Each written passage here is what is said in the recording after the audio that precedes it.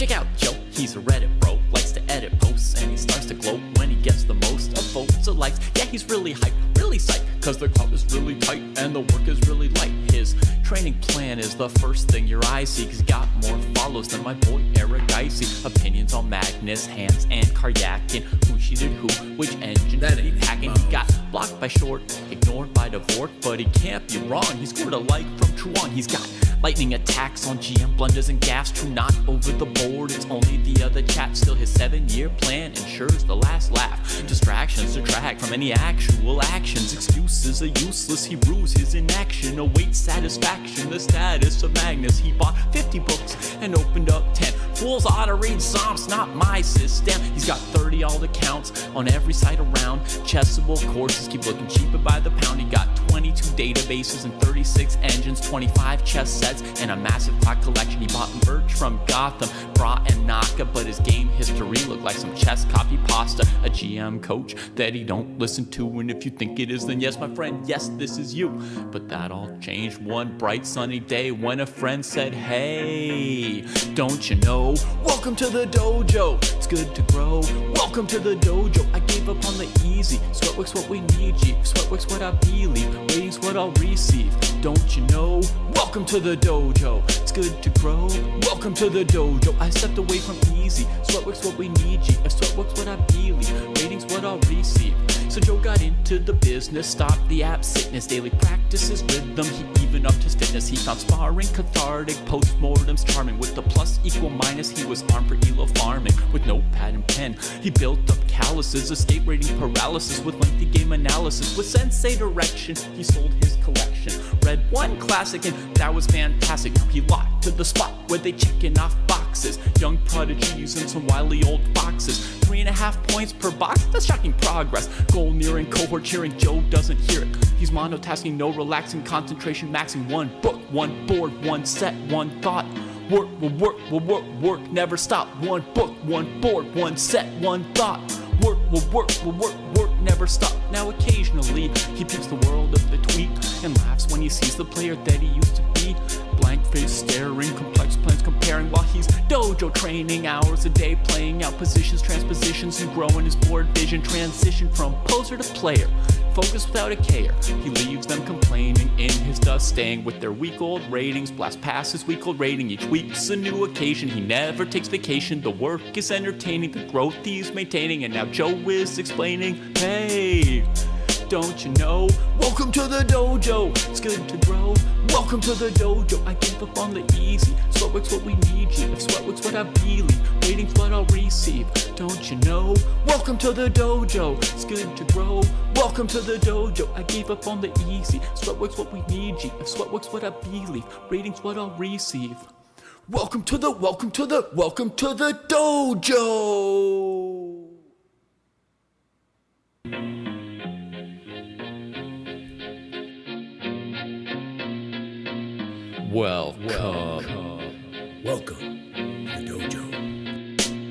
Check out Joe, he's a Reddit bro, likes to edit posts, and he starts to gloat when he gets the most of votes or likes. Yeah, he's really hyped, really psyched, cause the club is really tight and the work is really light. His training plan is the first thing your eyes see, cause he got more follows than my boy Eric Icy. Opinions on Magnus, Hans, and Karyakin, who cheated who, which engine that he hacking. He got blocked by Short, ignored by Dvorak, but he can't be wrong, he scored a like from Truan. He's got lightning attacks on GM blunders and gaffes, true not over the board, it's only the other chat. Still his 7-year plan ensures the last laugh. Distractions detract from any actual actions. Excuses are useless, he rues his inaction. Awaits satisfaction, the status of Magnus. He bought 50 books and opened up 10. Fools ought to read Psalms, not my system. He's got 30 alt accounts on every site around. Chessable courses keep looking cheaper by the pound. He got 22 databases and 36 engines, 25 chess sets, and a massive clock collection. He bought merch from Gotham,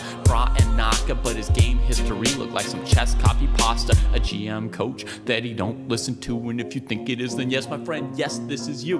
But that all changed one bright sunny day when a friend said, hey, don't you know, know? Welcome to the dojo. It's good to grow. Welcome to the dojo. I gave up on the easy. Sweatwork's what we need, G. Sweatwork's what I believe. Ratings what I'll receive. Don't you know? Welcome to the dojo. It's good to grow. Welcome to the dojo. I stepped away from easy. Sweatwork's what we need, G. If sweatwork's what I believe. Ratings what I'll receive. So Joe got into the business, stopped the app sickness, daily practice his rhythm, he even upped his fitness. He found sparring cathartic, postmortems charming. With the plus equal minus, he was armed for ELO farming. With notepad and pen, he built up calluses, escape rating paralysis. With lengthy game analysis, with sensei direction, he sold his collection. Read one classic and that was fantastic. Now he locked to the spot where they checking off boxes. Young prodigies and some wily old foxes. 3.5 points per box, that's shocking progress. Goal nearing, cohort cheering, Joe doesn't hear it. He's monotasking, no relaxing, concentration maxing. One book, one board, one set, one thought. Work will work, will work, work, never stop. One book, one board, one set, one thought. Work will work, will work, work, never stop. Now occasionally, he peeps the world of the tweet and laughs when he sees the player that he used to be. Blank face staring, complex plans comparing while he's dojo training. Hours a day playing out positions, transpositions, and growing his board vision. Transition from poser to player, focus without a care. He leaves them complaining in his dust, staying with their week-old ratings. Blast past his week-old rating, each week's a new occasion. He never takes vacation, the work is entertaining, the growth he's maintaining. And now Joe is explaining, hey, don't you know? Welcome to the dojo, it's good to grow. Welcome to the dojo, I gave up on the easy. Sweatwork's what we need, G. If sweatwork's what I believe, ratings what I'll receive. Don't you know? Welcome to the dojo, it's good to grow. Welcome to the dojo, I gave up on the easy. Sweatwork's what we need, G. If sweatwork's what I believe, ratings what I'll receive. Welcome to the dojo. Welcome to the dojo.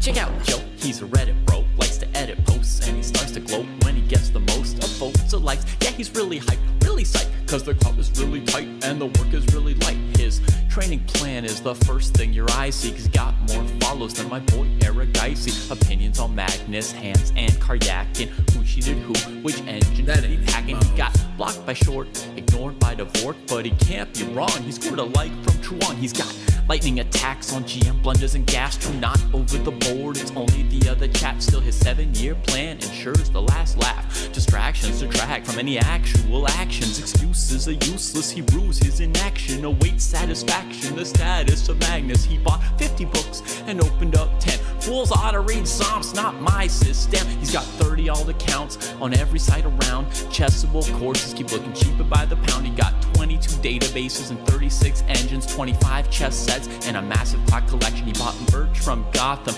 Bra and Naka, but his game history looked like some chess copy pasta. A GM coach that he don't listen to, and if you think it is, then yes, my friend, yes, this is you.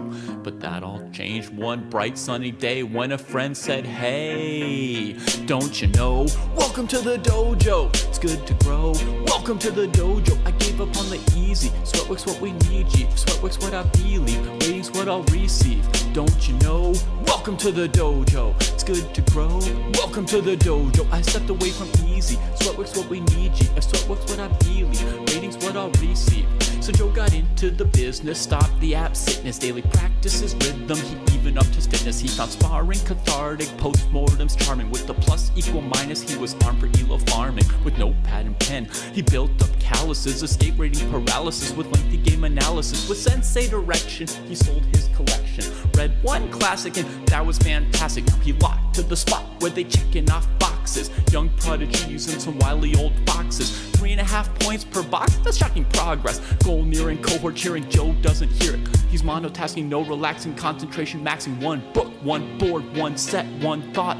Work will work, will work, work, never stop. One book, one board, one set, one thought. All right, my friends, here we go. It's going to be a beautiful day. It's early morning here. And I wanted to go back and look at the last round just for a second. I thought, for example, Ali Reza had a nice position. So I'm just going to turn on L eval bar in a couple of positions, maybe just one in particular with rook a6. Yeah, AI says small advantage black, king g7 has to be correct. Rook fa1, correct. Rook b7, AI doesn't like it much. g3, good. Dude, they're playing AI moves. Queen g4 it suggests, but that's very weird. h4, f5, and AI does not like f5. It wanted, so here, rook a8's AI move, fe4. Oh, dude, they're playing AI chess. And then d5, I think that was marked as a good move. Wow, dude. Okay, so all of those moves were like correct from both sides, and now the eval has dropped to almost equal. It says my sound is low. It might also be my voice. I'm trying to be a little soft. Trying to be a little soft. Yeah.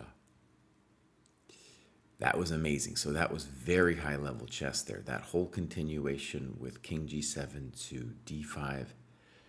Dude, Neiman's, that was, and it was only a draw for Neiman, but I think that's very impressive to get that. So even queen f4 was the top move. Rook f7, top move. And I got one correct today. I thought his best move here would be d4. And then I was worried about c5. And here, h5 is the crusher. Let's see if I understand this. This was not my prediction. g5. Queen f3. This is inhuman. What's going on here? First of all, what happens if I trap the bishop? h6. Ooh, I think king takes. Rook g8. Bishop g7. Oh, and I got this bad boy coming in. Wow, dude. Wow. Wow, that's stunning. So, by the way, I was thinking about d takes c5 here. But the point is now, oh man, this is dark. So, right, if gh dc, that makes sense because bishop b2, queen g5. And so, yeah, this is the only move to consider. Queen f3. All right, the next move is bishop d4. Check. King takes. Check. King g7. Oh, bishop d5, bro. Look at that, dude. AI for the win, bro. AI for the win, dog. Oh, damn. Oh, that's amazing, bro. That's amazing. That's an amazing variation.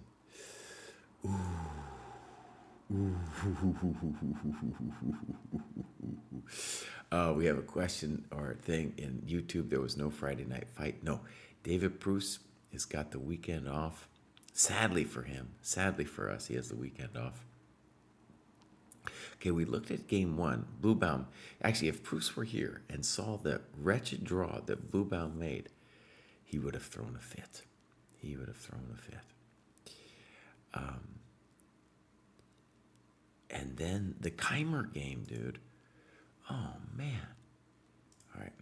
Again, I'm not going to use the engine during the show, but after the show, I'm definitely going to take a look at some of the main questions. So, we got this miraculous thing, right? And we were like, this is just dead equal. And dude spent 28 minutes here and played c6. Now, I am not going to pretend that I saw anything like what white did after c6. But I will say c6 just feels wrong because you are using one of your tempi. In a king endgame, you're going to want to have some tempi later on. So it felt weird to play this. Now, what's interesting, though, is I would have also guessed that king f5 would be a draw, too. I was thinking both of these are the same. The engine is saying only king d5 is holding for black. So let's just first see king f5 to understand. King f3. Let's say g4. Then I go king e3. Yeah, maybe I understand. And I guess you're just hosed. Okay. So if I then go here, here, here, here, here, and this is going into a draw. And in fact, it's king c2, g4, and now b5.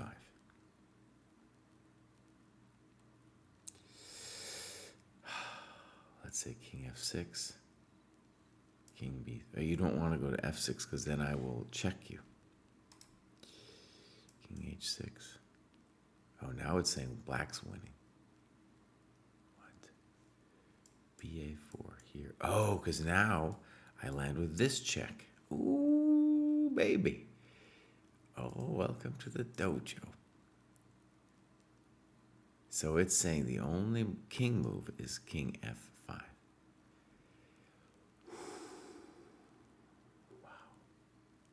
Wow. That's how intense it was, my friend.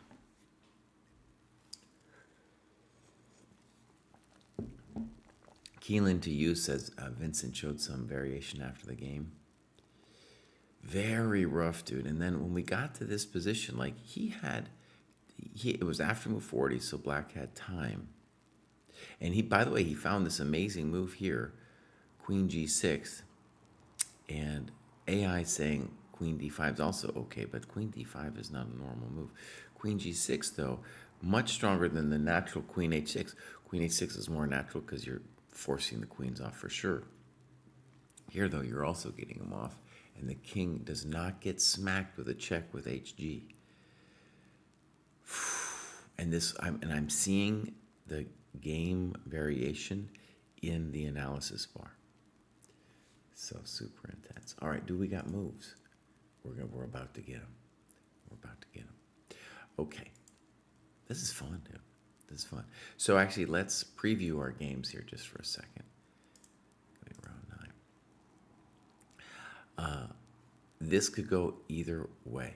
By the way, I'll just say something obvious. We got 10 people who I feel are in striking range. After Hans at point 10, number 10 there, you have just people at 5. Now, I think this list is derived using tie breaks. Now, I do know, for example, that Hans's tie breaks are terrible. So mathematically, depending on how these tie breaks go, he might already be gone. He might already be gone with 2 rounds to go. Yeah. Let's just say, though, that if the people above him draw like monkeys and he wins 2 games, he's got some kind of chance. I think the tie breaks are brutal, though. Usually you would have, or often, you would have some kind of playoff. But apparently here there's no playoff, and it's just going to be tie breaks. And it's based on the rating of the players you've played. And Hans has not played super strong people, except for yesterday when he played for Russia. And I would have guessed that Parham had better tie breaks, but Mishra's also played loads of tough players too. In fact, when you're lower rated like Mishra is, you're going to get bounced up. Well, he got bounced up from round 1, maybe even. Yeah. In fact, let's go into it and look at Mishra's tie breaks, like who he's played. He's done amazing, of course. So, I got to turn off the analysis bar too. So first, let's just go in here and we're going to hit, oh shoot, that's not Mishra. Donde está Mishra, bro? Here he is. He has played, yeah, he got paired up. Round one, he played Nordebeck Jr. Oh yeah, he's played so many 2700s, dude. Oh my God, he's gained 27 points this tournament. I don't know which is the game of the game today. I have no idea. Mishra's cranking out a King's Indian here. What? Oh, actually, usually he's playing. I think he's usually playing. I'm going to turn off the analysis now. Usually playing a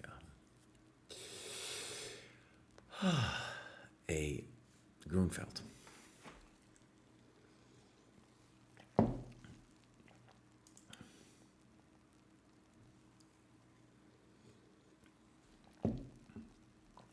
Oh yeah, Mishra's. No one's beating the kid, dude. How bizarre. How bizarre.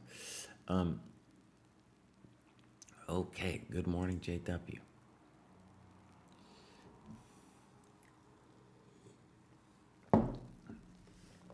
Yeah, I don't know which is the game of the day. Maybe Sarin and Farusha. That's just starting up here. Oh man, and Nordebeck. Oh, whoa, H4, bro. Ooh.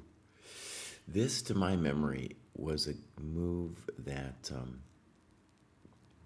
Morozevich championed way back in the day. And now the computer, dude. Well, even my memory is the computer doesn't love it. But interesting stuff. Now, Nordebeck Sr. just played a very tame move against Bluebaum. And the point is that Bluebaum is so well prepped out, but is also so unambitious. But I don't know. I don't know about Nordebeck Senior's call on this. Gary Van Forest, normal Catalan. And now we're getting H4, D5 here. Oh man, this is going to be hot. See, Sarin Faruja is a C3 Sicilian at the moment. So really we have 5 games. And Parham is looks like it's probably going to be some kind of English opening. All right, CD, here we go. C5. What, dude? What? What? All right, let's say the obvious. This is some kind of prep. Mishra has come prepped for the H4. Oh, buddy. Oh, man. Now, when you go something like H4, obviously black has a little bit more freedom in the center. Nimzovich said, bro. He said, if they attack on the wing, you attack in the center. So first variation would be H5. Then I'm assuming CD. That does not happen, though. We get DC quickly, so I guess he knows what he's doing. Knight C6.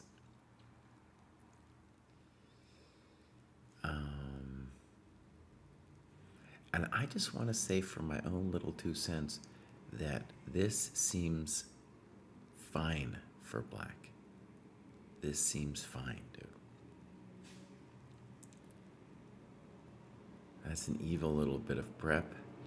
The engine will make it seem simple, too. Like, you'll turn it on, and it'll be like, oh, yeah, you play D5, CD, and then C5. And then you're like, okay, that's something I can do. That's something I can do. Oh, man. The great Danton said Neiman will play as Italian. Well, apparently not. Apparently not. Neiman, they all need to win. They all need to win. But Neiman truly understands that he's got to go for it here. Knight F3. Now, just to my chump eyes, Bishop G4 looks like fantastic compensation for black.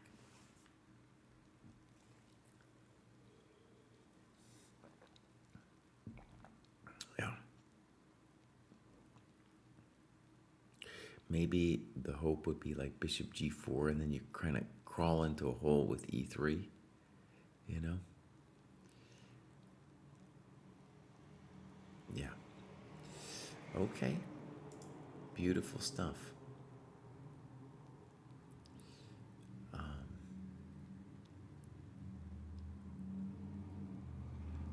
Oh, this is. I'll show you guys. I want to show you guys one other interesting thing here. So this is the Bluebound game.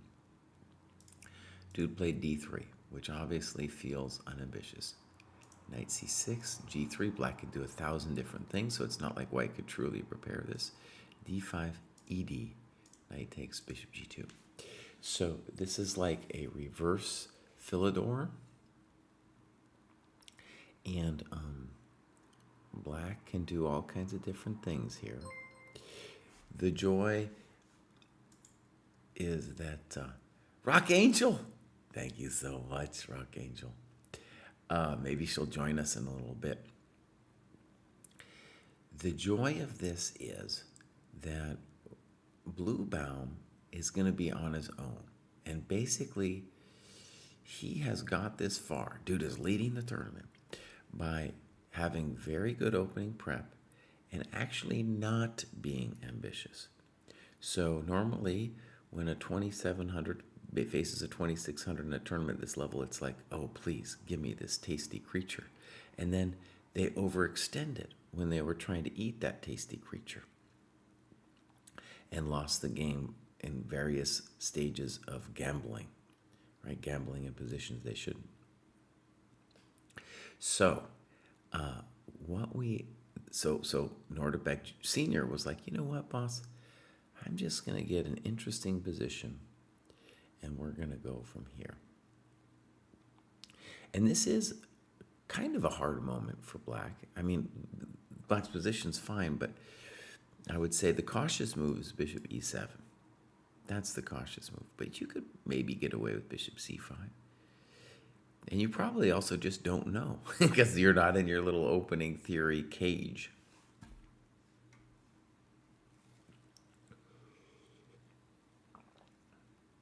I think Rachel is sometimes streaming before the round, and then she joins us often for a little bit. She might join us in a second. And then she goes and does these amazing interviews with the players there. All right. Tim says Nihal is playing the Alapin. Right. So, and Farouj is tanking actually after the 2c3 in the Alapin. Farouja, if you can get that kid to tank, like Saren's doing here, that's pretty good. That's pretty good. Now, Farouj is trying to think. Farouj has to win. All of them have to win, except maybe Saren and Bluebaum. All of them have to win. And, dude, he needs to get some kind of fighting game. And Saren is very tricky, dude. Very tricky. Okay. Anish and Van Forest, looks like a little Catalan. There's still a lot of drama left in that game. And in terms of excitement, though, it's got to be this Mishra game. So, what if I refresh this? There we go. It's got to be the Mishra game. So let's stay on the Mishra game for half a second here. And Neiman's pretty good on the clock. I would say, I don't know. There's a lot of questions I have with Neiman and what's going on with his chess. But yesterday, to find those precise moves against Farouja, very impressive. Very impressive.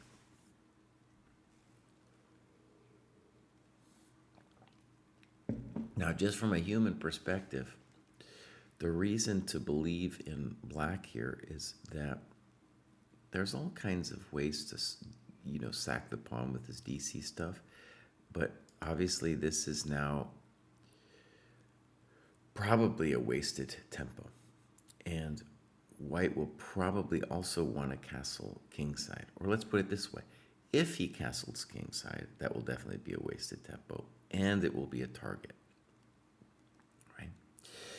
So this is the key moment. Chump GM would probably play e3 and bishop e2 and castles. But I fully expect black to have full compensation there. It would be, to me, to my mind, too much to go for it with e4 with bishop g4. Doesn't look right. You could consider bishop g5 followed by e3. I'm certain black is doing fine there too, but you could consider it. Maybe you could consider bishop f4 too. And all that stuff is a little bit more scary. Any bishop move is scary because you got to figure out queen b6. Yeah. And Maksud Lukheimer is also a pretty tame variation with like a fianchetto, a little similar to Abdu.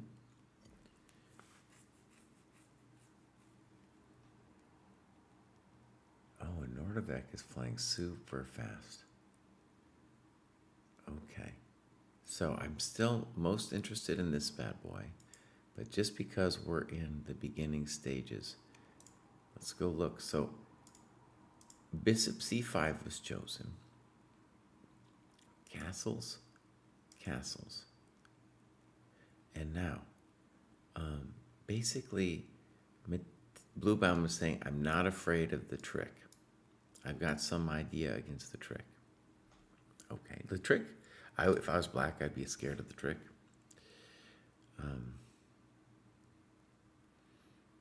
Maybe like a bishop g4 thing could go down. I don't know exactly.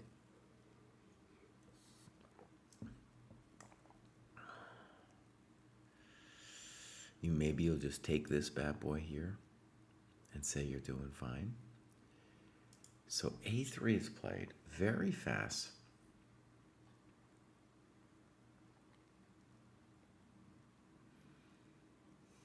And I think he's doing it by analogy.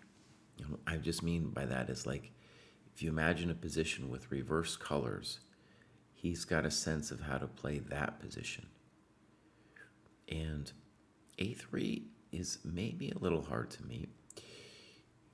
If you first thing you do as black is you look at, you're scared of b4, so you look at a5. Now, in addition to just again knight e5, seems similar, you could also now consider c4 where there's no knight b4. I don't know about that though. I don't know about that. So a5 also gives you a backup for the bishop. So a5 is the most natural move to consider. I don't know exactly what white would do after a5.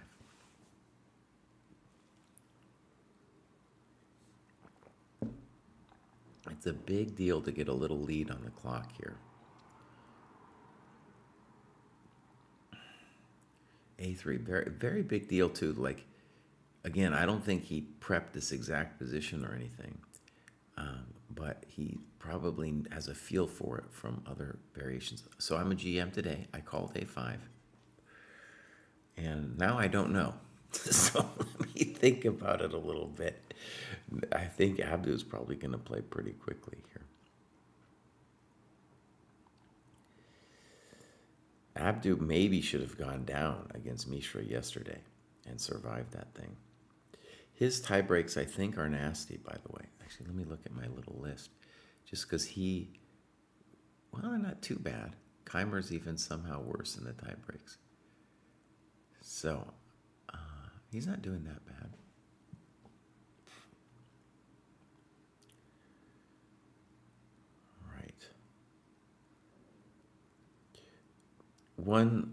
Actually, we're talking about analogous positions. One thing that I have always found a little clever, it wouldn't make less sense here, but would be to play knight c3 with the intention that if he takes, then the knight on c6 is poor. So Even knight c3 is an interesting position. I don't really know about the inclusion of a3, a5. And I know that from reverse colors. Rook e1 is natural, but I think black wants to play f6. So I don't understand rook e1. I don't really know where we're going to go after knight d2. And then on knight e5, I'm not entirely sure, but I'm thinking that this is Blue Baum's intention, where this thing could be a deal. Now, let me just say, like, I think I like white better there. But, you know, all kinds of things are happening. Also, if you were going to take on e5, it seems logical that you would have done it on the last move.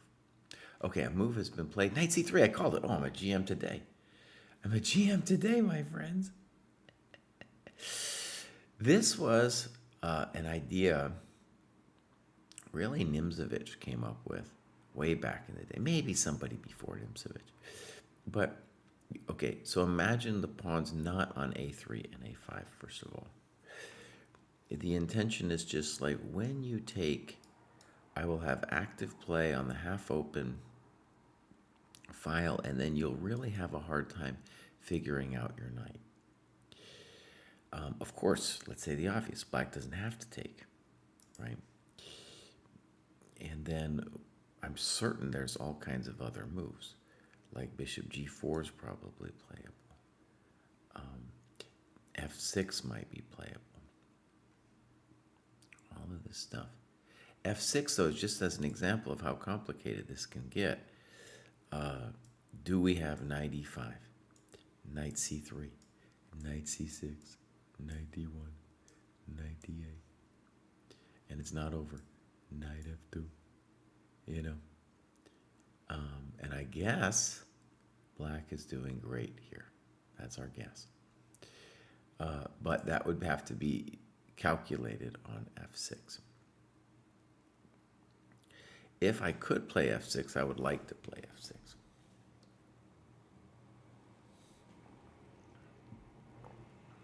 Amazing. This is a great round, my friends. This is a great round. I'll just report that Neiman is still tanking. But I'm a GM every day. Not every day, buddy. Sometimes these guys play moves and I'm like, I don't know. We got somebody in the chat saying Nepo had a piece sacrificed against him. That's interesting, but today it's not. That game is not in contention. There, like mathematically, there's how that game could affect the standings. No one knows. Okay, so knight c3. Okay, another thing, just to dial in on this a second. If knight takes c3, is the inclusion who's benefiting from a3, a5? It seems like it's neutral to me, what in terms of who it benefits. Yeah. Really good, though, to play knight c3 quickly with the thought that it's difficult for black to evaluate all of these different options. And also, you know, you just have a sense that, like, no matter what happens, we feel like we ourselves are pretty safe in this position. Yeah, MVL or Dogmoose, people are saying it's interesting. I'm sure it is. We might look later, but it's like Dogmoose, great story, but I think he's mathematically out. I think he's mathematically out at the moment.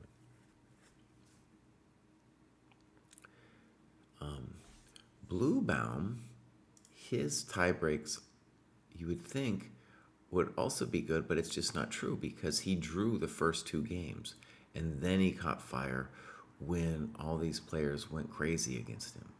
And who was it? Prague and Arjun. He beat those dudes when they went the full madness. I still am upset with him. I'm still upset with Blue Baum for yesterday, dude. When he had a very nice position, he was just like, nah, I think I'll make a draw. I think I'll, and I'm like, And I'm not like Bruce where I feel like you have to try to win every game or you can't take a draw. No, but it was just the tournament situation. If he had won that game yesterday, he's very close to just saying, I've qualified, bro. I've qualified. And now, well, I don't know, buddy. You're facing Nordebek Sr. in this game. You get taken down. It ain't so pleasant for a peasant. And if you draw, which would be an achievement, then you have you'll have all kinds. You're going to be tied with all kinds of people.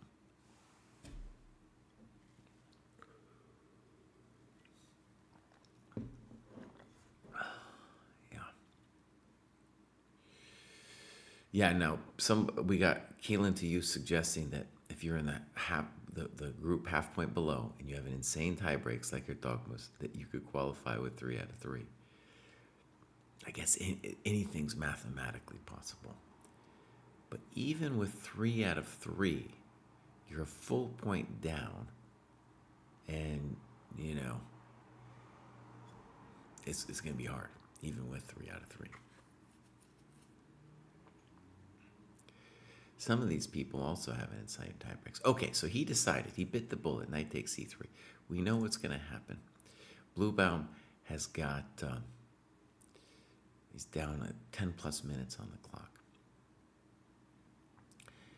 Now, like I said, this is a position with reverse color that's fairly well known.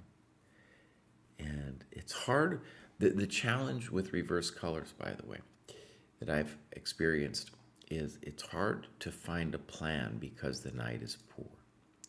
That's what's hard about it. Now, again, I want to stress, I'm not sure about the inclusion of the move with a3. Okay, he plays a very cautious h6. And here I would like to guess the move, and I kind of believe now in the move a4. I was thinking actually on the last move, maybe black could have played a4. Just to hammer blow that pawn and then later to play something like this. His fear might have been, I don't know if this is true, but his fear might have been, I was going to say knight g5, but it's not. So I think a4 would have been plausible. So I'm guessing that white should play a4 now. And then maybe play rook b1 after that.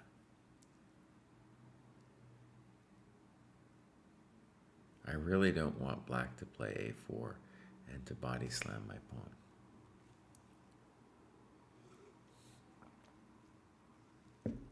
Do I think the players were scared of overextending after the blunder? Well, I definitely think Bluebaum was scared, but I think Bluebaum has been scared every round. And that man was born scared. He was born scared. Yeah. Now again, imagine the situation. He could still do a Bluebaum here, where if he's just solid and we get to kind of a complicated position later, Abdu Sr. could very well go loco, like Prague went loco, right? So we could still see the Bluebaum in action. Now, personally, I would like to play white here. One simple plan is to put the pawn on a4, the rook on b1, and then to think about this kind of business.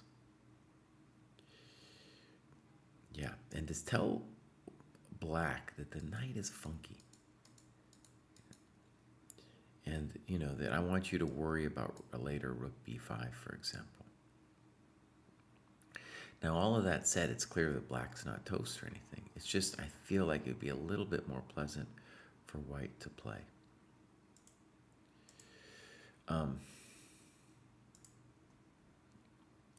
Abdu's going to do a real thing. Abdu, dude, I had a real sense of what his ability with calculation was yesterday when he played the move G6. It was very provocative. And we had a variation that we thought was winning for white. In fact, it was winning for black. And if Abdu Sr. had seen that, dude, I assume he did. I'll give him the benefit of the doubt. That was like, oh, well, that's next level chess if you saw that thing.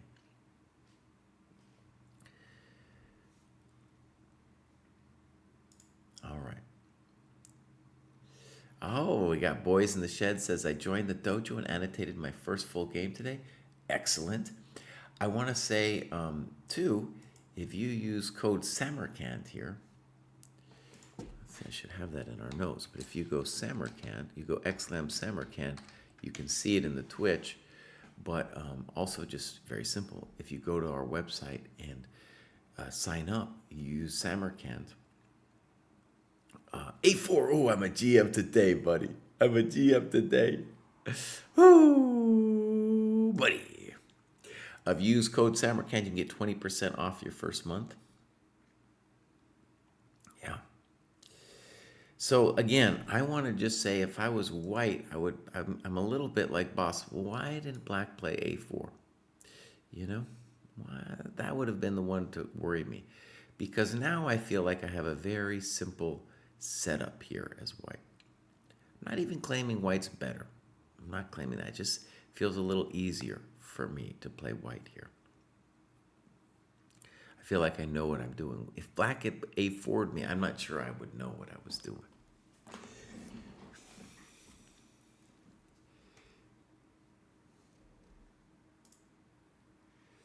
Rock Angel's in the chat.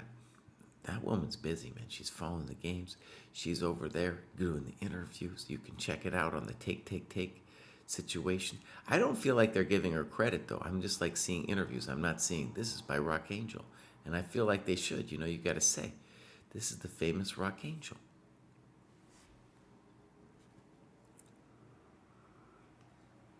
Sweet Blues, welcome to the dojo. Welcome to the dojo. Our site is getting better every day. We got all kinds of new features coming out. We actually have a dev list, we call it, like dev projects of 38. Actually, I take it back. I think it might be up to 41. So we got a lot of things that if you are a developer and you want to help at the dojo, well, we'll need your help.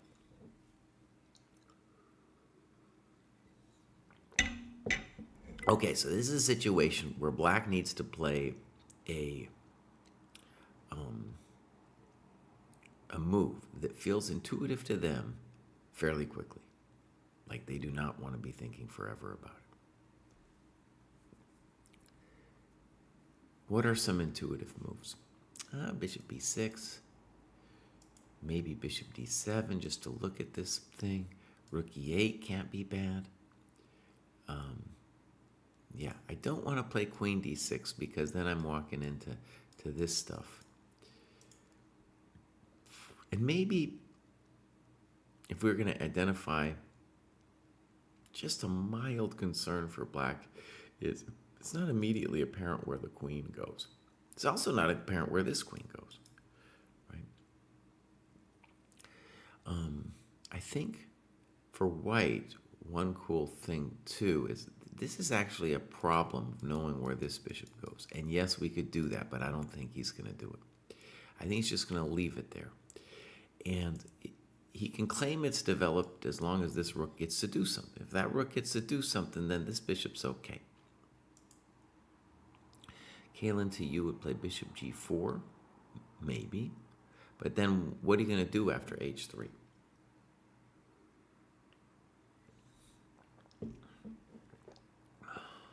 Probably bishop h5, I guess, boss.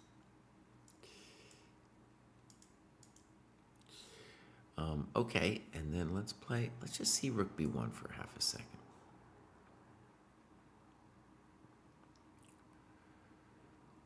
This could be a little annoying.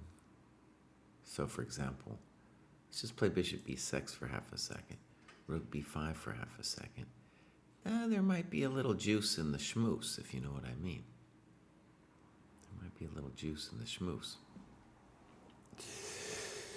Yeah, and we have F5 as a thought, and I guess, dude, you could think about F5 right here after rook B1. That's full madness. That is full madness. Well, you might be able to do it. Yeah, okay. You could think about it. You also have to feel good about this situation, and maybe you should. But I do get the light squares now. Yeah, I would feel good about that for white.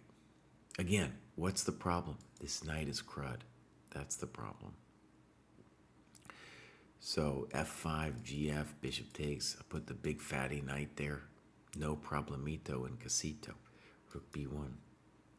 That was an instructive variation, I feel, actually. Like, you don't want to give me the H3, G4 for free and let my knight stand there forever on E4. Hans is still taking, dude. Oh, this round's going to be lit, my friends. This round is going to be lit. Rachel's here. Oh, okay. Hold on. I didn't see it, Rachel. Let me get that link going on. Let me get the link. So, I got to create a little Zoom. And then we're going to go create, host a meeting. I say start. And I go copy. And I go here. Shoop, shoop.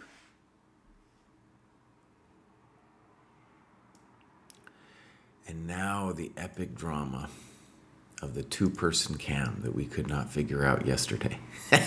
Oh man, it was so hard for me. It was so hard.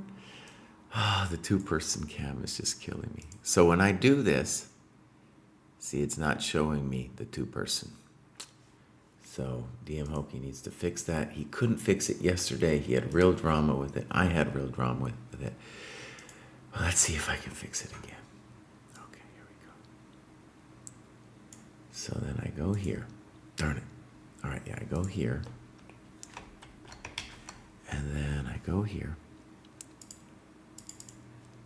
And I go here.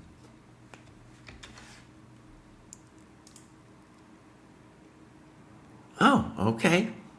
So far, so good.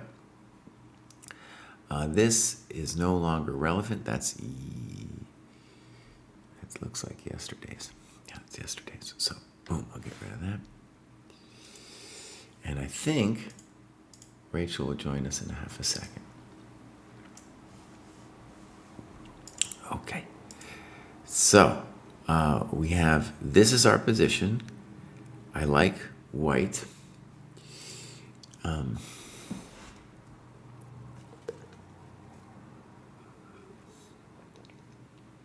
And Rachel, we're ready. I sent you a Zoom invite whenever you're ready. Yeah, very difficult position for black to play, just because you got to find a plan. And I thought bishop g4 was a good reference point for how difficult it is for black.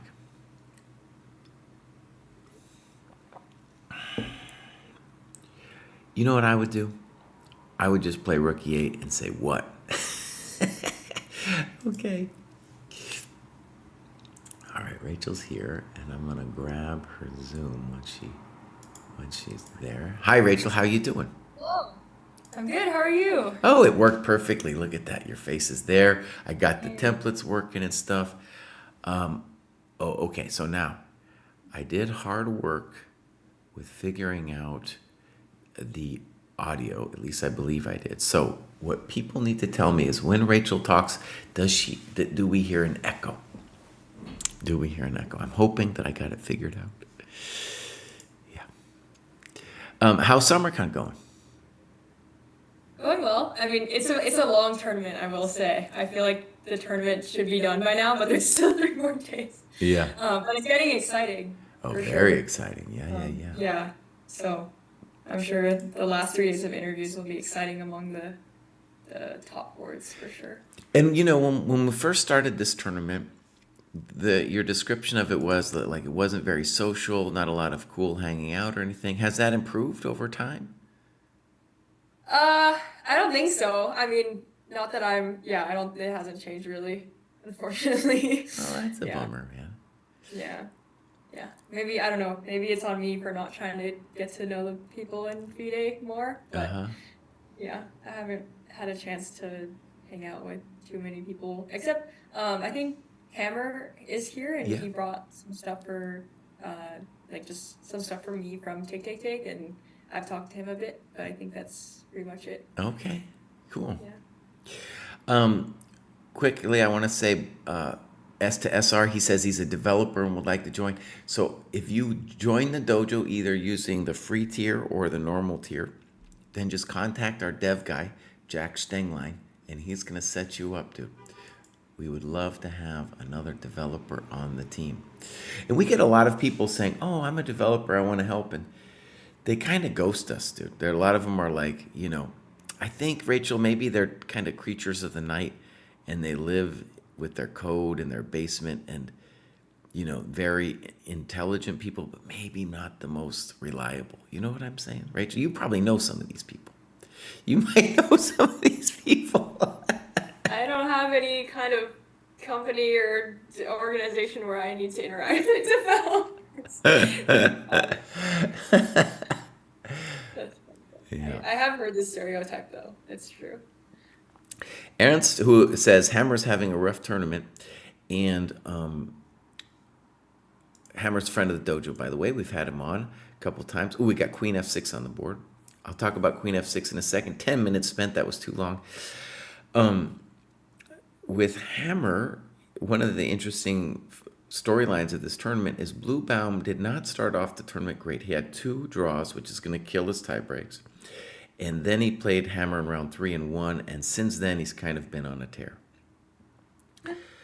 Well, at least Hammer shouldn't be too sad about that one since Blue Bomb's in first place. Yeah. Yeah. So I think the intention of Queen F6 is to say, I want to play on the light squares around White's king, and so if knight d2, which feels natural now, intending knight e4, I'll play like queen g6. Now, I still like White's position more, and part of the bummer for Black is how do you want to deal with this pawn? So at some point, maybe now, I could do it. I could start with rook b1, I'm sure. You have to start wondering, like, how do I defend it? Do I go bishop b6? That's natural. But on bishop b6, you got to worry about 2 things, c4, c5, and knight d2, c4. If you play b6, then maybe that just gives you a little bit of a heart attack because of this whole diagonal business going on, right?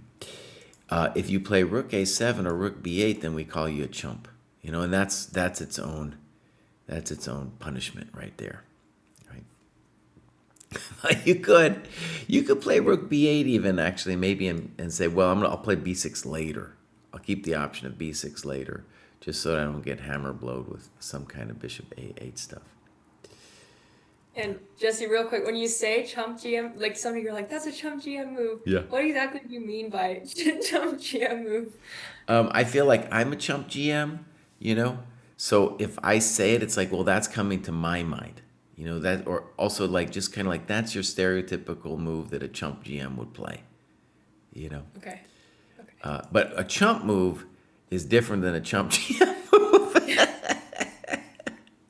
Yeah, I got my own vocabulary. It's got to be hard. It's got to be hard to follow my vocabulary.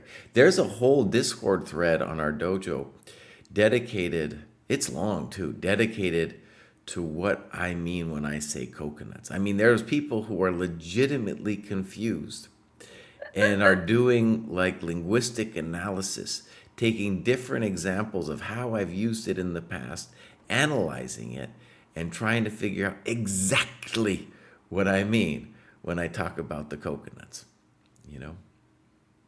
They've got too much time on their hands. I don't know. Rachel, let's do something kind of fun. I'm going to bring up the standings, and what I'm going to ask you is I'll put up the standings, and you can start thinking about it now while I'm doing this. Tell us who you think your favorites are to get these 2 spots. I'm gonna put this up here. I will wait for you to put up the standings on the Okay. stream. I'll talk Yeah. about it, and then also maybe if we could look at the tie breaks, and like who has good tie breaks, who has bad tie breaks. Good, and I'm pretty sure this list, when it lists all those players on 5.5, that those are by tie break. So Mishra having the best tie breaks of the 5.5 group, and Neiman having the worst. And the tie breaks, there's a little bit funny how they're doing them. They're doing them by like average ELO, so the ELO rating of your opponent.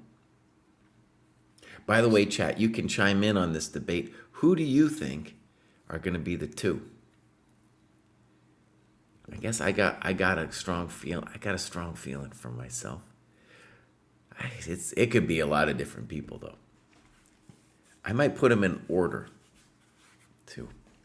I think it's hard. It's also a bit hard for me because I've seen some of the other players' games more than others. Like Van Forest, I don't know how to say it. Jordan. Yeah. I haven't seen any games that he's played so far. Yeah. So I don't know what kind, like for example, like Blue Bomb accepting a draw yesterday kind of maybe gives me a hint about like where his mind's at, for example. Yeah.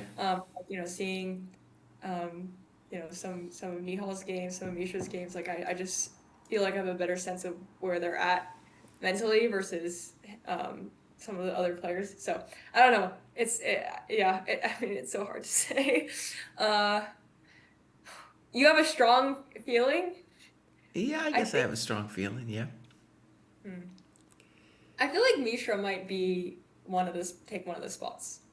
Okay. That's my Yeah. feeling. And the strong argument for that is just his tie breaks are so good, right? And I think what we can say just looking at this is that the second spot will almost certainly be decided by tie breaks.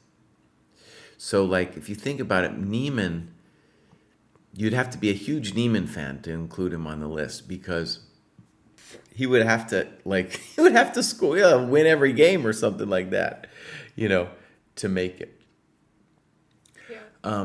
Let me update this game because I think a move was played. Knight D2. I called it. Oh, I'm a GM today. Yeah.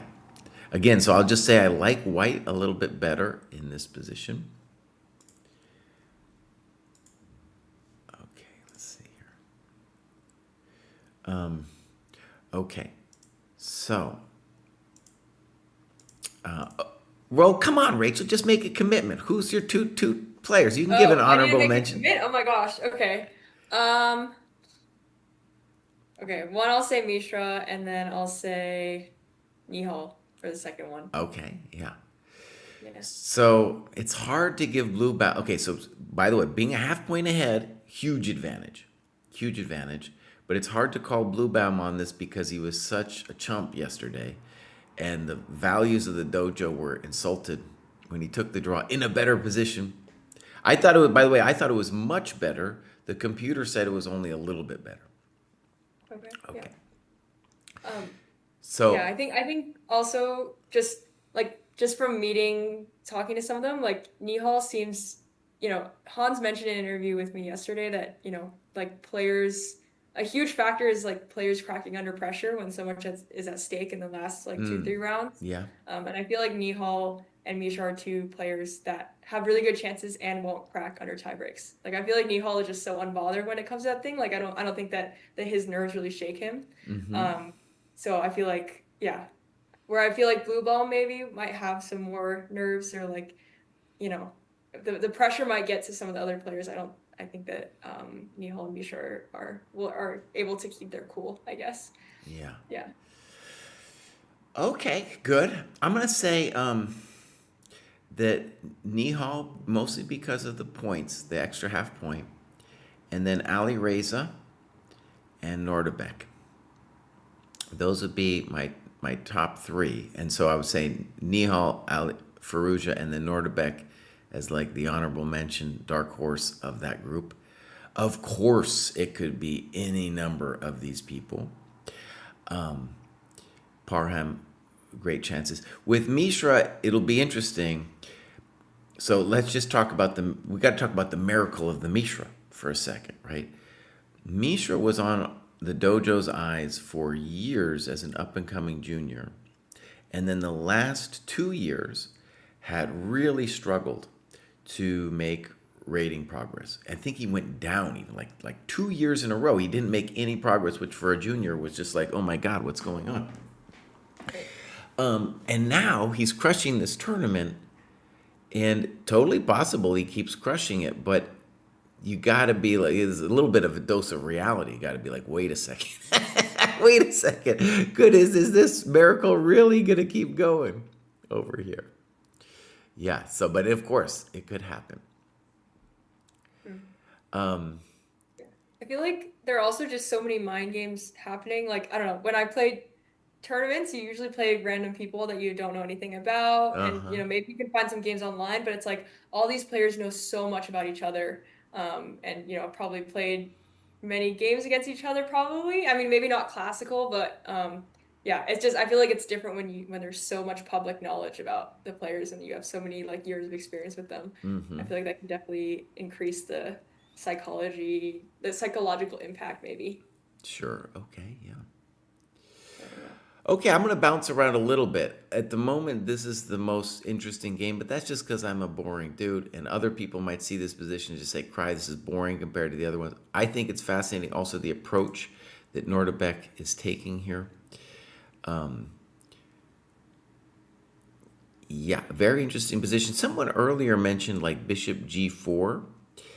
And maybe the intention of this, I think what the intention of this is to say, look, as black, I would like to play Bishop G4 and F5 to create some juice on the king side. And it's a little bit of a question where the knight on D2 should go. So if you put it on E4, the claim is it's just going to get whacked later with F5 as part of our plan. So I'll put in, I think black's general hope is to do this kind of thing. This pawn is pinned, of course. And, depending on what white does, we might play queen H5 later.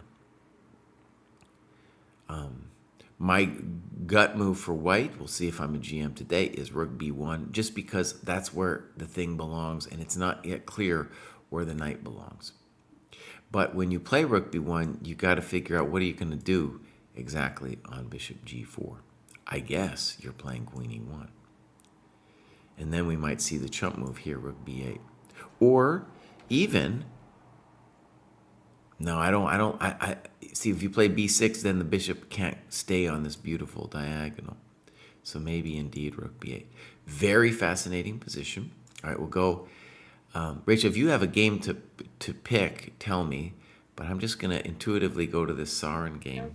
Whatever game you would like to talk about. Okay. So Firouzja has been, one cool thing he's done recently is he has won the battle of the opening consistently. And what that's helped him do is stay ahead on the clock. In this game, he tanks here now on move 2 for 12 minutes. Okay. And He plays. Sorry, I want Nihal to get to after I see him play the elephant because I love the elephant. okay. Yeah. And I'm assuming this is kind of sort of theory here. Nihal spent time on knight a3 and now b3. So we just have I would call this a messy position. I don't know, I would say roughly equal chances for both sides. And it's fine. It's fine. There's nothing wrong. Okay, so we're going to keep an eye on that one. I would say it's just got to be the case that the Bluebaum game and the Sarin game are our top two games because those guys are half point ahead. So if either of those guys wins, oh, dude, well, they're on fire. Okay, now Parham's game. Parham also has just been taking chances all the time. He got burned once, almost got burned yesterday against Anish. And it looks boring, but look what happens here. And then Parham's going to light it up, dude. He doesn't care. So here we go. Boom, boom, Ooh. h6, knight f3, g5. That's a welcome to the dojo moment right there. And Parham thought for 20 minutes in this position. 20 minutes. And very fascinating stuff. Keimer moving very quickly in a position that it's hard to imagine that he had like prepped it out. It's just hard to imagine. But the point is that Keimer is saying, hey, buddy, I don't think you should take this pawn. And I don't know exactly how it would go. I don't know. To me, it looks scary. Chump GM thinks this is scary. But it's also scary for both sides. I don't know. To me, this was the key variation to take the pawn. I'm not sure I see anything too special for black here. And would you take back with the knight or the bishop? Or like, Well, I want to take back with a knight so that I guard the h-pawn. right, okay.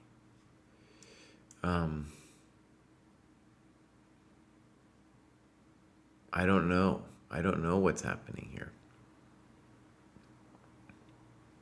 Seemed like Parham was like, all right, I'm ready to go, and just launch his pawns, and then like 2 seconds later, Vincent was like, oh yeah, and this starts launching the pawns. That's how it feels. All right, knight h2. And at the very least, I think we have to say black is okay. The idea, Rachel, you can use this in your games, is if we get this pawn out of here, we are going to have control over the square of e5, which is nice because if we get a knight there, he can't be pushed around anymore, you know. The pieces are still a little weird, and I guess I would still call it as roughly equal, but it's a very weird position. You know, I don't have any strong feelings about what's supposed to happen. Far Eastern says about the Alapin game that everything until b3 looked standard to me. Because I know that because someone showed it to me. The b3 thing too, I don't know, a similar position seems like a normal thing to do. Okay, so that's the Parham game, and we haven't looked at Anish's game yet. Let's take a look. This was standard Catalan. I used to love the Catalan. Well, knight c3 is actually a little bit odd. Okay, so here we go. DC, knight e5, c5, snip, snap. It'd be interesting if knight c3 were playable. I mean, this is definitely a playable position for white. Getting rid of the queen so early, huh? And then rook e1. I don't know. Rook e1 is a very highfalutin move. That's like, I don't know, Anish. Where did you find that one, buddy? Rook e1. Well, where did you find that one, man? That's very fancy. Also, after this game, would you be able to give like a couple alternatives that Parham might be considering other than taking the pawn, and like what the Sure. counters would be? And I just want to admit here, I don't get it. I don't get it. Like if black had played, he played b6 here, but if he just like goes here, what's the deal? Or if he brings the other knight in to talk to this square. I guess he had to have, Anish had to have something fancy there. I don't know. They're both definitely making it up here. They've spent big things. So I don't know what's happening. Yeah, and this is our game position. Huh.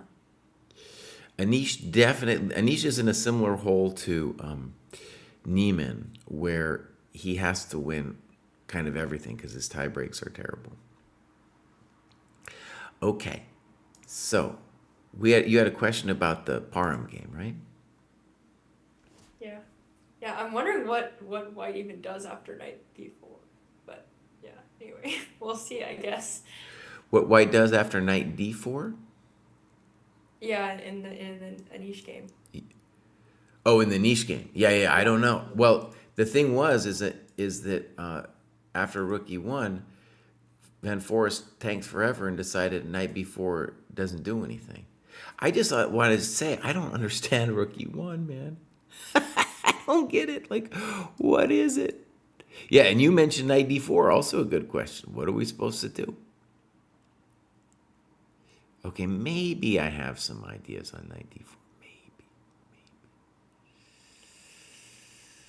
No, I don't. I don't have ideas. But I don't know, Rachel. You got any intuition? Like, what is rook e1 about? I mean, I guess, well, because he hasn't finished developing, and I guess he's like waiting to see where to put the bishop, maybe. Because like logically, the next thing would be like, okay, you know, where is that bishop going? And I don't know. And then you have to figure out the other rook, and maybe he wants to put the other. I'm not sure. I really, yeah. Rook e1 is dark, dude. Okay, let me try to get into this. I can understand that you don't know where to put the bishop on c1. I also think I understand that you maybe don't want to take because you're unleashing the Kraken over here. I guess I can also understand that you're claiming that if he ever takes, then this pawn is a genius because it controls the knight. It's definitely a weak point.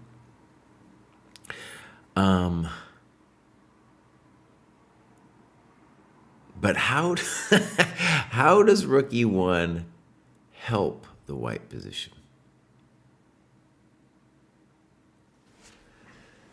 It's better on e1 than f1, maybe. Is it though? Is it? Because of the whole knight c2 stuff. People in the chat are saying that I have an echo or a delayed echo. No. Oh, no.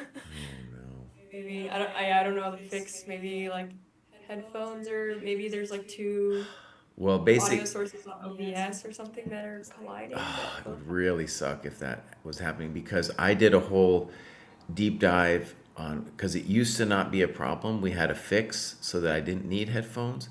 And then I did a deep dive with AI today, and this was supposed to fix it. This was supposed to fix it. It's okay. I'm sure. Very frustrating. Zoom meeting. Yeah, I'm not sure what to do. Okay, Far Eastern, I really... okay, and here's also what happened yesterday. It happened suddenly. So it was like, it was okay, and then all of a sudden, like yesterday, it was not okay. Mm-hmm. Oh, that's very frustrating. Okay, so Far Eastern, Rachel, say something, and then if it keeps happening, I'll plug in the headphones. Tell us a little story from Samarkand. La la la la la la la la. Story from Samarkand.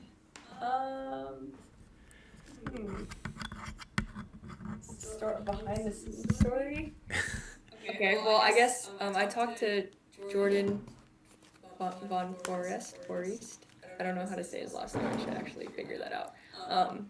Yesterday, and he said he got really lucky in his win because he played Magnus 5 years ago in 2020 with the same exact opening, like very, very, very far, probably like, I don't know, into the middle, like deep into the middle game apparently. And because it was Magnus, he had like studied the game after pretty intensely. And so he remembered all of the moves like 5 years later during yesterday's game. And so that was like, gave him a huge advantage. And he's just said he got lucky in that sense. And that's how he was able to win, basically, or that gave him a huge edge that pushed him towards a win. Okay, G1975 says it's okay now. Yeah. Rachel, we have some highfalutin chess going on. So rook e1, we don't quite know what it was about. But if you imagine White saying, I think he's got it, let's just say that you've dealt with knight d4, you've dealt with knight b4 somehow. And then On b6, you're like, you know what I'm going to do to you, buddy? Now I'm going to play knight e3. And maybe that's very clever. Okay, bishop takes. I'm guessing just now bishop takes. That's my guess. I still do not understand rook e1. A lot of times if I see a move that's weird or is a good move that I would never consider, I can kind of figure it out, you know? I can kind of figure it out, like what it was about. I don't know. I'm really working hard with the rook e1 move. The best story I You have. want it on D1? Like the open files? D Yeah. and C? Yeah, yes, that would be Yeah. like that would be a move I could understand at least, you know? Yeah. Huh. Well, that's a good question to ask him if I get him today. I'll say, what was the purpose of my rookie one? Yeah, you should. That would be a great question, Yeah, you know? I'll try. That's also an example of like engineless commentary, because if you're looking at the engine, maybe the engine doesn't see rook e1 at all, but you wouldn't be thinking as a human. And as a human, you're like, boss, you're in this position, it's interesting, and you go rook e1. Be like, the engine might just say it's a bad move, for example, but we still want a story. Like, what was it about? Okay, bishop takes e3 happened. And I can imagine claiming that white's a touch better here. He plays knight c e7, and definitely now we're going to say white is a little bit better. So maybe rook e1 is like the positional move of the tournament. It's going to be found in books and stuff, you know? It's going to be up there with the greats. Because if he hadn't played b6, then he could have taken on e3. And Exactly. So like b6 enabled this knight e3 move. yeah, so I guess I'm wondering if he didn't play b6. Exactly. What are we doing? Like, how did we improve the position with rook e1? Yeah. Because notice, That's why I'm like, was knight e3 really his idea, or did he just find that after b6? well, I think you could have told yourself that if b6, then I have knight e3. That I guess I can imagine.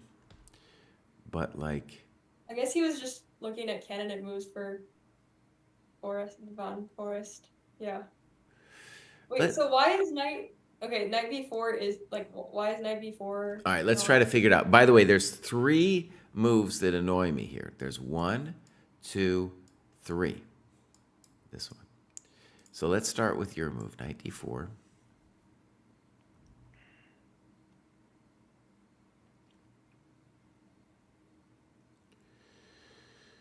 Okay, maybe. Okay, I'll show you actually something that doesn't work, that I thought for a second would work. I was thinking here, here, and here maybe is intention. But here, after just bishop b4, we're going to lose this coconut. Maybe it's not over, actually, Rachel. Here we go. Rook d1, knight e... No, it's over, because I take your bishop. And I say, I've won some stuff. I've won some stuff. Okay, so that didn't do it.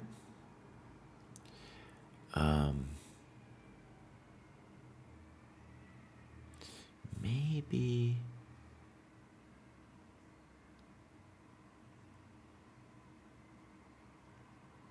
This doesn't really look or feel right, but maybe bishop d5? I don't like it. I just don't like it. Does bishop e4 do anything, or? Bishop e4, okay.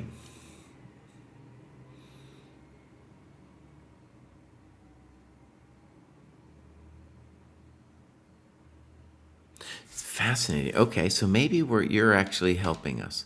So imagine maybe we can do the bishop e4 move against the other knight moves too. So it's like, If they play f5, you claim that e6 is problematic, maybe? yeah, I guess it's at least a story. I don't know if it's true, but yeah, you could say knight d4, bishop e4, and also if knight b4, bishop e4.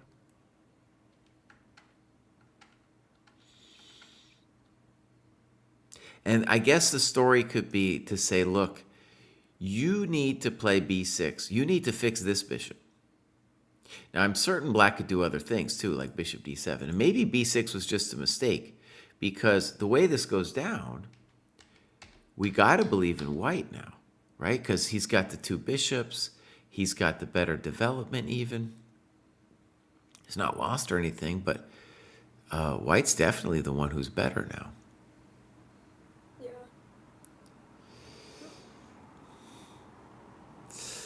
Okay. So Clutch Easily says Neiman's starting the Neiman the Demon madness. Let's go take a quick look over here. So bang. He played knight g5. Now, I just want to stress, I don't think there's any madness for Neiman in this position. Mishra's the one with the compensation. Now, did he play this position as well as he could have? I don't know. We could take a look. I like this idea for black. It was clearly some kind of computer prep, but even if it's computer prep, it's still just a variation. Like, it's still just a game. These people don't know what they're doing at this point. So bishop d2. Chump GM was going to play bishop e2 and castles. a6. Do I understand that move? I don't. I have a feeling that's not the computer top move. Rook c1. Rook c8. I really don't understand a6.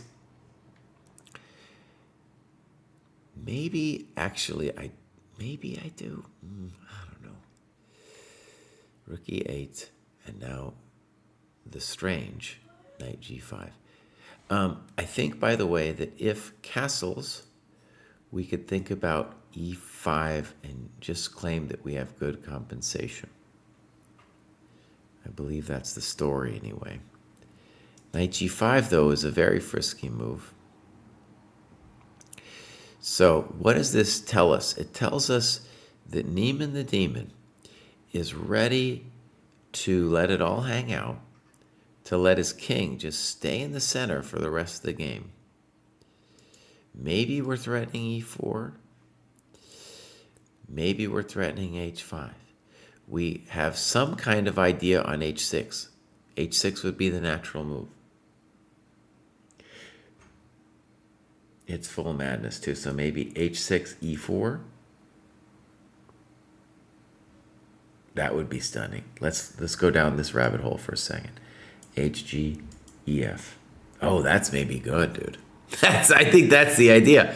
Knight g5, h6, e4. Dang. Because notice, the bishop doesn't... Normally you would say, oh, I've just killed my pawn, but the bishop doesn't have any good squares. And if you go all the way back, then I go back. And I've kicked your bishop away, and I'm ready to play d5. Dang. Yeah, I was gonna ask, like, without e4, I was like, okay, you know, h6, and then the knight goes back, and are we just claiming, like, down a tempo, but the king is weaker? But yeah, with e4, that makes sense, why he would play that. Wow, knight g5 is a very frisky move. Bossy move, yeah. A bossy move? I like that. Yeah, a bossy move. I said classy, Oh, but classy. yeah. Sure. I like bossy move too, yeah. You I might. guess Misha doesn't have to. Yeah. Or, sorry, what did you say? I like it. Maybe queen b3 ideas too. Yeah, at some point.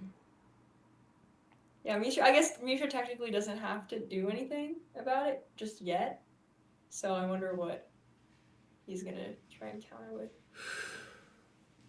Yeah, and so one big question is what is he gonna do on e5? And there's a couple ideas. I think here's a really basic one though. The claim is I can play d5, and if you take, I say you've blundered your life away because of, I was gonna say because of bishop c4, but actually the game's not over yet because of queen g2. So maybe I don't actually, maybe I want to do a take back on that one. So e5 is definitely a move that black will consider.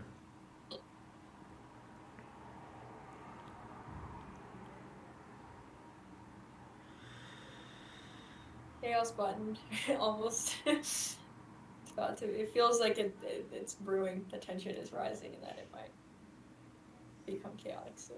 Oh, it's already chaotic. It's already pretty chaotic. Maybe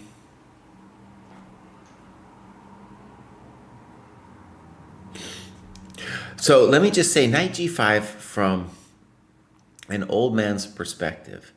It has some interesting ideas to it, but it fundamentally doesn't feel right because you've left the center while, the whole drama of the game is going on. But I think e5 is going to be the thing that Mishra's calculating. And Neiman's, it's interesting. He can definitely tank. And he's definitely down on the clock here. Can you ignore like I don't know, can you ignore e5 things and play h5 or have h5 thoughts? I Maybe think this would don't be be terrible, terrible, because look, now it's not just a pawn. He's ripping you open over here on the e yeah, file. that's fair. Okay, yeah, and your king's in the center and it's yeah. And if you take, I don't know exactly what's happening, but I think we have to say black is doing pretty good because he's bouncing with the knights. Now maybe you still do e4 here. Maybe you can do this. It looks really scary though. Look, bang, check. Oh no. And then he's in like Flynn and my pawn's hanging. Oh, I didn't want that. That wasn't what I wanted. Okay, so what will white do? I assume my gut is he wants to play d5. So let's try that again. If bishop c4,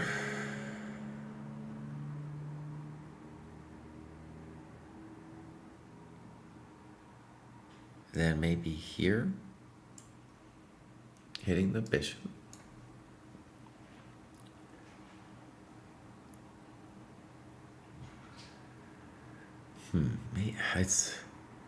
It's not over, Grover. Oh, look at that. Okay, that might be more to the point there. So bishop c4, and we're claiming we have a big old party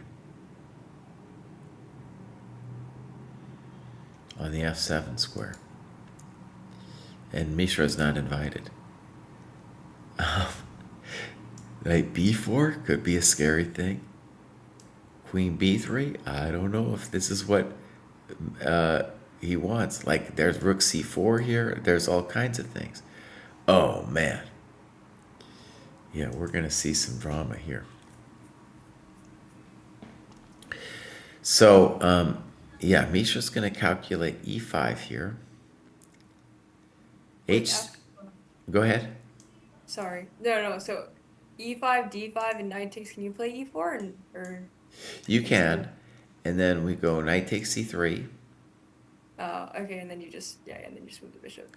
Now maybe this is the way to do it. By the way, if you're white, because now let's say bishop takes c3. Oh, okay. Bishop d. You could trade queens or just play bishop d7, and here you could say, "Look, I'm fine."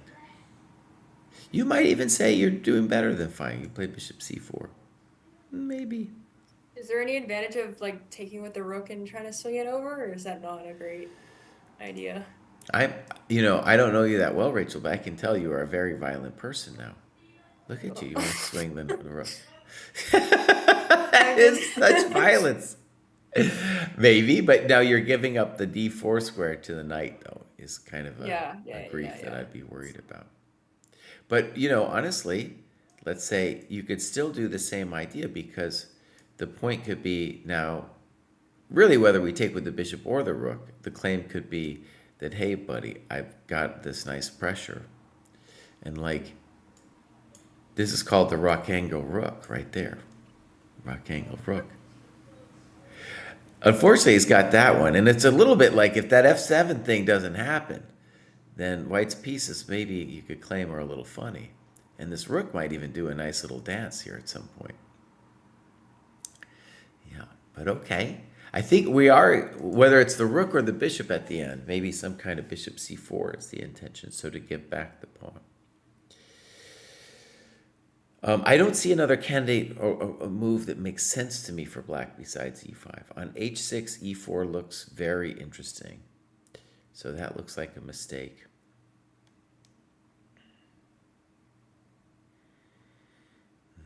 Okay, so we're thinking e5, d5, knight d5, is the main continuation, and white can bail with e4, or can play some kind of bishop c4 thing here.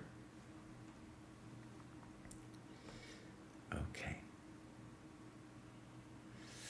Amnesiac also has an interesting variation where he's saying we go here, and so our grief was if bishop c4, we had queen g2, but he points out, this is actually a very nice point, is we sack this pawn and then body slam him with bishop c4. That's clever, Amnesiac. Good move. Amnesiac might be on the trail here. And although it might still be a little, no, I think it's just probably over. Yeah, because the only square you got for the queen is this one. Because you still have to save your bishop. And then we're going to say check to the miserable king. Yeah, King, that's really nice. King f8, I guess. No, he just doesn't want it. And look, we don't even have to be fancy because we'll play rook c4 and say, oh no, baby. Oh no. Your bishop is gone. Wow. That's really nice. Now, Far Sacking Eastern. the pawn at e4 is so nice. That's a very nice move, Amnesiac. Far Eastern says, by the way, maybe he's got a point that you're not a violent person, just a violent chess player. Glad that was clarified. Would have known what would have happened otherwise. Okay. So, Could let's we go back. Yeah, who do you want to take a look at? The Vincent Parham game? Sure. Because he took the pawn or what So happened? he thought for 21 minutes. He was like, oh, you're going to think for 20 minutes? I can do that too. GF4, knight E2. Do I understand? Wait, so what did he play after? I think I missed it. What did White play after G5? White played knight H2 here. This was where we there's some reason he didn't like FG. I didn't quite get it. Knight H2, GF4, and now I think Vincent was calculating bishop F4 because then dude played knight E2, knight H5. He had to think on that one, and then we're getting this position, bishop E6. And bishop E6 is a nice, simple, and strong move. Where now I'm going to say I like black. Because black just has a simple idea. He wants to play queen d7, ask you some questions, probably castle long, probably put a rook on g8. At some point, stick a knight in here. We're doing great. And we can say, Parham, buddy, what are you doing with this knight on h2? What was the... wow, what was that about, buddy? Yeah. Vincent... he could come back. His tie breaks aren't great, but he's definitely one of the people that could suddenly break into the top here. Yeah, it looks like if anyone's gonna be attacking, it's gonna be black, and that white just needs to hang on.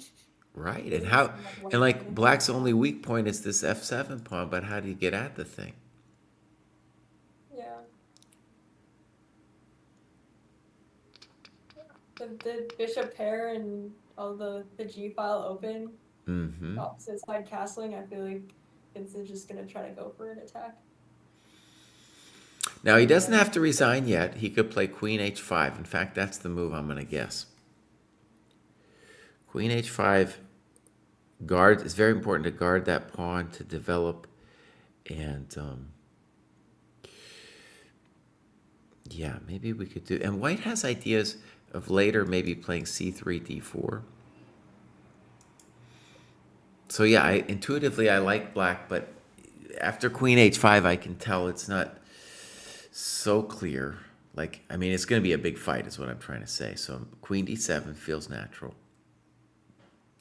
And then white has to come up with a plan. I like the c3 stuff. Castles make sense. And there's all kinds of drama happening here. There's all kinds of drama. This would be the basic move. This would be the basic move. This would be the basic move. You could think about sacking the exchange. You could think about playing here. Here. Oh my God, look at this. Snip. Oh, don't snip and stop. You need, black needs an idea. It's hot. Maybe here. So that's just a sample variation. That particular one looks like it ended in black's favor. But it's not done. We're still like rook f2 or something. Oh yeah, just not done. It just feels like black's plan is much easier to come up with, which, you know, in a way could work in Harlem's favor if it's just easy to see what the moves are, and then try to come up with something more obscure that Vincent might not. I don't know. But at least from like a 1700 perspective, it's pretty clear what black is doing, and Yeah. it's not as clear what white is doing. Totally fair, yeah. So Mishra's still tanking on that knight g5 move. Let's go take a look at Fallujah, the game we need to be focusing on. I felt this was a kind of messy but standard Alapini position. And now Fallujah tanks forever and plays the provocative bishop e4. So let's talk basics. It's a little bit, these pawns, they feel like they're central pawns. They feel like they control a lot of squares. But do they really know where they're going? Knight d5 prevents d4, as an example. Also, this knight, he feels like very opportunistic. But what exactly is he doing? Right? Bishop e4. Now we got another interesting move. Queen d8. And actually, I think I blundered and I said bishop e4 was played by Fallujah. It was actually Nihal's move. Queen d8 is just getting out of the way of the knight molesting us here. And he's not afraid of bishop d5. Now, I got to say, I am not 100% if I understand bishop e4. And so we're about to see the idea here. Maybe we can just calmly play queen c2. To guard this pawn and to dream about pushing it.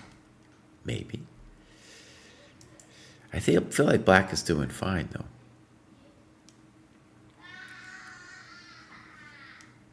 Yeah, I feel like it's too early to say, but yeah, it seems like both sides are chilling. Oh, I don't know if they're chilling, Rachel. Okay, well, I'm sure they're freaking out on the inside, but like positional lead, it seems like, yeah,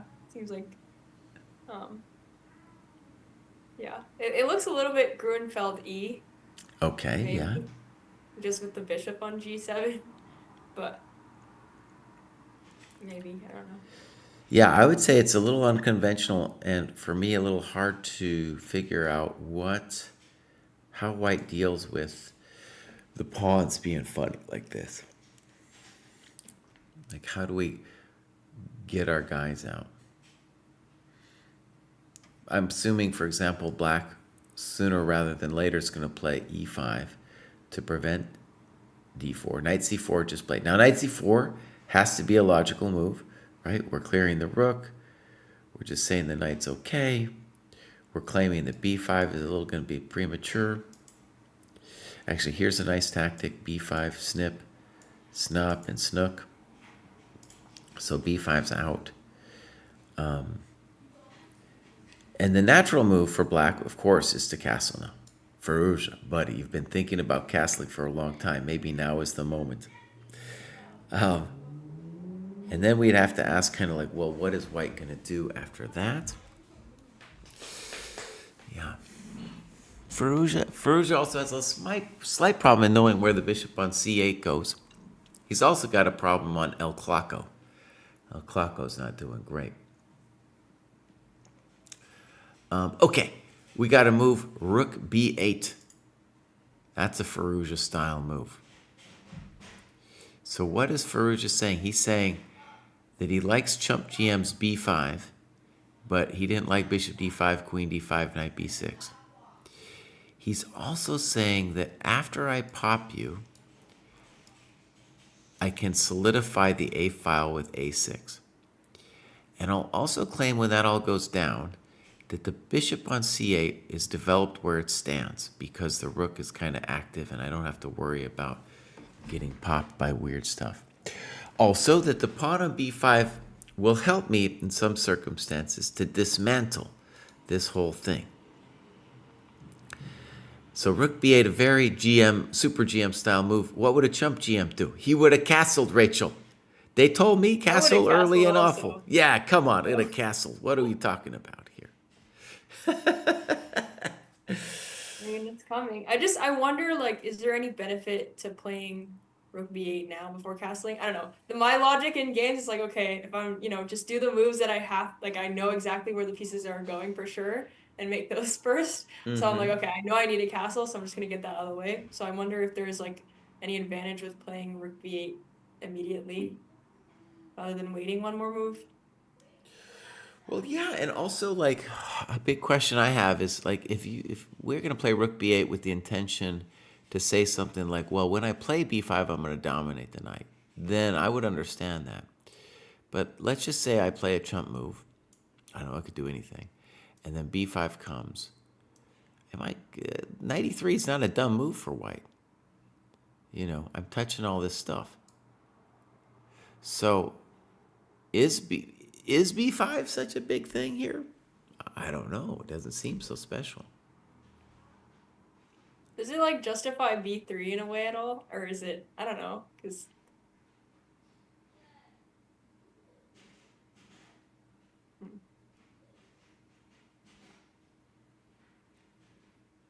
Now, here's a crazy tactic on queen c2. I don't believe in this for a second, but we just got to mention it.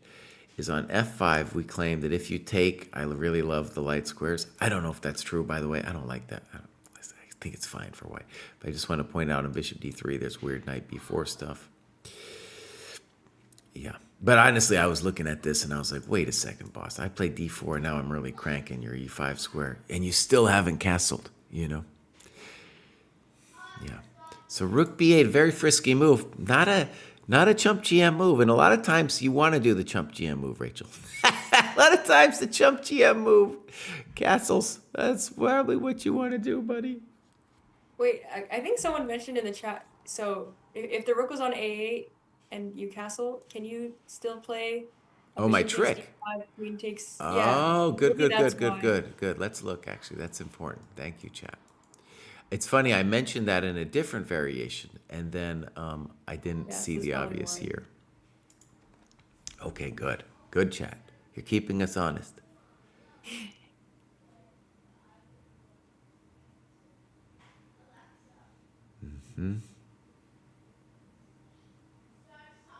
So it's probably not even about or it could be about b5, but more importantly, not losing. Good, yeah, very important. Okay, so that is good news for Sarin, and it also shows us how bishop e4 makes sense, right? So if we go back to this position, bishop e4 actually has a very concrete threat that's going to win apparently it wins two tempos here, because first tempo he loses this with queen d8, and now he has to spend another one with some kind of move like rook b8. Okay, that was very impressive, honestly. So, and this is the kind of thing in these weird Alapin variations, sometimes you get tactics like this. People in the chat have mentioned the MVL game for a bit. MVL and... But let me ask you something, Rachel. MVL has no chance. That's no true. chance. Yeah, I don't know. I mean, No, so I'm happy if we're going to look, I'm going to say there are 5 games here that are all interesting. All of them are interesting. And yes, and they're all hot. There's no, besides arguably the Anish game, even the Anish game I would say is hot because chess fans might not like it, but I'll show the Anish game real quick. We won't spend too much time on it. The friends of tactics and crazy stuff will hate this game, but this is a classic 2-bishop advantage where depending on who you talk to, we're going to get different evaluations of a little bit better, clearly better. And some fools out there, I know, even say things like white is winning a lot of times in positions like this. just because the bishops can be so strong. For my personal take on this, I would say it's a very pleasant position for white. I'll go with clearly better. Clearly better for white in this position. Someone in the chat mentioned that like Yuri's more positional player or enjoys positional positions. I'm not sure if that's true, but like, you know, trading the queens off so early, maybe that's a question to ask him, like if he just. Oh, Rachel, if you get a chance, there's only one question, Rachel. If you want. Be like, hey, boss, can you break it down for us on a human level what Rook E1 was about? Can you just break it down for the chumps in the room, you know? Yeah. Yeah. 99% of the people watching the interview will have no clue what that is, but we will get our answer, which is what matters. No, people who are watching, they'll be like, Rook E1? I mean, even if the engine says Rook E1. By the way, I want to say I'm a genius today because look at what happened over here. I said bishop E6, king H1, queen D7, queen H5, castles, and then I called it C3. Wow. Yeah, that's literally exactly what happened. So let's talk about the battle for a second.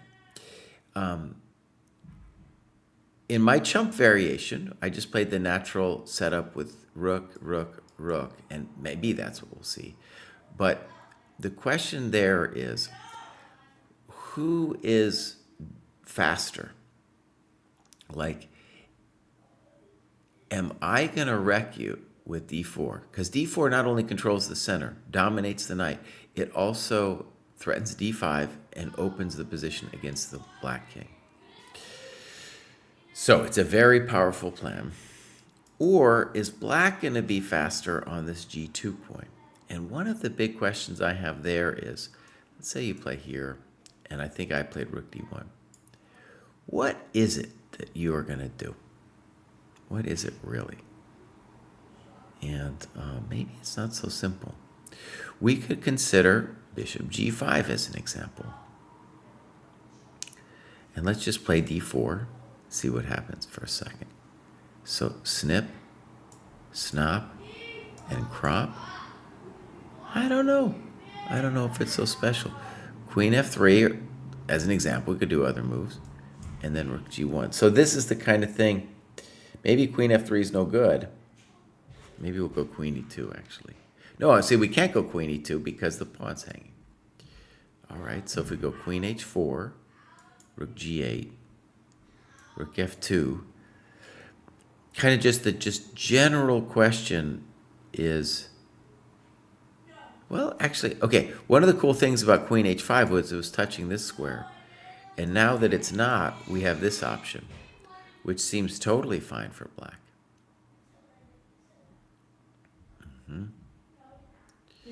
So I think, in any case, let's just summarize it. The battle plan for white is this d4 business, and black is going to try to create some drama on the g file. I like the move bishop g5 a lot because it gives us access to the g5 square for the rook and gets the queen off of this square so that later we can play d5 in response to d4. Yeah, I just feel like white's plans are harder to, like white needs to play more accurately. I would take black here for sure. Well, let's play a couple of moves, Rachel. So rook dg8, and how about I just go for it and say what on d4? Claiming that playing rook ad1 is too much time out. So let's say what would happen if you stole the pawn. And then we want to ask, what happens if I give you a little check? My kids are dying, by the way. You can probably hear it in the background. There's a huge fight going on. I might have to deal with that in a second. Rook FD1. I actually don't hear it, surprisingly, but someone in the chat's hearing it, so now I'm Oh yeah, dude. Oh yeah, they're killing each other. There's blows. As long as there's not blood, I'm definitely like, whatever. You guys brought it on yourself. In any case, this could be a thought to sacrifice the pawn before black gets the initiative. However, I'm not really seeing it. You know, whether he plays rook ac1 or rook fd1, I'm not seeing it yet here. But this is the kind of thing that Keimer is going to be calculating now after c3. He could also, by the way, remember before I was talking about how d5 was something he wanted to do. He could play d5 now. And that doesn't strike me as dumb. Let's see what happened. Rook dg8. Okay. So, my first instinct was right. But now I think it's a big question. Because now Parham has to ask himself, do I have time to play a move like rook ad1? Or do I need to just go for it immediately? And actually, I want to do a take back, Rachel. Let me do a take back. How about I play knight f3? This denies bishop g5, maintains the ideas of d4. And now I have another dirty trick, is that when you play d5, I'm going to say, what? And then if you take, I say, what? And got this big old thing going on. That's a cool idea. Okay, so I think knight f3 is very dynamic. Ooh, that's a big question. That knight f3 is a big question. By the way, I just realized too that if he had played d5, knight f3 still would probably be pretty strong. Even though this is an isolated pawn, there's nothing on the d file so special, and at some point I still want to play knight e5. And this queen is a cool looking queen. It prevents h5. It talks to f7. It talks to the whole fifth rank. Yeah, both squares, bang, bang, bang. All these squares are important. Okay. Cool. Basically, my kids' war in the morning is they're not allowed to watch, they don't allowed to watch that much TV, but on Saturday mornings they're allowed to watch a little bit. But they have to clean their room before it happens, okay? And that's where the fight really happens. The fight happens because the older sister basically does a lot of mind games to get the brother to do all the work. And usually the brother collapses in the fight. He's just like, okay, I'll do all the work. You got me. I can't battle you. One time I was just like, why did you do all the work? And he said, because she put me in a headlock. No, he called it a body lock. Because he put me in a body lock. I was like, what's a body lock? It's kind of like a headlock, is what he showed me. Wow. Yeah. How much older is your old? 2 years older. Yeah, 2 years. Okay, let's go check on Nordebek. Some interesting stuff went down. So Nordebek chickened out and played bishop a3. I mean, maybe it's the best move. He thought 10 minutes about it. He's probably unhappy. I'm unhappy with it too, because it's going to take a lot of the dynamic potential out of White's position. But it's also true that you're not going to suffer like this horrible thing. So it's a defensive move. And now, very simple, b6. Bishop d7. He goes back. That was part of the other problem. You're going to owe him time because of what you did. Now the bishop is going to look at you. Rook a e8, rook e1, f6.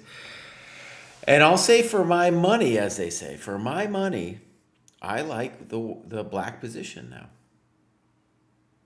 Yeah. So we had this plan of queen f6, queen g6, and White, I feel, needed to try to find something better. He'd found nothing better than bishop a3, and now I think he's just worse. I think he's just worse. And I'll try to explain a little bit more why. So the first reason is this is a permanent target. Second reason is now the b-file drama that we had is totally taken care of. There's no drama on the file anymore. And then the third reason is that after f6, black is going to have the opportunity now. White played queen d2. White is going to have the opportunity to fix his bad piece. And when he fixes it, he'll be looking at the pawn. So there's a variety of moves. The simplistic, actually both are interesting. So you would have knight d8, e6, knight e7 at d5, not d5, but knight e7 somewhere. Can't go to d5 because of the bishop. But any improvement of the knight is going to mean that black has the better position. At some point, white might tell himself, well, if you move the knight, maybe I can do this d4 thing. And maybe. In general, though, Nimzovich said that the double pawns get weaker as they travel up the board. Maybe this is an exception if you have to take on d4. Okay, we got good games here. People are telling me to talk about the Neiman game. Oh my God, yeah, we got to talk about the Neiman game.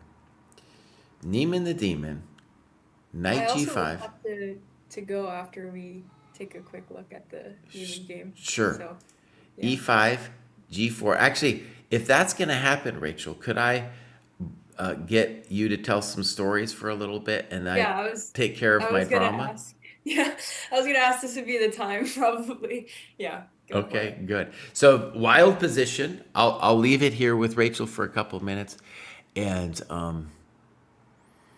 my classical sense argues that black must be okay. Must be okay. But let's just do two quick variations: snip, snop, snook, and snark. And intuitively, this looks a little bit better for white. Okay. Then, if we go bishop d7, now I get to play d5 without any drama. And the knight on c6 doesn't have any wonderful squares. Yeah, so dude, by the way, e5, the kid thought for 28 minutes. And it's possible when you play e5 and you're looking at all those things that the chump GM talked about with like d5, that you didn't even look at g4. We didn't look at g4, yeah. Well, I'm saying he might not have looked at g4, in this whole sequence with e5. Okay, Rachel, thank you so much. I'm going to be back in a second. Yeah, go for it. Okay. All right, you guys. Hey, screaming's got to stop. We're gonna just listen to Jesse Parrott too. Okay, yeah, this is chaotic. I'm trying to see if I can come up with some things to do. I could also just have some kind of story time situation, but let's see. So,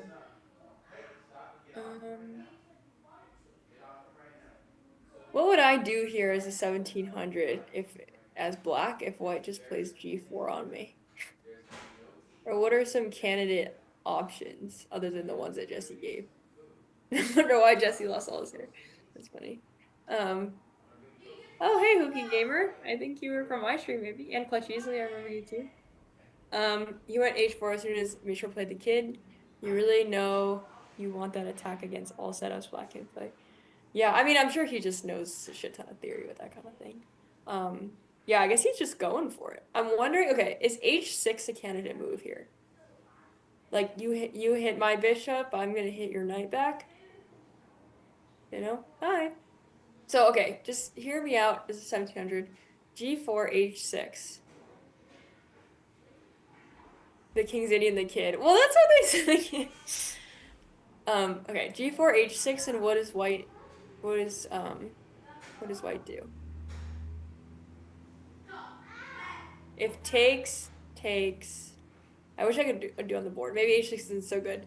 You take on f5, you take on g5, and then the h file's opening, the king is falling, so that's probably not good. h6 is probably bad.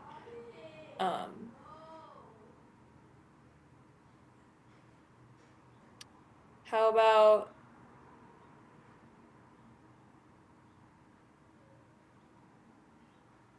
one letter at a time? Fair enough. How about, yeah, I mean, this is hard. I don't know if Misha thought about this. I guess he missed it, maybe. If he's thinking so long. I'm curious to see how much time he spends. It'll probably give a key as to how much time he was thinking. I just feel like okay, so there's a lot of ways that we can attack. There's a lot of ways that white can attack a black piece, like with a pawn, d5, e4, stuff like that, g4. Um, joining soon, yay! Hey, Kostya. Yeah, I'm just trying to figure out what to do as black against g4.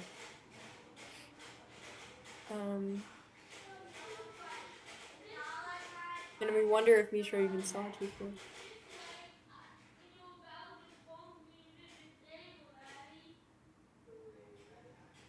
Yeah, I think h6 is terrible. Other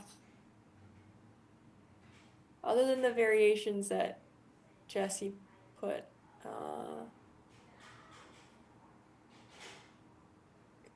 dude,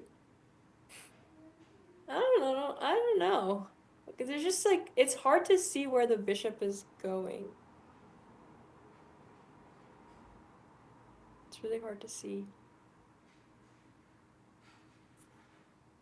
Knight takes g4. Well, knight takes g4, you lose a piece, no? Knight takes g4, bishop takes g4, bishop takes g4, queen takes g4, you're just down a piece. If I'm not mistaken. Bishop d7, e takes d4. Okay, well, I mean, those are the two lines that Jesse said, so. Yeah. Bishop e6 is probably bad, right? I mean, knight takes and then, like, I don't know. Rook takes. It just seems positionally bad, for sure. Yeah, it looks pretty bad. H5 or G5 coming. Yeah. Yeah, I don't know. Yeah, I think you have to take or you have to play Bishop D7. It just seems like Mishra wasn't ready for this. I'm not sure. Yeah. Huh. Interesting. I guess for a story, somebody or I interviewed Espinko. Fuck, what's his name? Es Espinko, something like that. And I'll have to look up his name. But it's also on Tick Tick Tick, so maybe we can check. Espenko? Yeah. Anyway, and he spent 40 minutes on a move yesterday on like an opening move on like he just developed his bishop to e3. And I was like 40 minutes on that move. Like what were you thinking about? And it was so relatable. He was like, dude, he was talking a lot, and then basically my understanding of it, which I said after, I was like, okay, so, from what you're saying, you were just looking at all these different options and none of them were really satisfying for you, and you just kept looking. And he was like, yeah. And then basically the follow-up that his opponent did, I think he played Adiz. I'm not sure. Adiz Garel. Anyway, but like the follow-ups, he just wasn't prepared for the follow-up even after looking at it for 40 minutes. And he was like, yeah, at the end game, like I had to play 8 moves or something basically on the increment, and I couldn't really use those 40 moves, and it just felt like wasted time, and it felt like I hadn't actually done anything. So, oh, need Zuling. Okay, cool. So anyway, that was super relatable, and I was like, wow, I did not, like, I'm glad this happens at the top level too. Okay. I can send you the Zoom link, Kostya. Give me a sec. I guess I'll hand it over to you. All right, Kostya, I just sent you the Zoom link.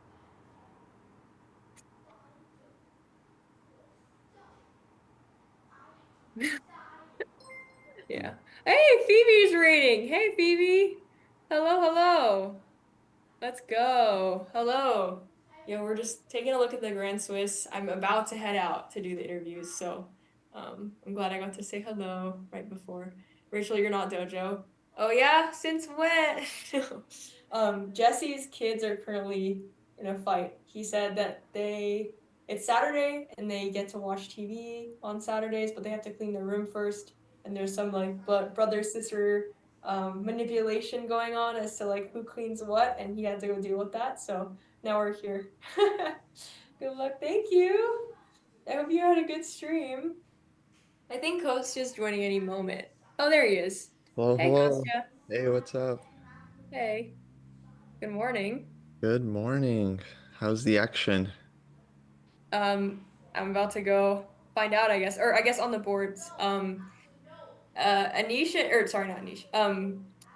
Well, okay, I can give you a brief summary of every game so far. Please. Misha and Hans is looking spicy. Um, Ooh. I think that's probably the spiciest game. I think also Vincent and Parham like opposite side castling and like for black like the G files open and dark squared bishop like it looks scary. In terms of like black is gonna launch an attack for sure on the king side. And it looks like, and from what Jesse was saying, that Parham has solid counterplay, but from like a 1700 perspective, it's like very easy the way that Vincent can make progress, and it's not as clear to me at least. Um, and then Anish and Jordan, Jordan. Wow. yeah, they like traded queen super early, and Anish has this slight advantage with the bishop pair in the endgame. Um, and who was the last pair? Faruja. I forget who Faruja was playing. Oh, Faruja and Nihal. Alpin situation. And they're like still solidly in the opening, and we haven't seen it in a while. So, yeah, Wow. That game looks destined for time trouble. Very yeah, early still. yeah. Dang. So cool. But yeah, Round 9. Jeez. yeah, almost. Tournament's almost done. Almost there. Oh. How are you I guys feel doing? tired, and I'm not even playing. So, yeah. Yeah, long event. Good. I just dealt with World War III. You know, I dealt with World War III. Okay, the cam thing, by the way, DM says he says things that aren't really true. He says that addresses are different. If you could help me, maybe send me the 3 cam thing, Kosi, because I know you figured it out yesterday. But actually, wait, Rachel, you're gonna leave us in a second. Oh, okay. Don't worry about that. I'll Kosi, don't worry about it. That doesn't matter.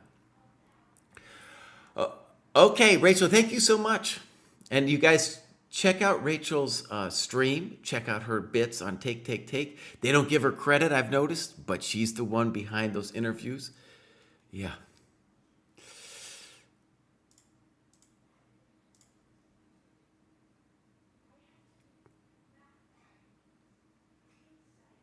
Now, I do want to say something huge before you leave, Rachel. Look at this last move that Mishra played, knight d4. Oh, buddy.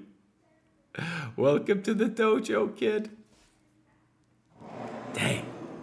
Yeah, so we got a lot of great games today. Big fights. Ooh, and I called that pawn sack with Parham. I called that one. Dang. All right.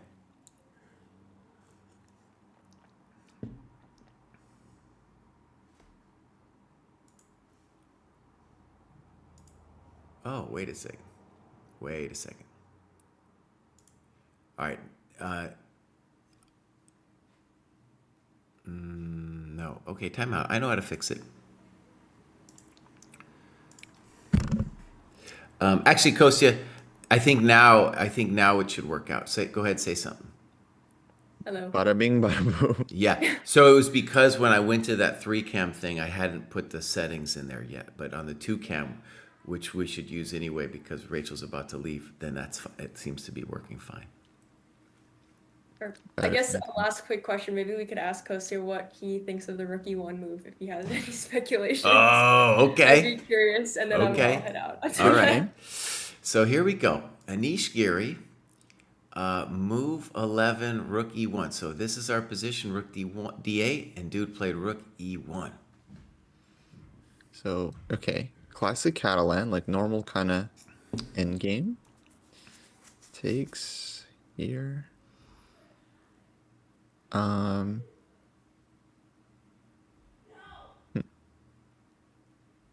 mean, yeah, I don't have any like insight on this one.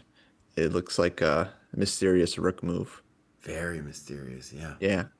And the crazy try thing to- is, it worked out in the game. It worked out. Nice. No, I mean, Anish is very, very good at these like quiet, like technical positions. So Yeah, Is he and known for that?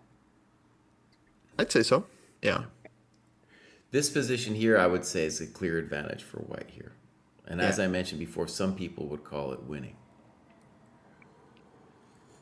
The reason Anish has his reputation is because he sometimes messes up the conversion process. So he snags a draw from a lot of like nice positions. Yeah. Hmm.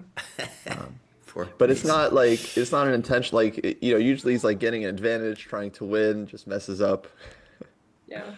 That's kind of Okay, well, I'll ask him about it. If I get him today, I'll ask him about rookie one. Yeah, Like, for first sure. things first, what? Yeah. yeah, All right. rookie one very. Thank All you right, guys. thanks, I'll be Rachel. tuning in the chat periodically. Cool. Yeah. Yeah. All right. Bye. Bye. Yeah, bye-bye. All right, we got it. And now you're named Rock Angel, but that's just kind of fun, Kostya. That's just kind of fun. Yeah. You probably know how to fix that, but you might enjoy being her for just a little bit. Maybe I can walk a little bit in Rachel's shoes. How about that? Yeah, there you go. There's probably DM Hoki just editing the layout in the background. Did you see that first Geary interview Rachel did with him, like the 10-minute one? No, I didn't see that one. Oh, that one was great. That was great because he just kind of let loose on the whole like Title Tuesday and like Trust.com thing and the Proctor thing. He had this whole rant Uh-huh. about how like not everyone needs proctoring. It's just really like the certain players that need proctoring, so we should send them in-person proctors. And it was very good. Actually, I feel like it was quite. He was like Kramniking, but without naming names, you know. So I feel like he was doing it in a very responsible way. Okay. Actually, Kostya, these other games are so exciting, but let's just talk briefly about this before we leave it. The chump GM move would have been Bishop C3 here in this position. And there, it's just like, yeah, white's better. Bishop F4, now I feel it becomes concrete because, first of all, if I'm white, I'm pretty sure what I want to do in this position is I want to play F3, Bishop F1, get my bishop, just consolidate the position and kill the bishop on B7. Okay, so Bishop F4 I feel is concrete over Bishop C3 because after Rook C8, what is it that white's going to do here? Because maybe I just play Rook AC1 and take back with the bishop. But that's not impressive. He'll take and play Rook C8, and that's no bueno. Yeah. So my question is, Anish has an idea after Rook C8 that I don't see. Yeah. Let's think because like Bishop C3 is very obvious and there's no obvious drawback. And like Rook C8 definitely feels like the obvious move here.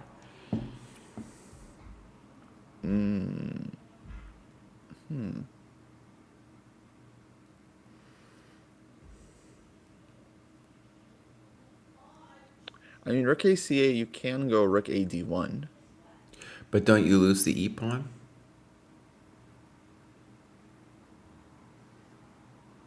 Yeah, I was just thinking maybe there's like Rook D7 at the end. I'm not sure. Let me take your idea up a notch here. How about this? How about F3, because that's what I want to do anyway. I invite you in. And then I play Rook AD1.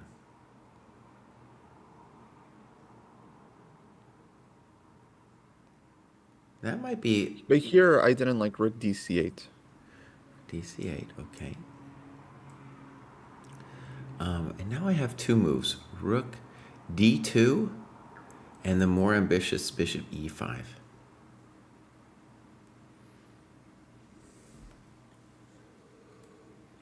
Okay, Bishop B5 makes sense. Right, I don't see Black's move.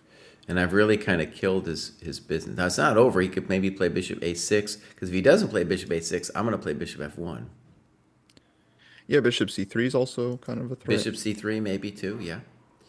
Even like annoying G4, G5 just to get the D7 square. Sure. Yeah. Okay, maybe we figured it out. I mean, that's pretty highfalutin. That's pretty... I mean, if you're going to play a move like Rook E1... if you're going to play a move like Rook E1, then maybe you're on task to play an idea like this, to let him into D2.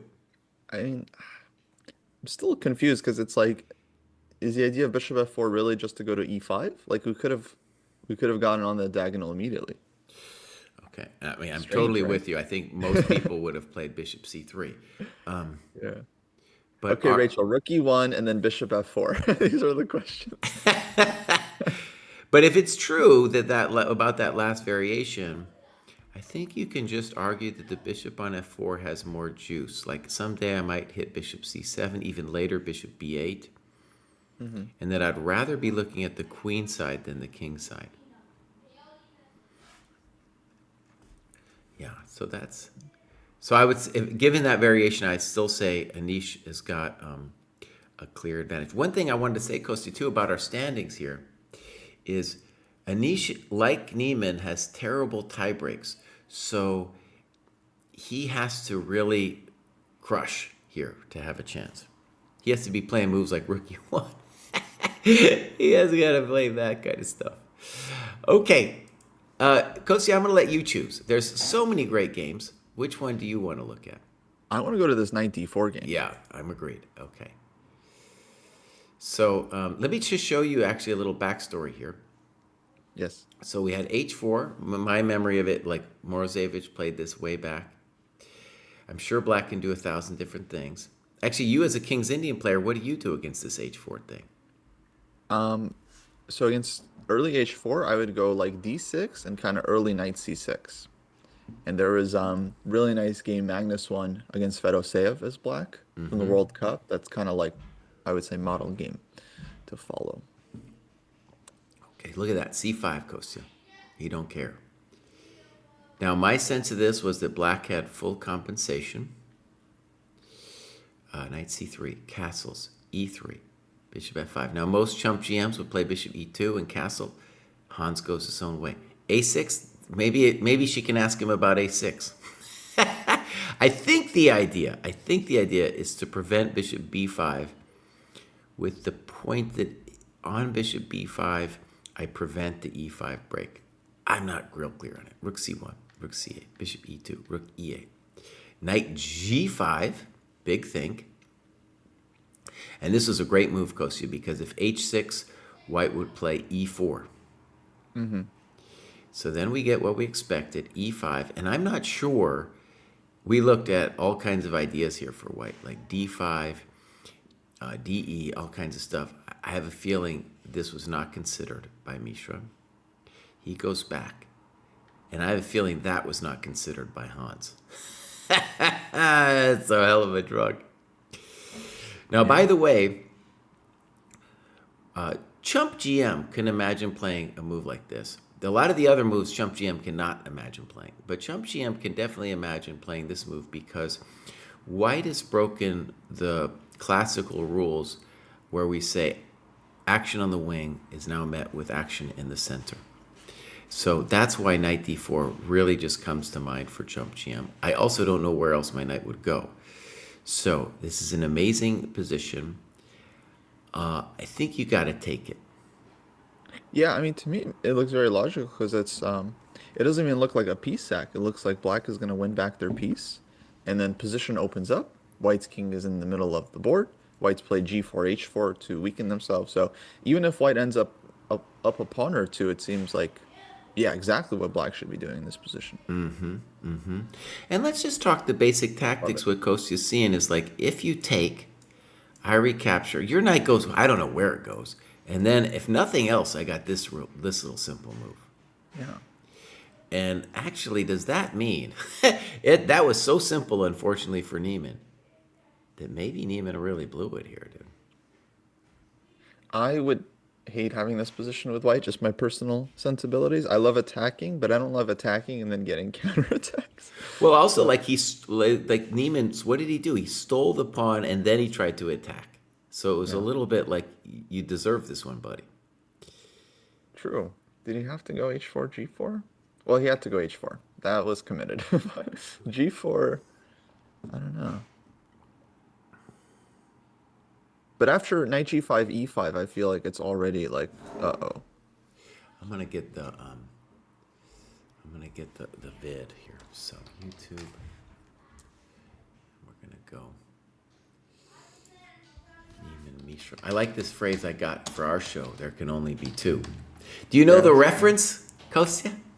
Of course, to your famous "There Can Only Be One." But do you know where that comes from? Zoolander. Zoolander. The Highlander. Highlander. Maybe I have never seen Zoolander. Maybe Zoolander makes a reference to Highlander in there, but yeah, I'm not sure if it does. it's definitely a little bit of looks like dejection. It's a little hard to read Hans's face. I bet Misha's already done that thing where he goes and stands behind you. You know, Yeah, he probably did it on Knight D4. and he's like, Probably played Knight D4 from behind Hans, like reaching over. and give him that face of like, what? Aren't I just crushing you here? What? Yeah, the confused look. How are you playing like this against me? All right, Kostya, I have one move. I don't believe in it, but let's just do it to try to defend Hans's honor. Let's play F3. On Knight D4? Yeah. Okay, F3. I mean, certainly a candidate, but it doesn't.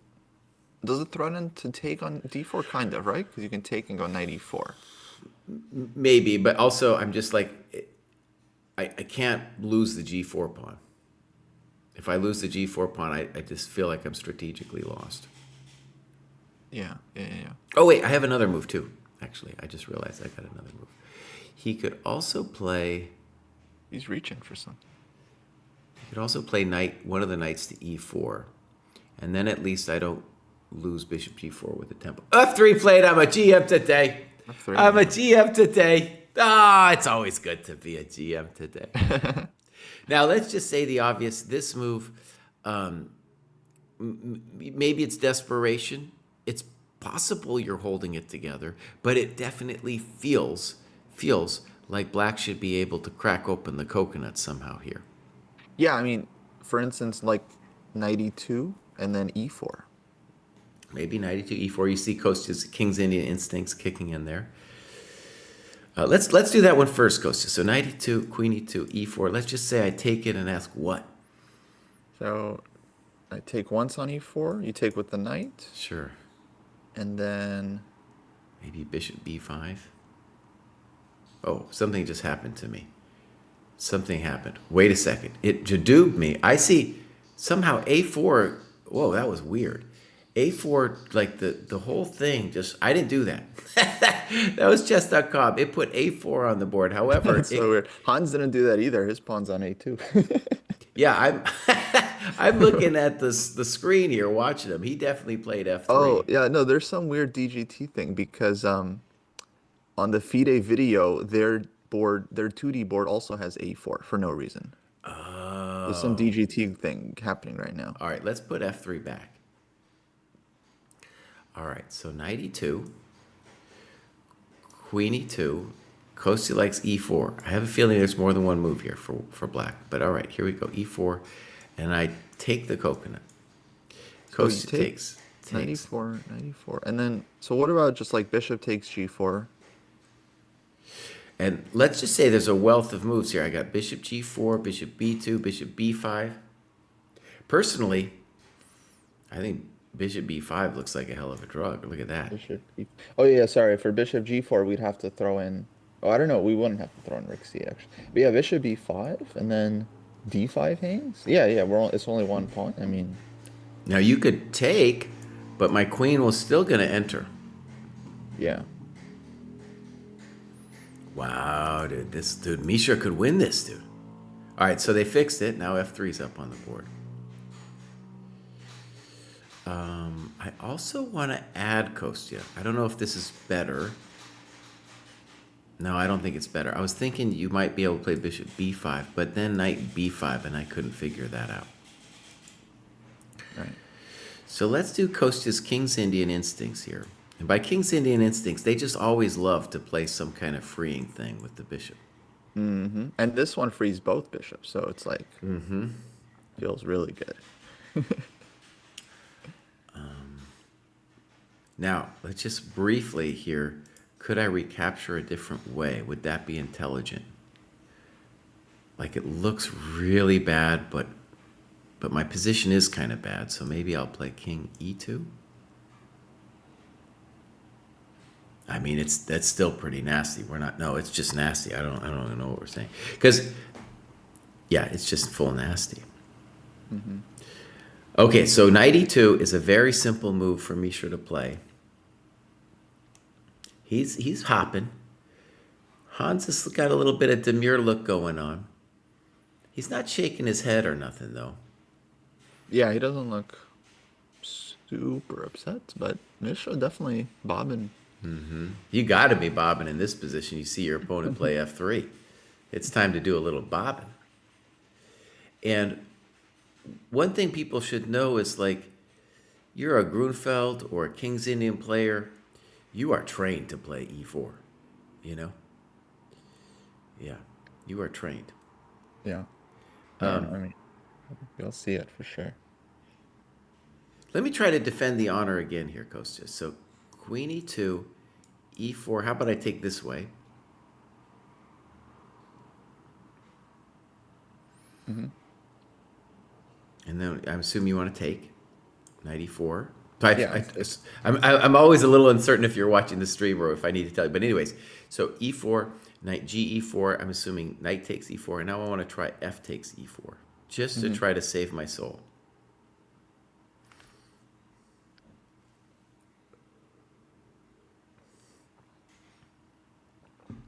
Well, maybe. I mean, to be honest, I would give the move to white and still take black. Fair, but one thing about this position is if I'm white, I'm not convinced I'm completely lost. Yeah, but even like bishop c3 and then rook e4, Yeah, good. wouldn't you take black there at minimum? Oh, I'm taking black all the time. I'm just trying to come up with a way for white to survive after f3. Okay, but we're saying white's in deep trouble then. Oh yeah, no, I mean, you play a move like f3, buddy. You're in deep trouble. Dang. Yeah.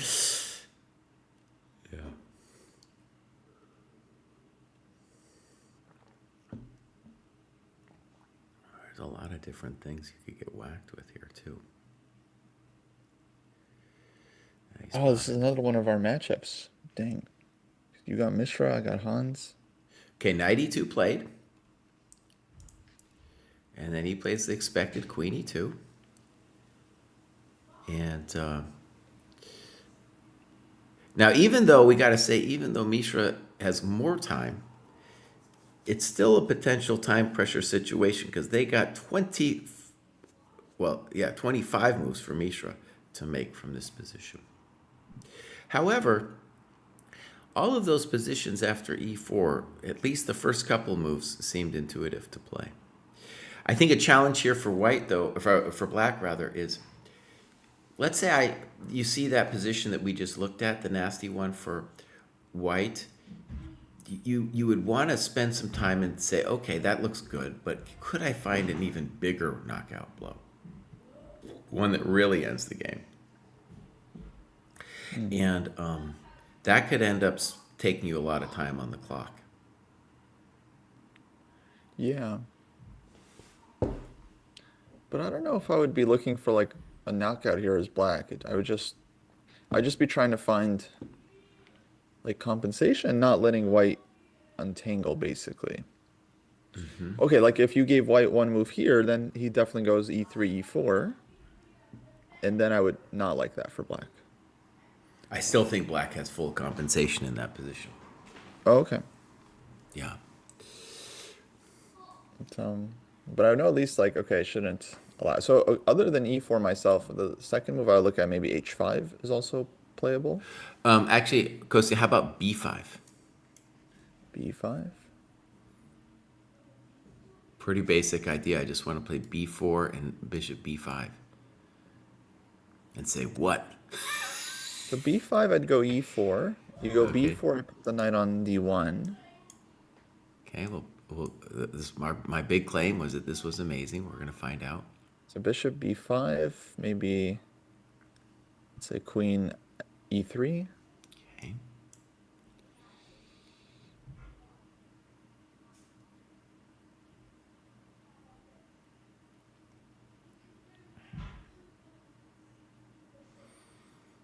Maybe you got like bishop f8 or something.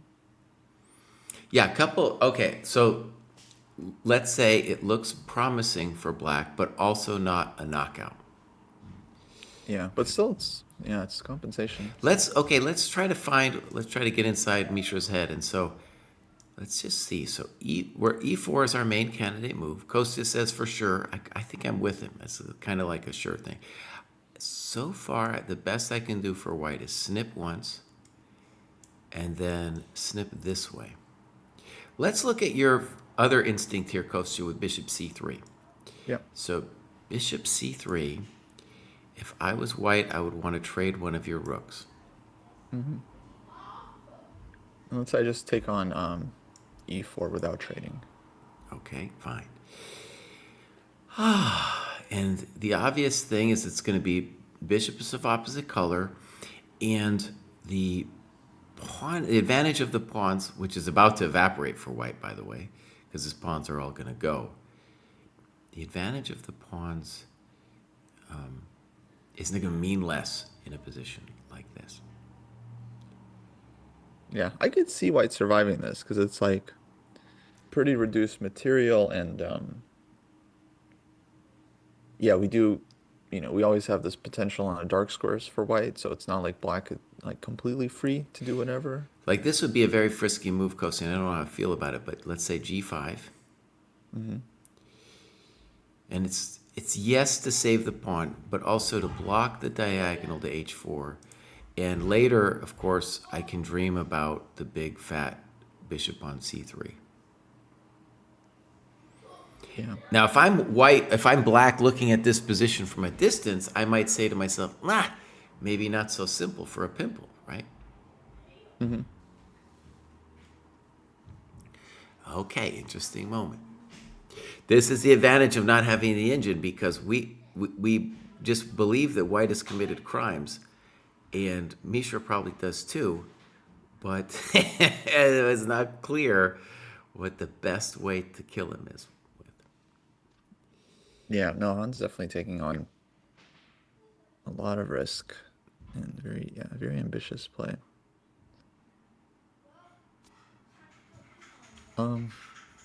Yeah, maybe we're heading towards that opposite color bishop position, because as white, you don't really want to keep the pieces on the board here.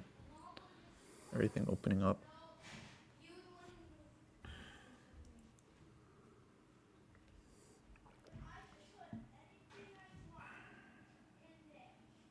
I've been looking at like rook c3 a bunch, but I'm just seeing bishop c3, bishop b5, queen d2, and I don't see anything significant.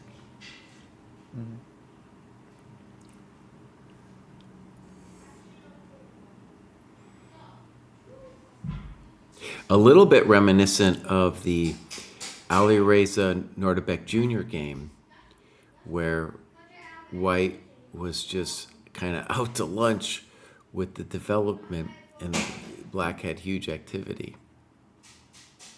By the way, I looked at that with the engine later, and yeah, it was intense to look at it with the engine, because a couple inaccuracies, but basically it was claiming that Fallujah was okay the entire game. Which, for when you're just looking without the engine, we thought maybe he was toast.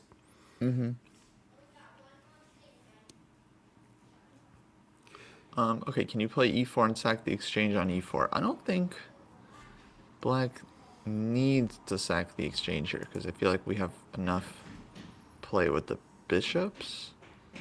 And Lauren's asking, why is white worse? I would say it's because the king is still on e1. The rooks are disconnected. And so, given that it's black's move, we're thinking black will have enough time to open things up before white can connect rooks and consolidate the king. And actually, it's very hard to consolidate the king because white has already advanced on the king's side. So even if you put the king on g2, black can still play e4 and start messing with white on the light squares. So basically, we're feeling black has both short-term compensation and kind of long-term compensation. And Kosi, I got an idea for for one us. pawn. How about this? E4, snip, snop, snook. And instead of anything fancy, how about we just play B5 now? Simple intention, that if you let me win the pawn, I was just wanted to do the same thing you did, just I don't want to give up my bishop. Fair enough. Yeah. Looks So I'm imagining if a3, I'll still say what? I'll say a5. 5. Yeah. No, it looks disgusting for white. And I guess you got to do this b4. I'd want my money back on this opening. You know? And here, if you're just a chump GM, you would take and play rook c4 and say what? And that's really a strong what, because it's like, oh man, this is collapsing. You can't castle. Oh, buddy. No, I was like, yeah, dream compensation. Knight b5, rook c takes e4. It's just like, Maybe if I was white, I would try to do that move.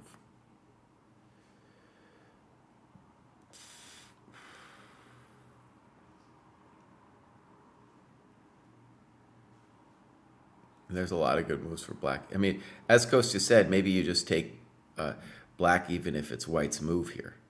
Like, what is the guy supposed to do? yeah, no, white's position's awful. Like Queen c8 c7 here. or queen c7, good, yeah. Yeah. Yeah, that looks terrible.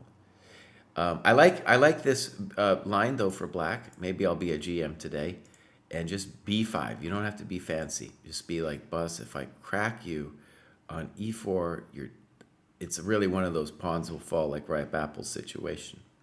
No, I like b5 a lot more than bishop c3 because like, yeah, knight on c3 not really going anywhere, so no need. And actually, I want to give shout out to Rock Angel because she was saying we were kind of like doing our picks of who out of we got 10 people there on that list, who on that list has got the best chances.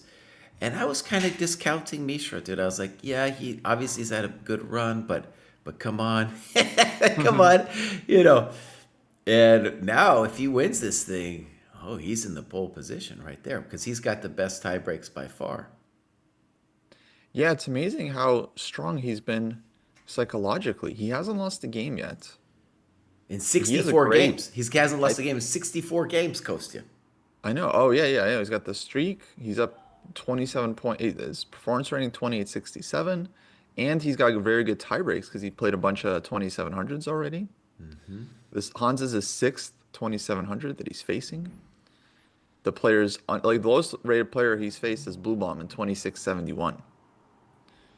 So, but yeah, I feel like it's just all about the mental game at this point. Like he just needs to believe that he can get there. He's bobbing up and down like he believes, I'll tell you that. Yeah, this is too a variation where I'm sure he could go pretty deep and yeah. Ooh, he didn't play it, bud. He didn't play it. Uh-oh. Maybe he's got a different idea. Here we go. H6 is played instead. H6. Me and Kostya were like this definitively less, but maybe we don't understand. Knight GE4. Hans doesn't look happy, No. but knight G4 played. Maybe it was a sigh of relief. Maybe he is happy. Now maybe the intention is just to take on E4 here.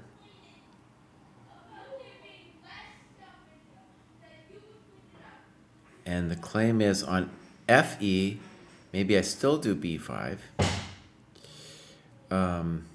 It's much less dynamic though in our variation with the rook open and the bishop open. Maybe Yeah, I we're can't say I missing something. understand. Rachel asked them about E4, Hans and Mishra. Why not E4? I can't. My read on Hans is he played knight G4 quickly, and he looked at Mishra like, why didn't you go E4? I didn't see anything there. That looked really good for you. I'm lucky you didn't play E4. I don't know what this H6 is. Maybe I'm also lost, but I'll take anything over that other position, basically. Okay, so let's get into this. Let's try. I don't know which one to try. I do know, or I feel I know. Actually, I don't even know. Because imagine knight e4 just for a second. I don't even think you can play bishop b5 right away. Because if you go bishop b5, I go snook and snick and snark. And I didn't want that to happen to me. Maybe it's not over, by the way. Bishop e2, knight here, bishop here. Oh my god. Okay, maybe that's a thing. So when you play h6, you have an idea for both fe and knight takes e4. And maybe this is the first idea with if knight e4. And it's a big deal that knight d6 thing doesn't work. Because if you take and you don't play knight d6, then I'm entering and your king is cut, unbelievably cut. Yeah. Okay, and then on fe, I would have really liked to have this move, by the way. Maybe it's some kind of b5 again. But this is so much less dynamic than the other position. Yeah, a lot slower. I mean, I feel like black is totally fine. Like this structure, I don't believe in at all for white. But Oh yeah, he's totally fine. It was just like the other one I was winning.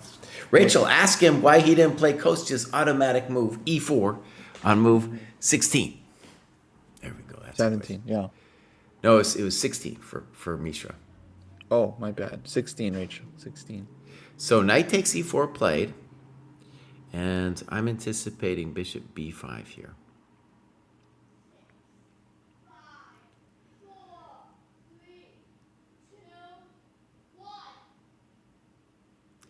Now, yeah, Hans is definitely upset.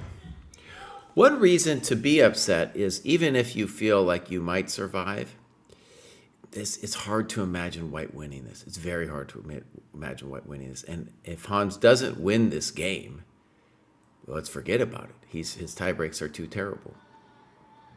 Oh, really? Well, yeah, and also just look how many players there are.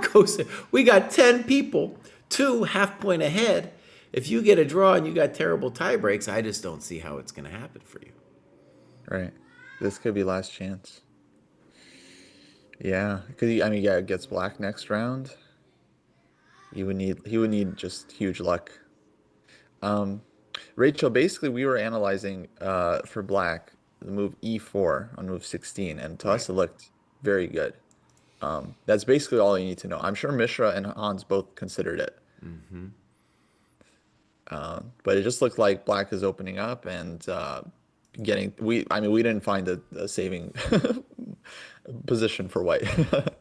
Right. So yeah, we're confused. And tell him whenever you say, it'd be like, this was non-engine. Because it's so annoying for these people to be faced with like some engine move. And that's generally what they get in the interviews, you know? Yeah, and that's what I would assume as one of them if someone asked me about Right. like some move. Right. So yeah, tell them it's like, I was watching this human analysis on Chess Dojo. I don't know if you've heard of it. Yeah, And, there you go. There you go. and they couldn't find what's wrong with E4. So I was wondering, yeah.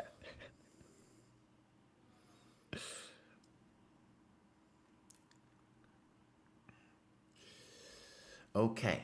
So we got to look, I guess, we're going to see. I'm anticipating bishop b5 here. We got to look at Fallujah for a second. So let me just share, Kosti, what me and Rachel were looking at. So bishop e4 was clever because it introduced the idea here of bishop d5 and knight b6. So Fallujah played rook b8, and now an odd move to my mind, knight g5. That was a 34-minute think, by the way. That's 34 minutes, baby. And then Fallujah was like, you think you can think long? I can think long. And he played e6 pretty quickly. And e6 looks, oh my God, this is real. Okay, this is really calculation hell all of a sudden. Okay, look at what happens, my friends. Bishop a3, inviting queen g5, which just happens instantly. Holy smokes. Oh yeah, I told Rachel just as soon as I went on, I was like, this game is destined for time trouble. There's no way. Move 16, 30 minutes left. I feel like this is a concrete thing, right? Oh, it's got to be. If it's not concrete, it's over. So let's go check to the miserable king. Yeah, where does he go? Let's just try D7 first. Yeah. And we'll say D8 is out, and we'll say that E7's out. F8 Right. is also actually out, because I'll just play knight C8 check. So D7 is forced. Now, the grief that I haven't figured out is if knight F7, that doesn't seem good to me because of queen F4.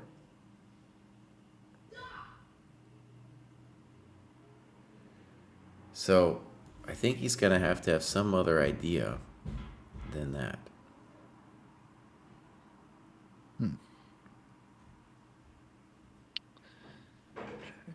Okay, check. King D7.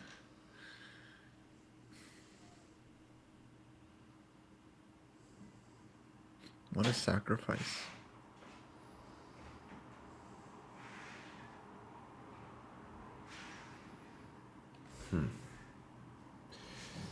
Interesting that he's thinking on this one because, okay, yeah. If you don't play knight d6, it's because you have some other intermediate move that's going to mess with him, like maybe f4 or something. But I don't understand f4 because it's just like queen f6 or something.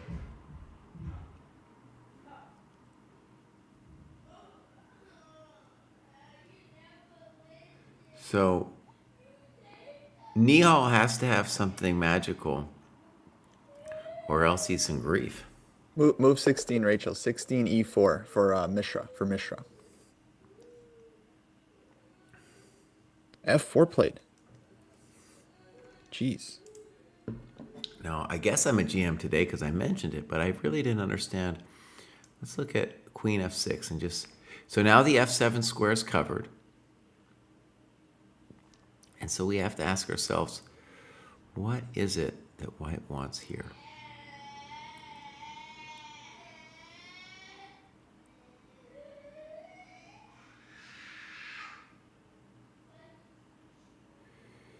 He can't castle. So basically, the player spent an hour to get to this point. Like knight G5 was 34 minutes, and then Ferrugia spent 26 minutes on E6, Yeah. and then Bishop A3 was like pretty quickly blitzed out. So basically, both players spent an hour kind of like looking at these lines. Now we're about to like find out. Kalen, to you asked, why wouldn't you give a free check? Now, I don't understand f4 yet, but the point is that on knight d6, king d7, we don't have... The f4 square is a problem because it looks like white's hanging all of his coconuts here, even though white's the one seemingly more active. So I get it that f4 takes away the square from the queen, and I'm just going to assume for a second that knight f4 isn't playable. I'm just going to assume that. Actually, I think probably bishop d6 is too strong after knight f4. But if I just go back to f6, here's what I don't get. What is white going to do now? Maybe I have some crazy ideas.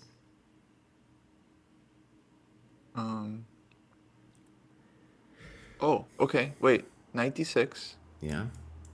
King D7, and then Bishop D5 and Queen G4 check. It's queen f5. Oh, I see. Actually, Kostyo, here's another problem, though. When you let me play queen f6, now I can play king d8, which is now more natural because I'm covering f7. Why didn't he throw in the check first?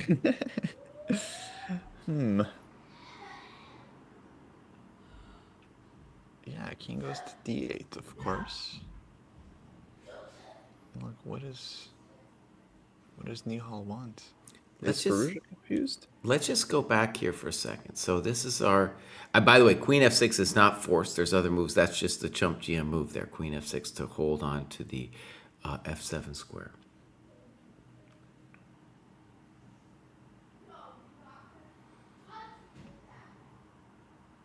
Thanks. I don't get it.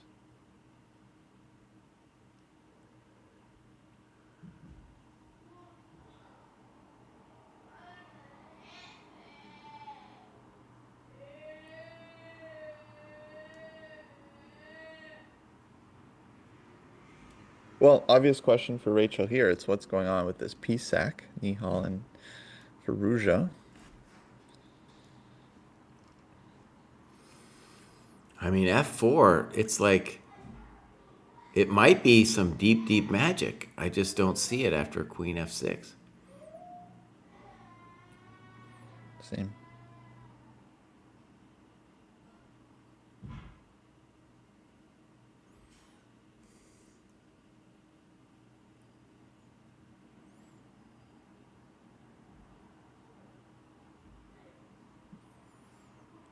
Yeah, it looks, I mean, he must have some idea.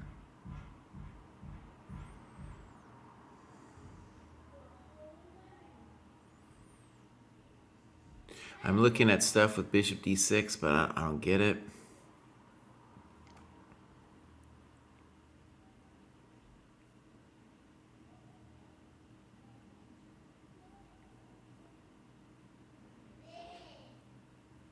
I'm looking stuff bishop d5, but I don't get it.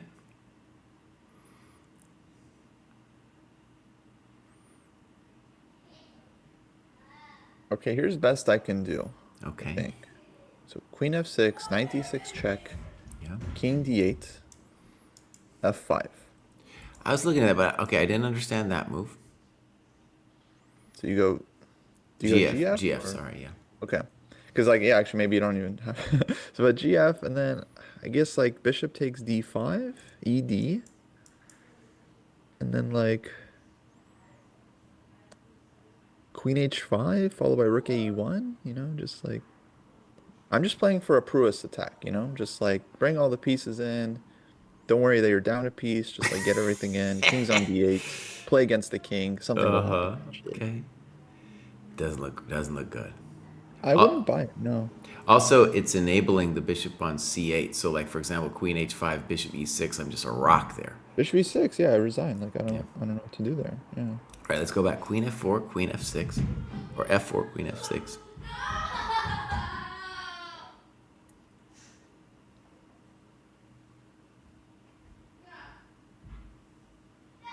Queen h5 here might be possible for black, but to me it feels like unnecessary bailout because like with queen h5 you're kind of giving back material most likely. Because like f7 will hang, but yeah, we need an answer to queen f6. And Kalen to you said same variation works with the king on d7. I don't know if it really works, but it definitely makes more sense to play the f5 with the king on d7.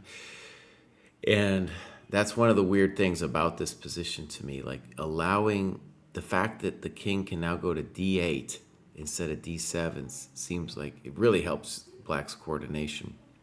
Yeah.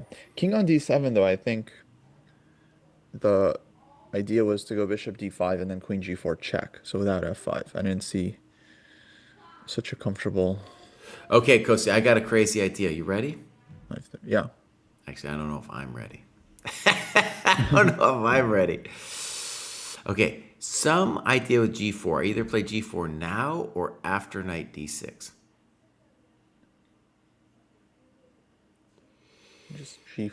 Okay. I don't know. I don't feel full confidence in this, but just bear me out here. So knight d6. If I do serve first with knight d6 and then g4,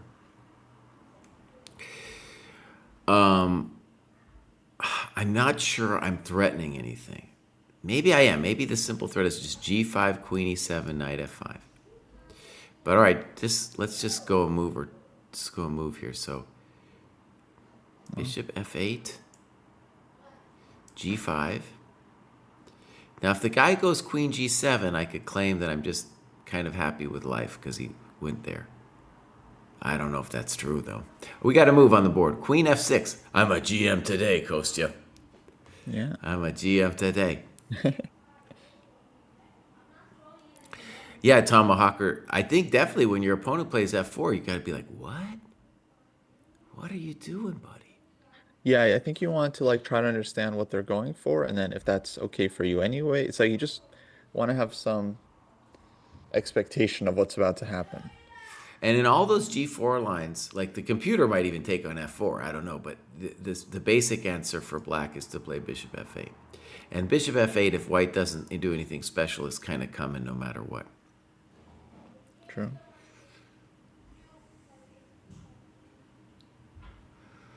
This looks so. Yeah, this looks toast. Let's spend a moment. You got to assume Neil had some idea. He's at the board, so hopefully he can just show us. Even I can imagine even a strong player doing a game where you've calculated. You know, you spent so long on like that knight g5 idea. You spent so long on it, and when you thought of f, and you thinking every time you're like knight d6, king d7, knight d6, king d7. And then you space out that after queen f6, king d7 isn't possible.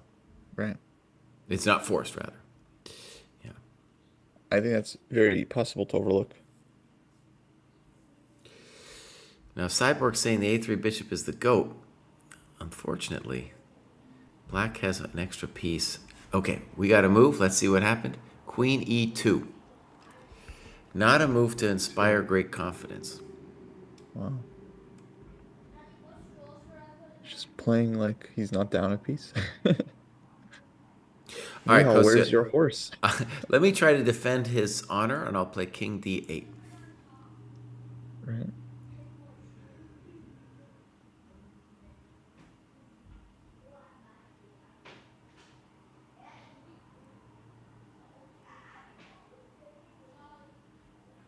And we'll stress that that is by no means, let's just stress actually, that's by no means forced. I can put a knight on e7, you know, that's definitely, both knights, definitely plausible moves. But I'm just going to start with this one because it feels natural to me. I don't know if a human can calculate this because there's so many different things for black. And black just seems winning. I mean, Queen E2 just is like totally intuitive kind of move. It's just like tall sacrifice, basically. Like, yeah, black is winning, but still has to play with king in the center. Is it though, boss? I mean, you need to move right now. You need to move right now because I'm about to play bishop f8. Yeah, after king d8. Yeah. Yeah. Maybe.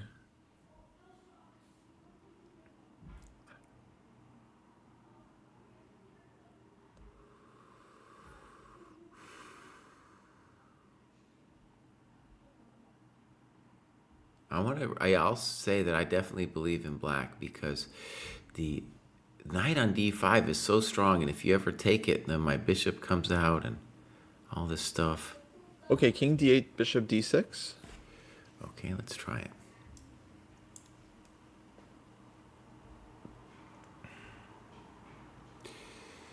All right, let's just say, okay, you win. I'll go rook a8. Okay, rook a8. By the way, even if it's white's move there, I still think I take black because if you take on b8, you know, you just won the exchange. It wasn't enough. Yeah. Oh. Boom! Daddy, Yes, buddy. we're done. Okay. So we can watch TV. Are you really done, buddy? Yeah, well, we're done, actually. And has Hattie stopped screaming? Yeah? Yeah. Stop screaming. All right, bud, go ahead.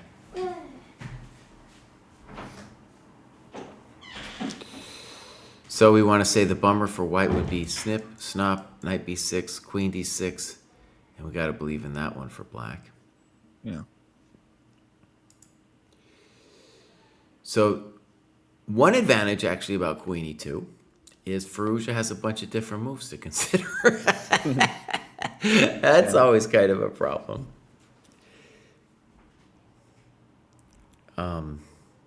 It has to be a nice chance for Fallujah. So where is he in the standings? He's just half a point behind, right? And then when I was asked, you know, this morning, I was like, who do I think is the best chances? I said Nihal because he's up a half a point. And then I said Fallujah, just believing in the kid. And then I said Parham. And that was based also really on the tie breaks. Like Anish, maybe, and definitely if he wins that endgame today, then he's got a great chance. But he's just so bad in the tie breaks. Yeah. I just want to look around a little bit. See what's Sure, we going can on. look around. Which game do you want me to take a look at, buddy? Well, there's updates with Hans Mishra. Okay, let's go look. Oh yeah, we got to look at. Oh my God, the Maksudlu game's crazy. Abdu's crazy. All right, so let's go Mishra. let's just take it from where we left off. So we had knight e4, knight e4, snip, snop, check. He wants to go steal some pawns. g5, h5, and now b4. This is not looking nearly as good as we felt black deserved. Yeah, he did get his pawn back. And I think, yeah, I would definitely take black still. So I don't know, Kostya. I definitely feel like it's a lot of his. This is why he's got 64 draws, but it's in a row, but his rating hasn't gone up because he didn't crush him in this position. Okay, you play black. I just don't see how, like the g5 move really means that the bishop on f8, even though you got two bishops, it's going to be hard. If you trade queens, I can always play knight f6 if I want to bail out. Even if I don't want to bail out, knight f6 will be strong. So first point, I guess, Kostya, I'd say you must somehow avoid the trade of queens here. yeah, I'd probably go queen c4. But then you got knight d6 to think about, bud. Yeah, blunder knight d6. Okay. Yeah, I'm definitely agreeing with you that this isn't nearly like as good as we wanted. But probably still take. I'm not sure who's better. I'm really not sure who's better. What's their previous history like? I'm not sure. I'm sure they've played a couple times in like U.S. Championship, maybe U.S. Junior one year, might have overlapped. Yeah. I would say I don't know if there's any bad blood between them, but I know like Mishra's always basically complaining that he doesn't get sponsorship despite being the youngest ever GM. And Hans can't get enough sponsorship. So I'm sure there's some like there's some feelings about, because like Mishra's just so polite, so soft spoken, no sponsorship. Hans, opposite, lots of sponsorship.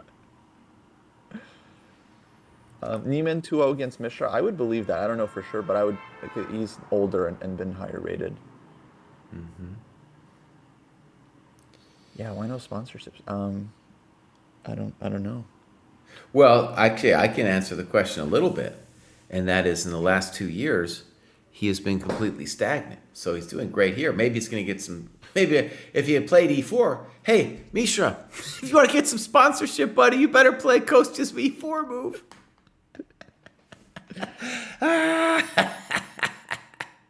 Welcome to the dojo, Mishra. That's why he doesn't have any sponsorship. All right, I think we should leave this one. I think Neiman's consolidated. Who knows what's going to happen here? Yeah, let's go to Parham actually. And people are wondering about Parham's position.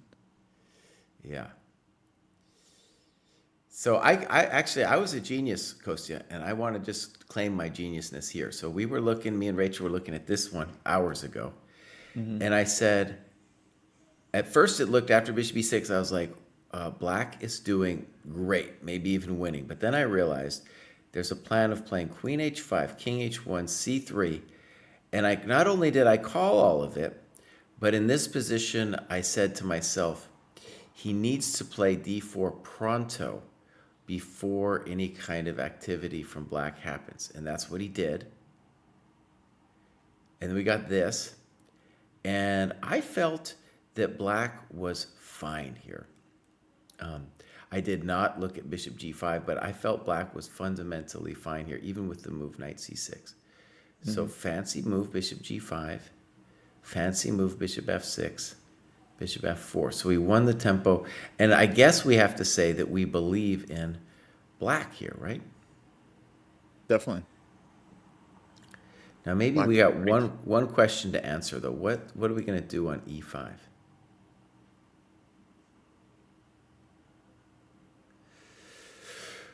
What dirty? Maybe no. I don't know actually. What are we going to do there? There's no rook g2. I mean, maybe, yeah.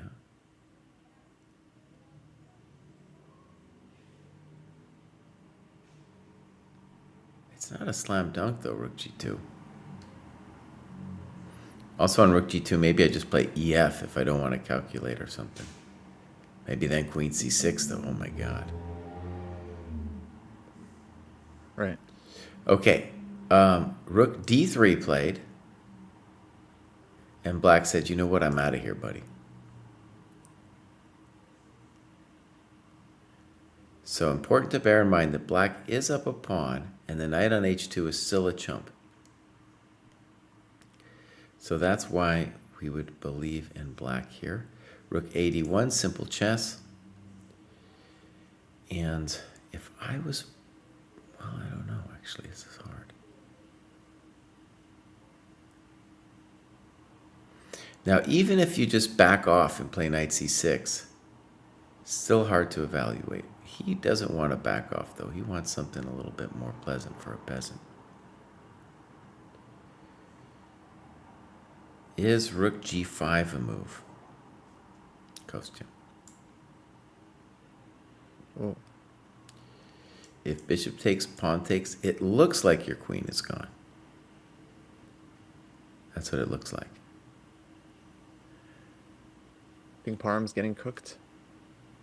Well, rook g5, you don't have to take it. Oh, maybe you do. Uh-oh, rook g5. Did the boomer GM, chump GM, just find a great move? Did rook ad1 cut the escape square of the queen? All right, let's look at queen h4. I know it doesn't look pretty, but we got to look at it. Sure, okay.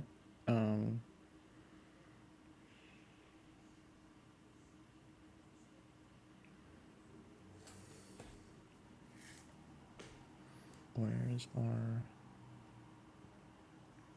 idea?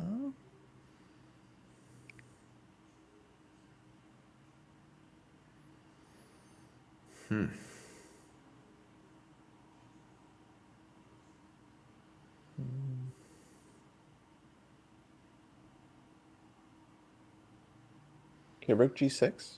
Okay. And then I just want to maybe double on the g file.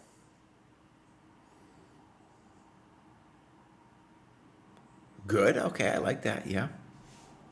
So basically, we want a tempo to double if this goes down. Yeah. So basically, rook g, we want to double. We really want the tempo to double, and this allows us to do so. Rook g5, I guess you could miss because you've been thinking about it before, but then when you put the rook on d1, you're like, uh-oh, took away the queen's retreat square. Oh, this is on the board. So rook ad1, rook g5 on the board. I'm a GM today, Kostya. Queen h4. H4. I think Wow. you're going to be a GM with rook g6 because that's just too simple. That looks nice. So what are Keimer's chances then? Just out of curiosity.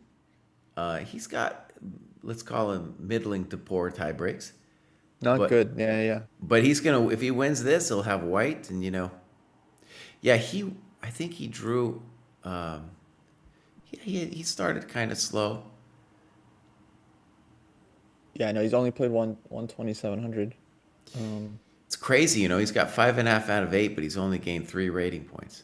So that tells you, he hasn't played the highest rated people. Yeah. Okay, at least he's gaining. So if he wins, so rook g6, nice. 6.5 points. Oh, you're a GM today, Kostya. 2 rounds left. I think Vidit won with like 8 points out of 11, if I remember correctly. Queen f2 played, and then we're anticipating Kostya's move here. Rook hg8, and it looks like a real bummer to me. Just, yeah, free attack for black, extra pawn. It happened, rook hg8. Bummer for Parham. I mean, the guy was really fighting. He gambled so often, and his move in this game, knight h2, felt also like a typical Maksudlu gambit, where he's inviting complications and ends up getting burned in the process. Parham started so strong, you guys. He was, oh man, he was 5 out of 6. Then he lost to Sarin, drew Giri by the hair of his teeth. Then Keimer here looking lost. Just intuitively, I gotta say this is lost. Yeah, looks really bad. Let me try to defend him though, Kosti. Let's say I play knight g4.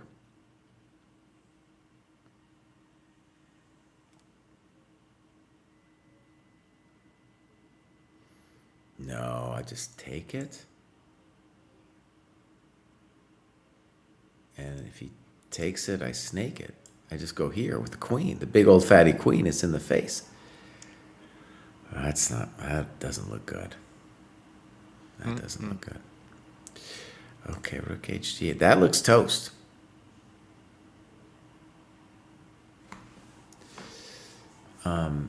Maybe something really nasty like bishop f1, but you just don't want to do it. No, rook g3. Rook g3 is not what you want either. Chess dojo for Parham. It's been long known. I mean, he played great fighting chess at the beginning. That's what maybe made us like him. But No. Chat's talking about something else. So someone in chat was asking why Hans gets a bad rap for being an online cheater, while others that have also cheated online, presumably, I don't know what the proof is here, presumably, and no one really bothers about them. Well, I can answer that. It's because he didn't come clean. He admitted to cheating in money events, but he won't come clean about which ones they are. And it seems like he's kind of indicated that he has cheated in OTB events, but he hasn't come clean about what they are. So that's that, and the fact that there was a special period where it looked really bad, and the top players were then looking at it and saying, this looks really bad. All of those confluences together are the reasons why he gets more shit than other people. But actually, Kosti, let me ask this: of the top players, let's say in the 2,700 plus club, who else has been convicted of cheating? Well, they're saying in the chat that Abdu is on some chess.com list of cheating when he was younger. Yeah. Maybe Parham is on that list as well. I've definitely heard rumors about some of the Uzbek players, like maybe Sindarov. But basically, it's just all rumors, right? So it's like not really fair to lump them in with Hans, because we know Hans for sure. The other two, it's like, and also if Hans only cheated that one time when he was 13, I don't think chess.com would have had a big stink about that, right? Right. So as you said, I don't think Hans ever admitted to cheating in prize events. I think according to Hans, he maintains that he only cheated in casual rated games, according to him. According to chess.com, he cheated in a bunch of prize events. And if I maybe I'm misinterpreting the interview, but this recent interview that Danny did with the Botes sisters, it's Danny seemed to indicate, in my understanding of that interview, that he did admit to cheating in money events. Oh, okay. I didn't catch that. Yeah. And yeah, the other thing with Hans, it's like he, definitely underplayed the online cheating, and then there's definitely huge concerns about him cheating over the board, which we can get into. And then I also remember Eric Hansen from Chess Bra saying that they had to remove Hans from their prize events. So that's not like a chess.com thing. That was just like some tournaments that Chess Bra used to run on their channel, where they would invite Hans, maybe Danya, just like random like strong blitz players. And I remember Eric very clearly saying they had to remove Hans from their events. So yeah, no, I mean it's a very weird thing, because like if you think about it, they did all kind of gang up on him, like the top players in chess.com. Yeah. And maybe they had a reason to, because he was cheating, right? But it's like the perception is certainly goes back and forth. And I've definitely felt sympathy with them with what felt like persecution from Magnus and what he calls the chess.com mafia. Yeah. I feel sympathy for that. And also, I feel like if you did something dumb as a kid, like then you get a pass. That's just one of the things about being a kid. You do dumb things. I feel like Naka did so much dumb shit when he was a kid, Hmm. and luckily for him, not a lot of it's on video. But I give him a pass. At a certain. I do feel like he's come clean about it. Naka has. It wasn't cheating, but it was other really terrible things that the kid did. He gets a pass, and I think just with the cheating thing, it's important for Neiman to come clean. And yeah, he's giving these kind of middling answers, unclear answers. It doesn't help his case. Yeah, I think it's very likely like both Hans and Magnus have like it, the way I don't really like the way Magnus handled the whole thing, but people are asking about cheating OTB. So yeah, huge difference cheating online versus cheating OTB. And just because someone cheats online definitely doesn't mean that they would cheat over the board, especially because several years ago, cheating online, like there's like a culture of cheating on, like it's just not nearly as serious as cheating over the board. That has changed now. Now it is considered very serious, but I wouldn't say anyone is assuming that he cheated OTB just because he cheated online. There is definitely a lot of like suspicious games in his over the board rise, and it's not just me saying like this is like Yeah, of course. a lot of the top players like had already known about these games before Sinkfield Cup, right? So let me make it clear for everyone. Before Sinkfield Cup happened, before Magnus dropped out, a lot of the top players were already aware and suspicious of Hans. Like in fact, it even came out that like Magnus and Nepo were complaining to St. Louis that Hans was in the tournament, right? And that's why Magnus was, I think, was so pissed because he was actually considering withdrawing before the event, decided, I'll just play, plays, loses to Hans, and then loses his mind. Right. Kosip, let's talk. We continue talking about this, but I just wanted to go back to this little position here. Bishop f4, knight d7, natural. b4, okay. Knight f8, maybe an exclam move. Bishop e3, rook ac8, rook ec1, e5, good move. Snip, snap, rook c1, boom, boom. Bishop c6. And this is very clever, bishop c6, Kostya, I think, because after f3, look what's going to happen here. Bishop e5, what I think black is saying is, I am going to cage your bishop on g2 from ever getting out. Like, if you want to get out, you're going to have to trade it. So, if bishop h3, bishop d7. Right? I'll just hunt you down until you stay passive on the g2 square. So then king f2 happened, natural f6 move. And now because of this hunt, Anish plays f4, which is natural to try to open up the position and stuff. But now at the very least, we have knight e6 to d4. Maybe white's still better. And that isn't... Yeah, I think white's still better, but I like what black did. So there's real concrete problems for white in trying to convert this. I do think f4 is nice though, because like if you take, I get a standard bishop, two bishop thing where I got a lot of juice of moving pawns. And if you don't take, maybe I can really use the e5 pawn as a weakness. Yeah, it's an interesting position. I don't want to spend forever on it, but I just want to say it's like right on the razor's edge if white's going to get something here or not. Yeah, I mean, to me, it looks like. I mean, well, would you agree that trading the rooks is kind of like in White's favor? Like with the two bishops, you want just the pure bishop endgame? I think that's an approach. Yeah, that's definitely an approach. But, with the rooks, you have the advantage of, maybe someday going to a Fischer endgame with rook and bishop versus rook and knight. So it's not always the case. But yeah, I would say that's a classical view. You trade the rooks and you start working him here.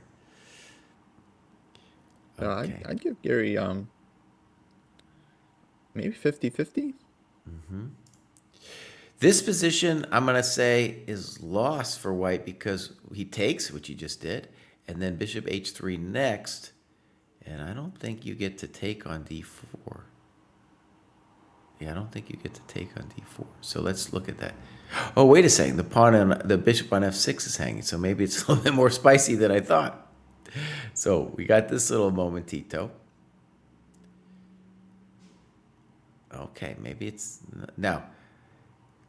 In addition to bishop h3, which might be illegal due to queen f6, black could play just bishop e5 and say what?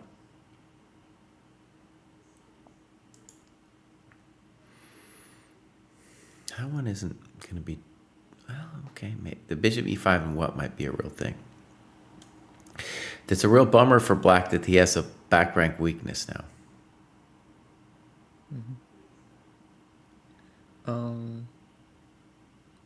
Is queen e7 a move, or you want to stay on h3? Yeah. E7's a move, though. Oh, but like if bishop takes d6 too. I'm guessing Oh. bishop e5. Okay, actually, that's it's kind of a fun line. So if queen e7, bishop takes d6, queen takes d6, queen takes f6, and then black has rook takes g2. No, but then it's welcome to the dojo, queen h8. Bummer. Yeah, bummer. Glad I had everything. Bishop e5, I'm a GM today. Nice. He plays knight f1 quickly. And the first question would be, why doesn't bishop h3 win? And maybe he's claiming on bishop h3 that he can take this guy like a madman. Maybe. Okay, knight f1, very testing move. If I get one more move with king h2, then I feel like I'm completely, well, I was going to say completely solidified, but hey, buddy, I'm down a pawn. So at the bare minimum, black can play knight c6 here and just continue with a very pleasant position. Yeah, super pleasant. Okay, let's look at somebody else. We're going to say Keimer at least clear advantage, probably winning. And Yeah. we got Anish with a small edge, and we haven't looked at Nordebek Senior in a long time. Dude, Matthias is looking like he's under control in this game. Someone's asking what was the IRL OTB evidence that Hans was cheating. As far as I know, I don't think there's any hard evidence. I think what people were looking at was mostly the games that he played on his way to becoming, let's say, 2700. So he played some games that were incredibly high level. Some would say very impressive, this kind of thing, just like a level that is kind of surprising. And then there's all these stories of him just like, not just cheating online, but as someone mentioned, like cheating in camps. I remember a story where he didn't exactly cheat, but he did something very unethical as a kid in an OTB tournament. What did he do? What did he do? So I'll tell you the story, okay? And look, it's nothing. He was a kid, right? So it doesn't mean anything. But it's just like a lot of people have these kinds of stories. But I remember he was at a tournament and like he had a dispute with his opponent where they had some time scramble and then something happened with like the clock was like broken, like it was like paused for no reason or something. And then Hans made a move like on the board as the clock was like, kind of weird. Like he made a move. He made his move basically. And then his move was a blunder. It hangs a fork. And then he tried to argue that because the clock was broken, his move shouldn't count. He doesn't have to make that move. And it was this whole this whole fiasco.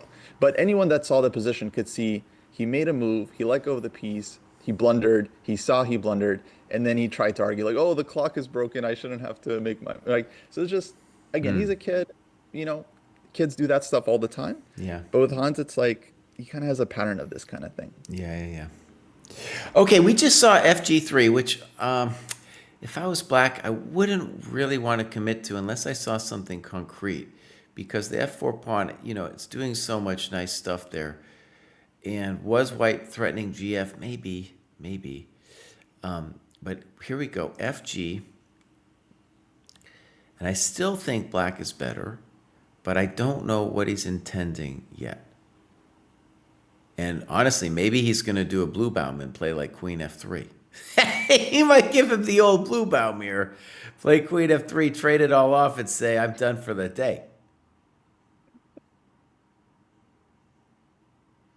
What's the word? Tauschmaschine? Tauschmaschine, yeah. He's German, so he knows that I think word. Blue Bomb knows it. He knows that word.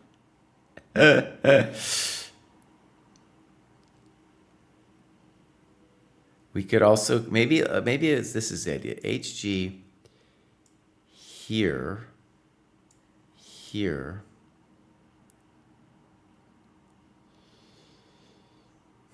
I don't know. This is not impressive to me. This is not impressive. So I don't know what his idea is, honestly.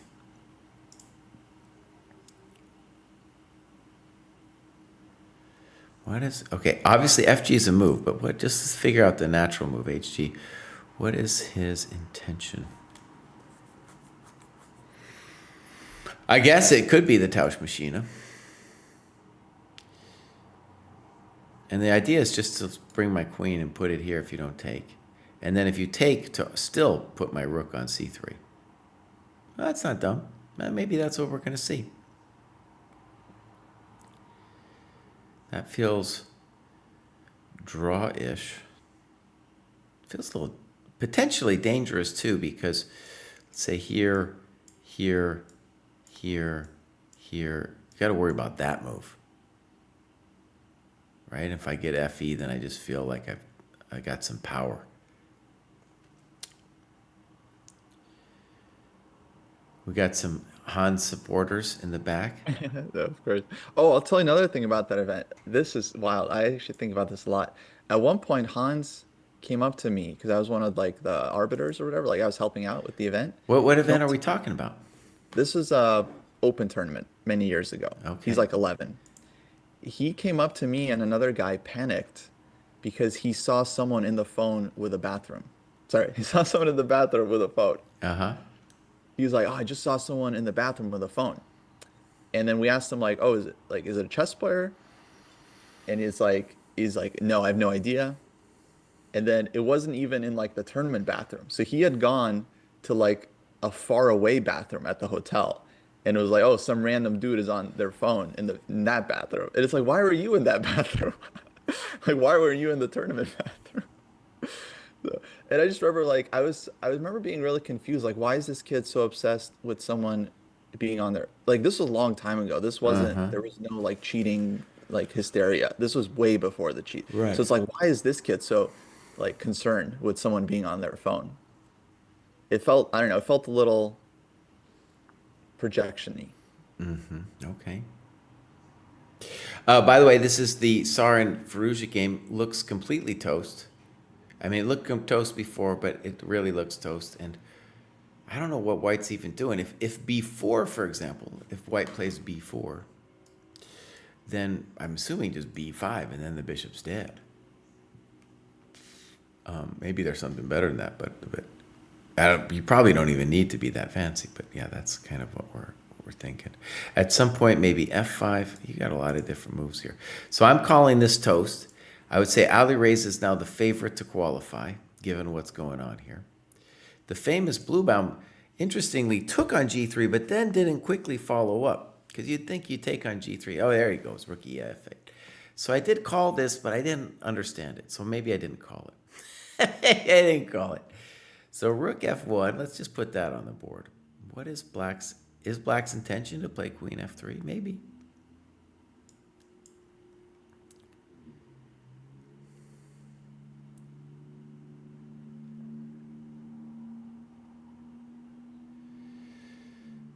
Also, maybe he has other fancy things here.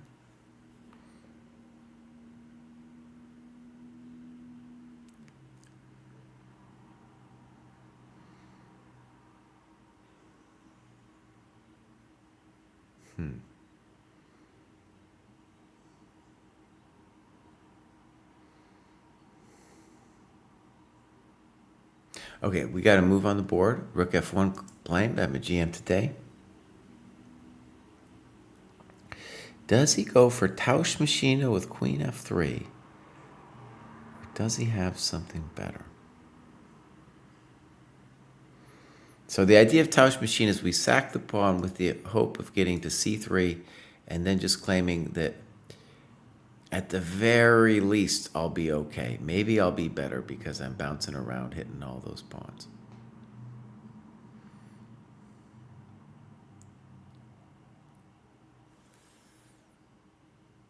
Let's see, we'll get a move here kind of quick.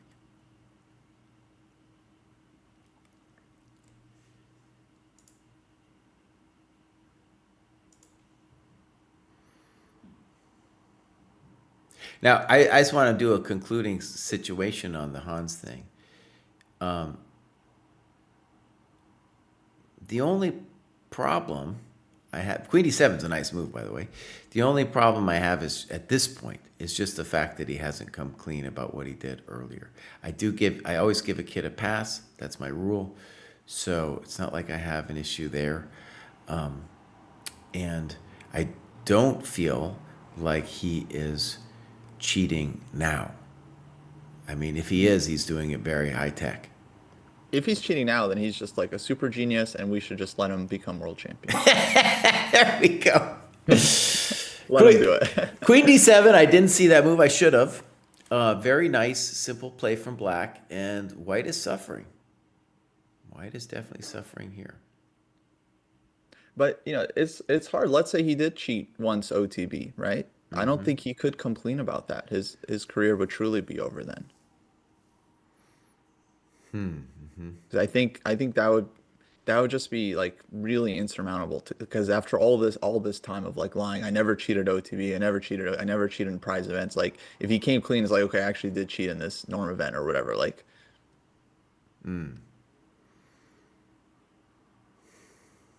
Yeah. What about cheating if he came clean cheating in a prize event? oh, I'm just saying like if he cheated OTB, No, I'm saying, that let's say it was let's say, I get what you're saying. I totally agree. What if he came clean about cheating in, like, let's say a Title Tuesday? online event, I mean, it wouldn't change my perception of him so much because I'm just assuming that's the case, right? But I think it would be a good step. But I don't know if it would help him at this point because it's like he's really been adamant that he never cheated in prize events. And okay, maybe like ignoring like maybe when he was 12 or something, he won $100. Ignoring that one, so like he's been very adamant that he hasn't done it in like Title Tuesday or like these events. So if he said all of a sudden, okay, yeah, actually I did, it just makes it really hard to believe anything else, right, for the rest of his life. So Far Eastern saying the closed accounts on Chess.com are his brother, Abdu's brother, and his teammate Sindarov. And I think you mentioned that earlier. Well, these are like just names like I've heard rumors about, but I don't have any, I don't know. Right. So we should say with the Chess.com, they don't, at least their policy previously to now was they don't publish. Their old policy was like, if you cheat, we are going to close your account after like a couple tries. Stuff. You even got some takebacks. Oh man, they was very lenient. But I think now it's a little bit more intense. But anyways, what we're saying is if it was with the old policy that those accounts were closed, we could guess that they were closed for cheating, but we wouldn't know. Right, Costa? Something like that? Yeah, we wouldn't know. I mean, it's also like you're not allowed to share your account. You're not allowed to like let someone else play for you. Like there's other things that are much less serious than engine cheating that could have gotten someone's account closed. Maybe one of them's like really racist to their opponents after every game. Like we don't know for sure. So it's like, but I would say that's the most likely thing. It's just you don't know. We gotta say the Sensei Eval wants to make a comeback, but today I kind of broke with Sensei tradition of focusing on one game. There's just so many great games at the moment, and so we really only do that if we can pin it down to one game. I just want to go through each of the games quickly, and then we're going to decide. Probably we're going to look at hands, but I just want to go. Sarin seems busted. Okay, Bluebaum looks better to me, but it's complicated. Keimer seems winning. Van Forest, it's right on the edge. It's still right on the edge. He might be okay, but if anybody's better there, it's going to be White. And then, of Questions course, for Noterbeck. we got the Mishra game. And, well, Kosi, this is a good momentito for us to think about it.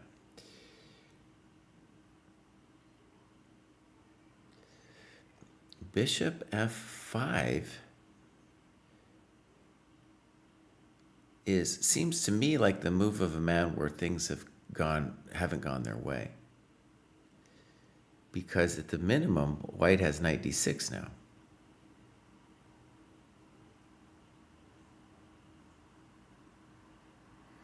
Yeah, Kostu, what are we doing here, buddy? Knight d6.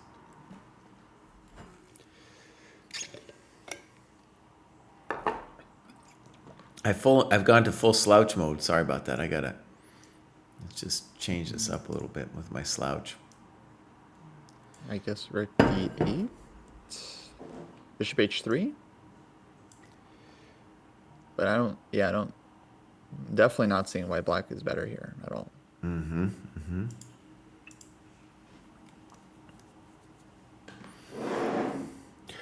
So yeah, we don't understand. Well, basically, Mishra lost the advantage. We're very clear that e4 was probably winning. Maybe at the beginning of the show tomorrow, I'll check the engine. Rook a1 was played instead of knight d6. Also challenging, because now on queen d7, hey, buddy, I'm just going to take your pawn. Now, that one isn't so simple, though, because queen d7, if you take the pawn on a6 directly, there's bishop e4 and queen g4. Yeah. An intention could be queen d7, knight f6. That's a thought. He thought for 15 minutes on rook a1, and Mishra definitely, things went wrong. And we're going to time pressure. We called it, too, ages ago that there's going to be some time pressure. I'm going to look at the body language of our two friends here. Yeah, Andy Woodward crushed Levon. Wow. Levon having terrible event. He lost yesterday too to Erdo. Now he loses to Andy Woodward. Oh boy, what a bloodbath.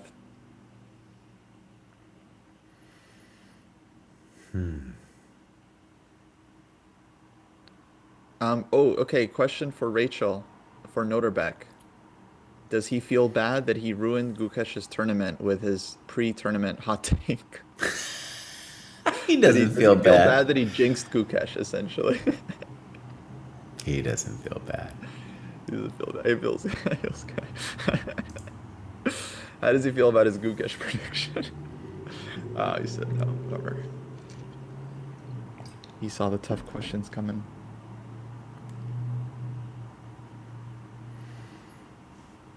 Yeah, big moment here. Dude, Neiman's turn from that nasty position he had to get this position. Oh, if I was him, I'd be celebrating. I'd be like, Yeah. God dang. Yeah. No, lucky stars. Celebrate good times. Come on. Yeah. Queen b3 played. Frisky.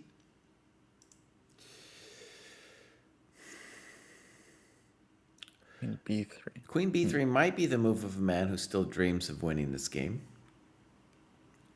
But on rook, let's just say rook a3. What are you doing, buddy? Rook a3. Yeah.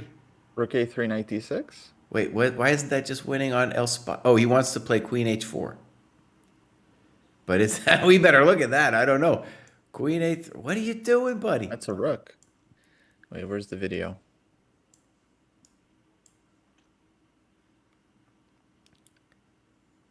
All right, do I have a draw on queen g3? I might have a draw on queen g3. Oh, really? Oh, shoot.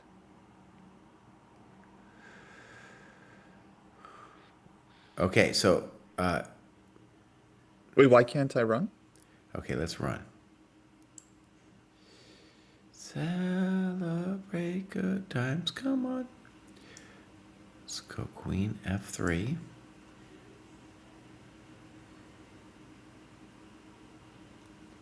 And then I run. All right, coach he's a running man. Now, I might. Oh man. On bishop g4, I'm concerned about e4. And queen h1, king e2, bishop g4. It seems like you're running away from me.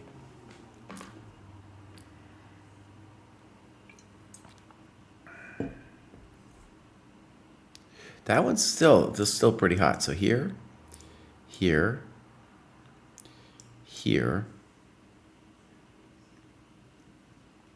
here, and now let's say you go to the C file, I don't know where, and then I pick up your knight. Then it's at least kind of hard to evaluate, right? You get the knight. Super double edge. No, I take black there. Yeah. So, by the way, this would be very hard to figure out. Oh my God, that's a deep and dark variation where it's Mishra who had such a nice position, who is like, just I guess you're just hunting for a draw here in this position.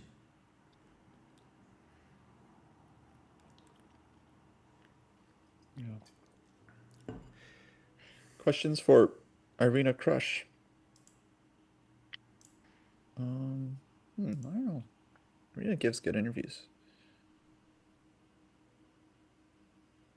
Actually, the other oh no. Oh, this seems forced. So queen g3, king f1. How's Irina's tournament even going?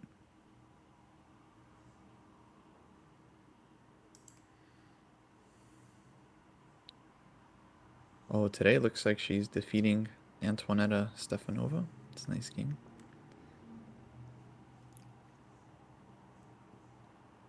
Nordebek's trying to put some juice on Bluebaum, so we should go there.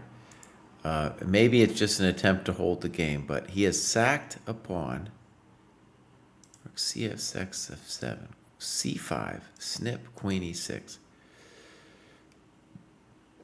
Rachel, maybe you could ask Irina what she thinks about some of the junior girls, because she played a couple of them in this tournament, like Maui Lu and a girl from Hungary, Zoka Gal, both super talented. Maybe she has some thoughts after, facing Alice Lee like 40 times in the last 2 years on the juniors. So if we imagine, the point of c5, by the way, is if you go queen e6 directly, I can just take your coconut and I'm holding this guy. So you sack it first and then play queen e6, and now we're threatening rook c7. So I believe in black. However, it's like definitely a case where we need to find something.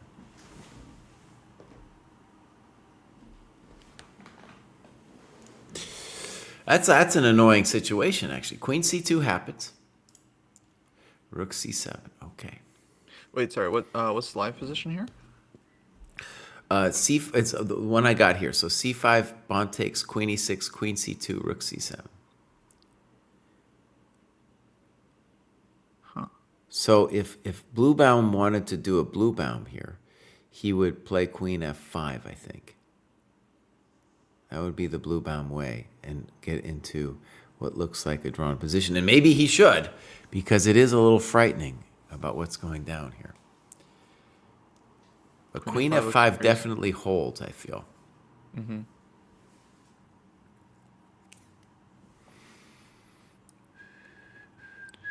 Yeah, I don't see any great way for white to Queen continue. f5 played. Bluebaum don't care.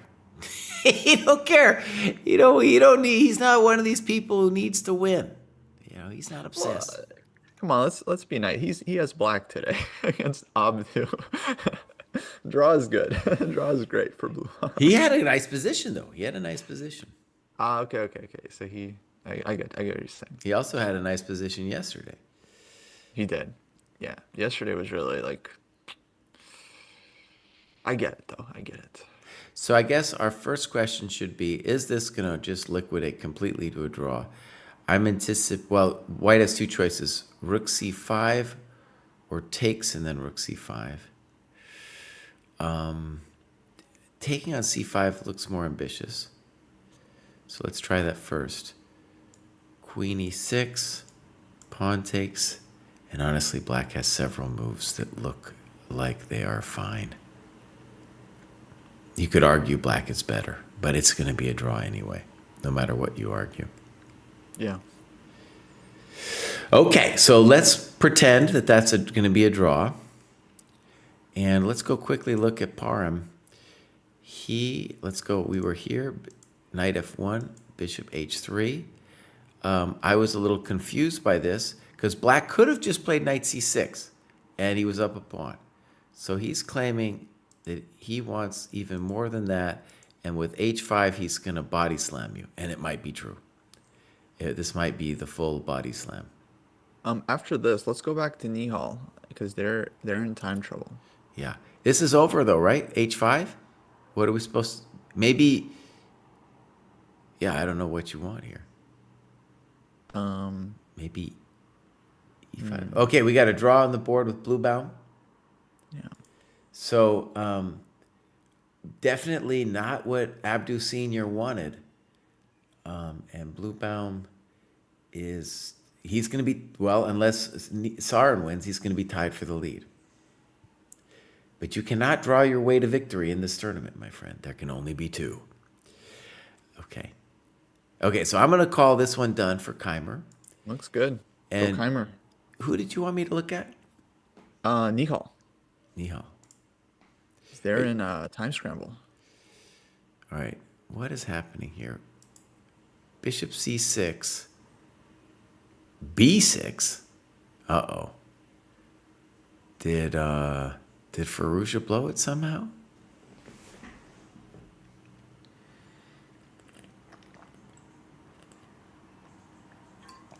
Well, I'm just going to say it looks to me like Firouzja blew it.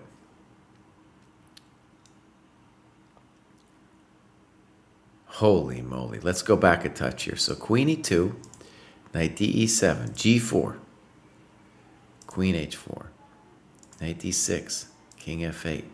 Now this one, by the way, we got to say at a minimum that it's like, this is a little spicy. And I think he might have missed this move, bishop c5. Because bishop c5 invites ideas like bishop f2 and maybe messing with the queen.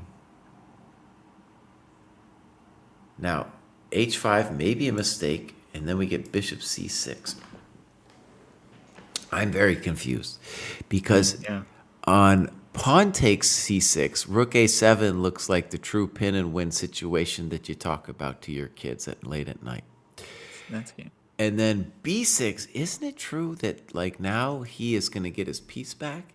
I mean, just like at a minimum, I just retreat bishop a3. Right. Just at a minimum. Oh, no. Firouzja, you had this game, buddy. I thought he did. Yeah, He did have it. And like, should have listened to Chump GM and played king d8 right here. We'll do a computer check tomorrow morning on this bad boy. But to me, it looked like king. And honestly, I still felt this was winning. But it's a little bit more frisky because, especially if you're going to put your king on f8 later, because of the big old pin situation that we got going here. Okay. So Yeah, HG, I think, from black. Bishop a3, HG. bishop a3, HG. Okay, that's at least an idea.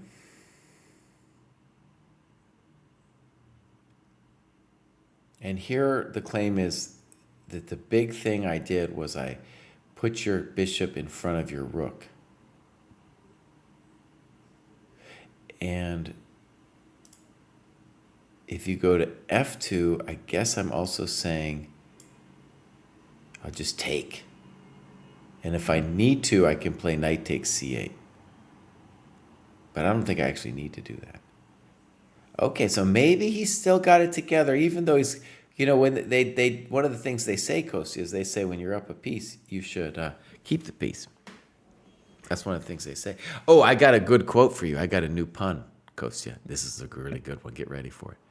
We were at the Dojo grad show, and we had a guy up a piece, and he was facing what looked like a fortress. To me, it seemed like the fortress should be breakable, and he just gave the guy a draw. And somebody in chat said, "Get ready for it, Kostya. You ready for it?" He said, "Give peace a chance." It's pretty good, buddy. It's pretty good. Timely. I think here, Ferruccia, you might want to give peace a chance here, bud. Now, the terrible thing is, I guess, the other, it's like just a true fact that White didn't even get any pawns for this. So we might, with this H5 thing, we might just say, oh, I'll just give it back. Yeah, total mess. It's all gonna come down to just some like crazy scrambles. I guess Ferrugia is still better. It's like an achievement that Ferrugia got his piece back, but I guess he is still better.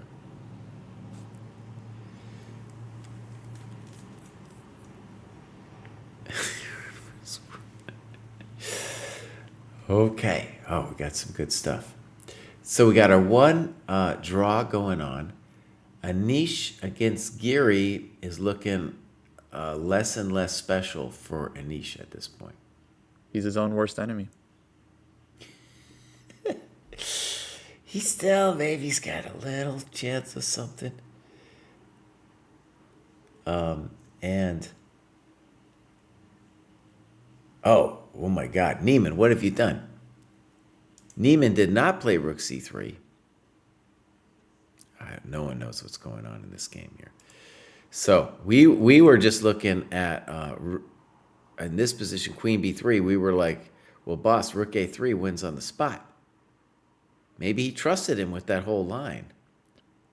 Yeah, didn't we find winning the exchange at least, or? Okay, maybe we did.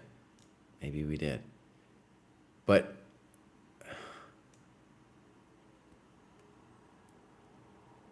okay. Some really spicy stuff. Now, Bishop D7.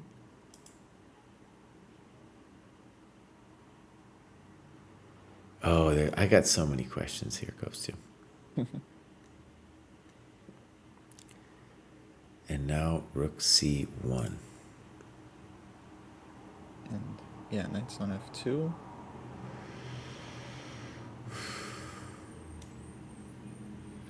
Hans, though, less than 3 minutes. Oh, yeah. And it's move 27. Oh, my God, yeah. And Nihal, they're on move 22. Jeez. Oh, yeah, okay, cry. Okay, I wish I had Bruce's ability to control his bladder here, because I don't want to move,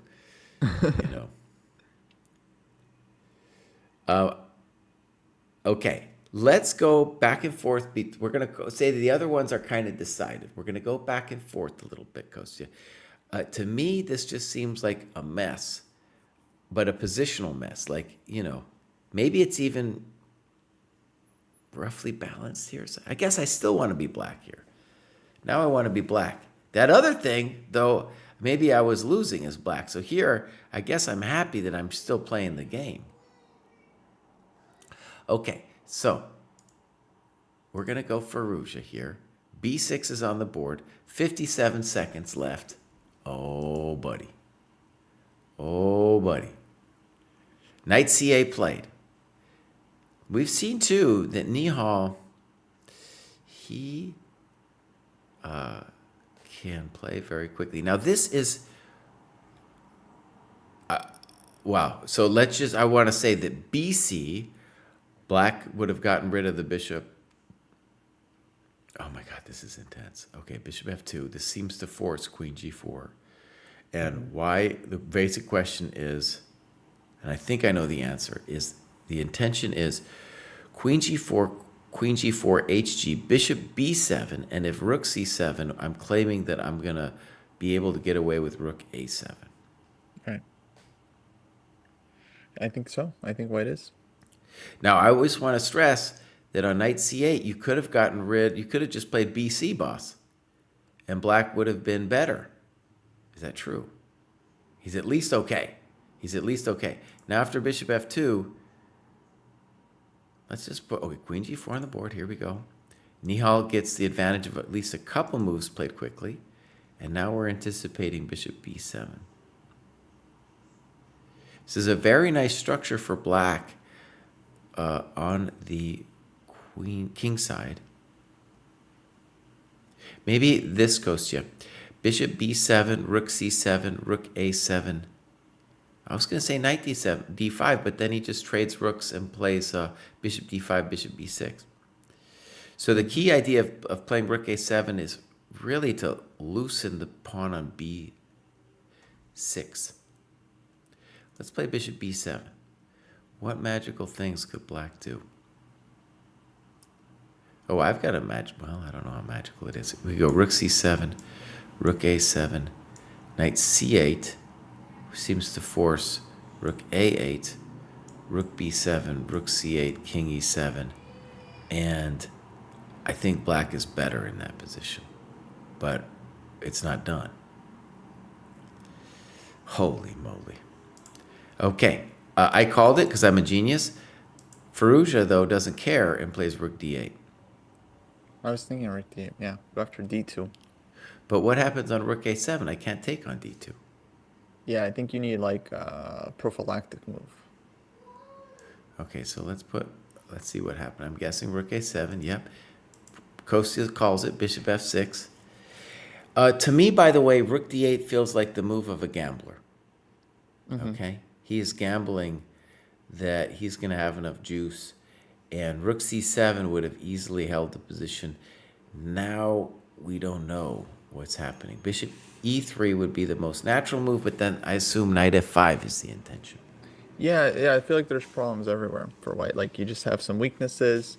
Like I was thinking if white goes d4, maybe black has like rook h3, and then let's say you go bishop g3, and then like, rook d7. Have some lemonade, thank you. Yeah, you can Not get so it, bud. much. No, I want you to get it. Okay, I'll get it in a little bit. Okay, Daddy. So let's say d4 is the big question mark, right? Because bishop e3, knight f5 looks good for him. Maybe Bishop you could, b6 is too crazy. maybe you could play rook d1. No, rook d1, just bishop takes c3. It's not that hard. Yeah. Okay.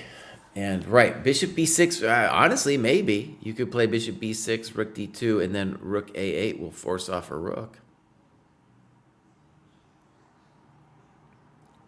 I think white's got to be so happy not to be just completely knocked out. Yeah, it's kind of a... And, like for Bluebaum, this is not a bad result for Sarin. All right, rook a2 played. And I'm just going to admit it, I didn't even think about rook a2. Good move. Oh, dude. Firouzja, buddy. he might have missed rook a2, bud. Uh-oh. I certainly missed rook a2. Basic question, Kostya. Who's better and why? Yes.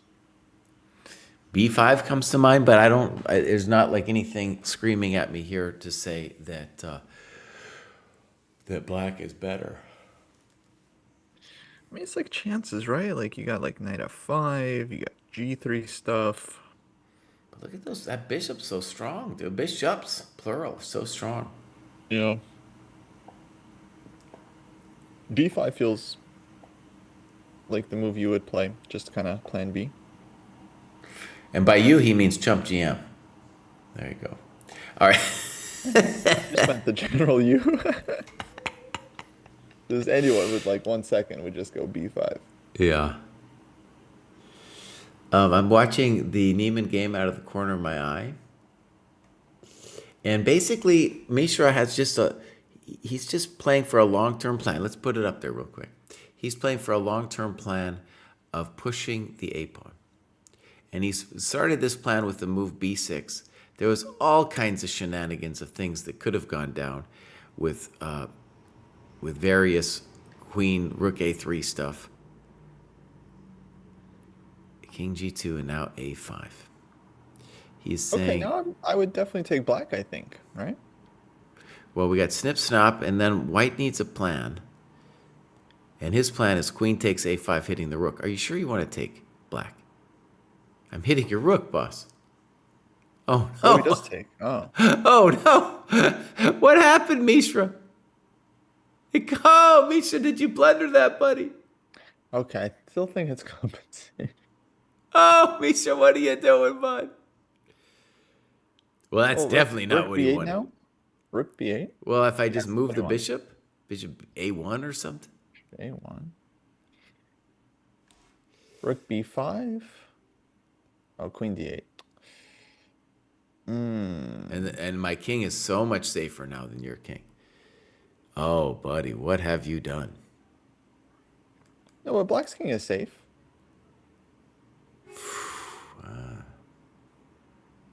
That's a big fatty pawn that he lost there. Wait, Mishra. but e3 is also hanging, no? Rook b8, bishop a1, queen takes e3. Okay, rook b8 played. Now, let's just stress we don't have to play bishop a1. We can also play bishop c3. Right.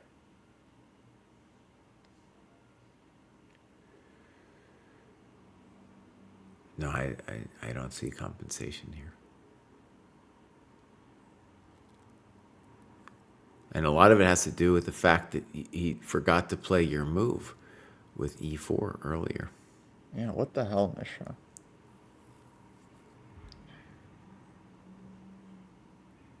Yeah. So, this is our little situation. Wait, this is funny. I'm seeing on YouTube Uh-huh. that Hans Niemann has a new video from 1 hour ago, and the title is Hans Niemann plays 3h4 versus youngest GM in history. So someone is posting a video on his channel while he's playing. 680 views, that's not a lot for an hour. Hans somehow hasn't been dominating the YouTube game like he once promised. It's interesting, actually, because he's got such a loyal following. I know, guys. What's going on? Why aren't Hans's videos getting more views? I want to say, too, like, the people who get views on YouTube just are never the people. If you just ask me intuitively, like, who would get the views? It's never the people I think would get the views. Yeah. Oh, Rachel says he has someone full-time just filming him. Wow. That would make sense. And I want to stress I think this is kind of a bummer situation here for Mishra because, like, well, what do? Maybe king h7 or something. But you play king h7, well, maybe queen c7, for example. I don't know. It's not so pleasant for a peasant. No, it really isn't. I'm going to guess Bishop king on h7. e7. I'm going to guess king h7. I don't know what else. That you're seems supposed to do. smart. Yeah. I like king h7.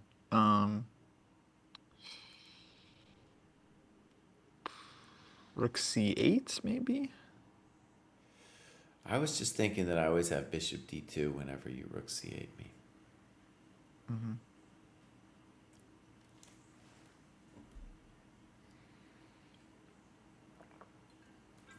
Oh yeah, Misha's going down on Mr. Clock. Oh, it's intense. Oh man. Oh buddy. My friends. He has a full 10 moves to make.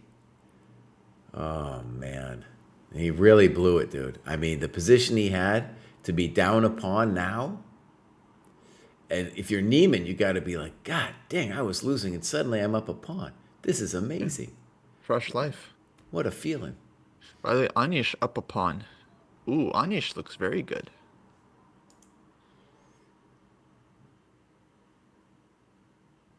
Vintage Anish right now. We might get some vintage Anish. Oh, and it was Prague against a wonder on board 6. Jeez Louise. So many games.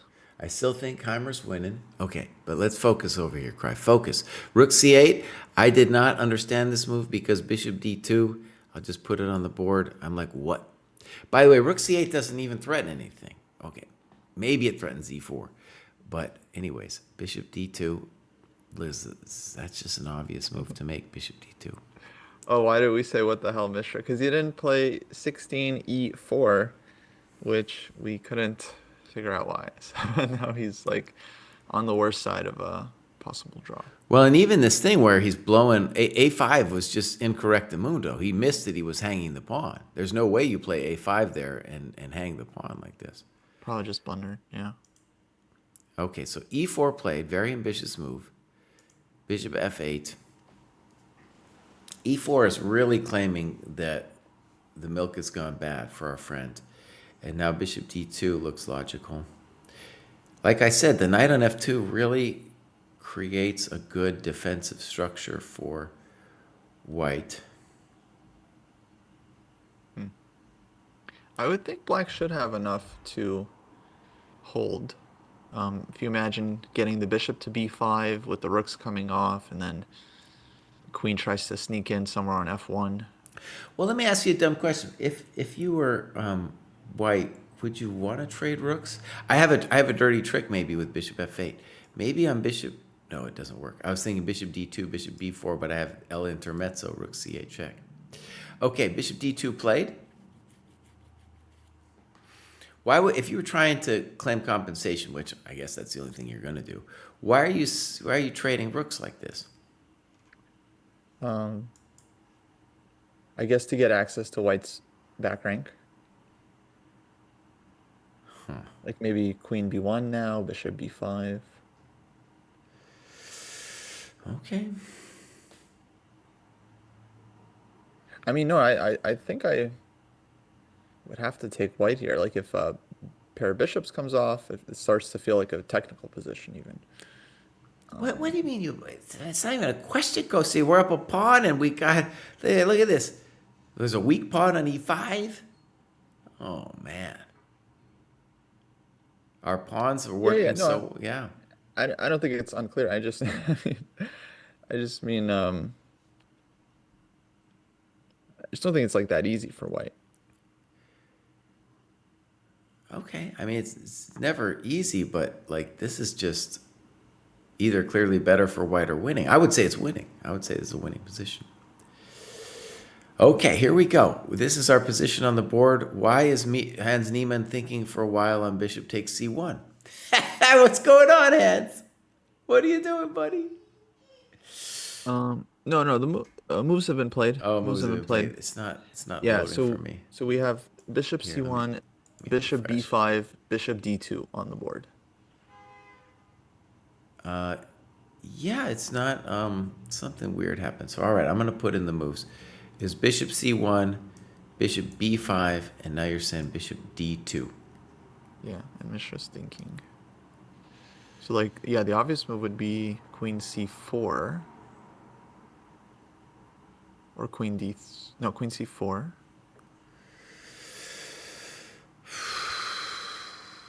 Well, you were right, Kosi, that this was the plan to try to get a little juice on the king. But queen c4, queen a1.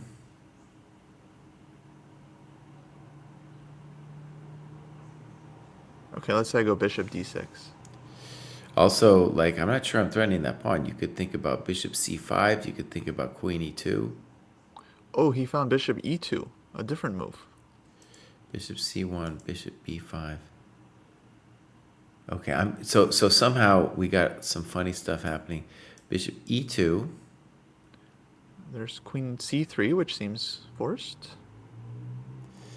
Yeah, Or bishop what's the idea here? But queen c3, challenging the queen seems very logical.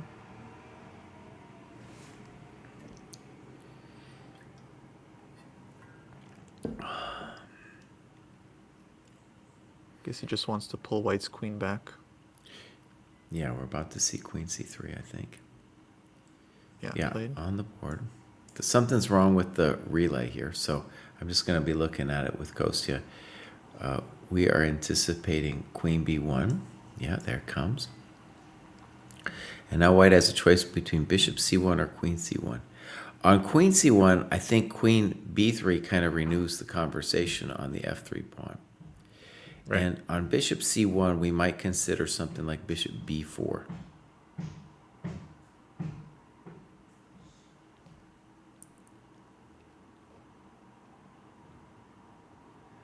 Definitely think. Yeah, folks, I would basically never trust the DGT clocks with a player running out of time. Pretty much never. Like, Right. it's like so many times we see someone on 0 and then they didn't flag. It's like, You can trust it though with looking at the stream. Kosi, I got a dumb question here too. So they start these games 15 minutes later, but we can all see, so with the idea that there's no hidden cheating going on, but we can anyone can see the live position on the board. So what's the point of starting 15 minutes later? well, the video's probably delayed too. No, but oh, idiot, cry. Idiot. Okay. Yeah, do not trust the DGT. I'm looking at this. They both have, Mishra has about 30 seconds and Neiman has 123. Keimer just grabbed the third pawn. So he's got rook and 3 pawns against 2 pieces. So his position feels completely winning. Like any endgame there is just over. And Tsar and Fallujah is full madness. Full madness. I don't even know which one to look at. Oh my god. I think let's look at Nihal. I think Mishra, no one's gonna lose that. Oh, I think someone could lose that. Here we go. Bishop f3. They almost made it to time pressure. Out of time pressure, rather. And rook e5, Lago. E5. Okay, bishop d4, rook g5 check. Trick of the season. Rook e5 is a little hard to meet. Uh-oh. I have a feeling you might have missed that one. Perugia's taking this. His pawns and pieces are so strong. Oh, I think bishop f3 was a bad move. Nihal. Nihal, where you at? Bishop d2, okay. And so the obvious thing we're going to say is black has 2 ways to capture on c5. Both of them look, I guess I want to call it a winning position. Bishop d2 played with 2 seconds. Yeah, I mean, looks great for black. I take with the rook. Yeah, I think rook c5 is more intuitive. That's what he does on a GM today. This looks awful. And so the bummer, my friends, is that black's 3 pawns are very hard to get counterplay against them. There's bishop d4 stuff going on. Check to the miserable king. And the b pawn is more of a weakness than anything else. All right, so king h1 gets out of the way of any kind of bishop d4 stuff. So that's just a smart time pressure thing. Nihal's only got... There's like rook h8 is another idea. And like bishop e5.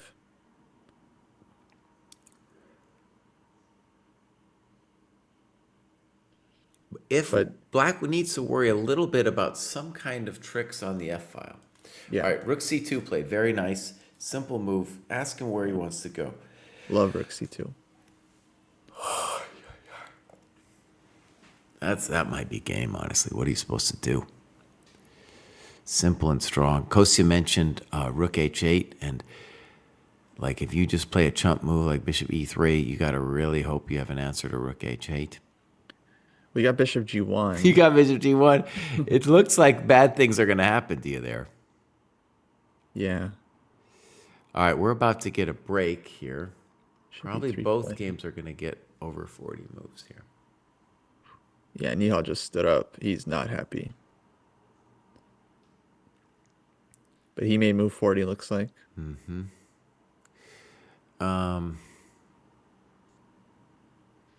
Let's see. Did he play bullet today? Just curious.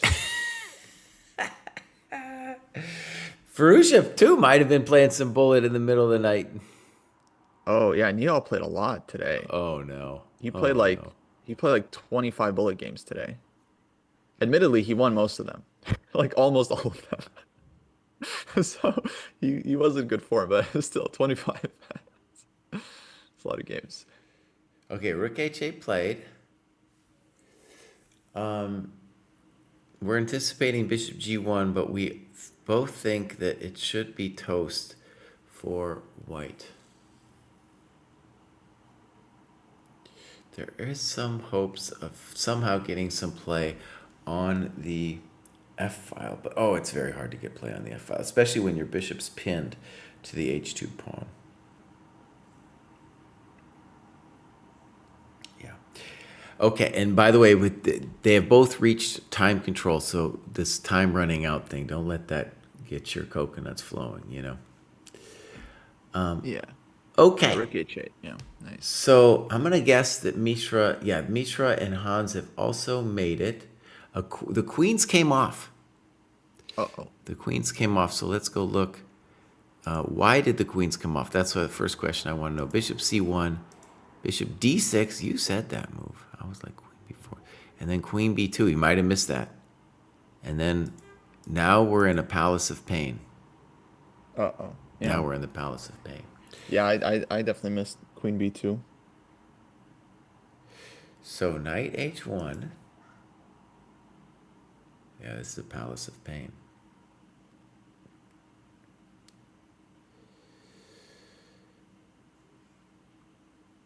Alireza also a big blitz and bullet guy, but I think he learned his lesson. I don't think he plays during tournaments anymore.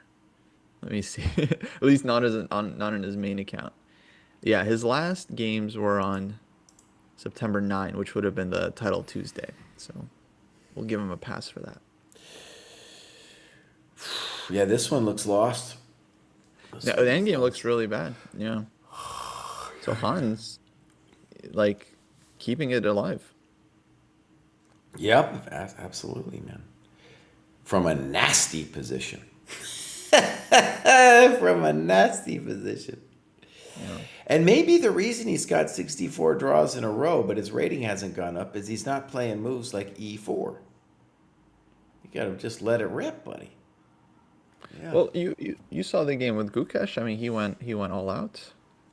So clearly he's capable, but yeah, I don't know. All right, Kostya, I need to take a little bit of a Jesse break here. Yeah. Is there a game you'd like me to leave it on?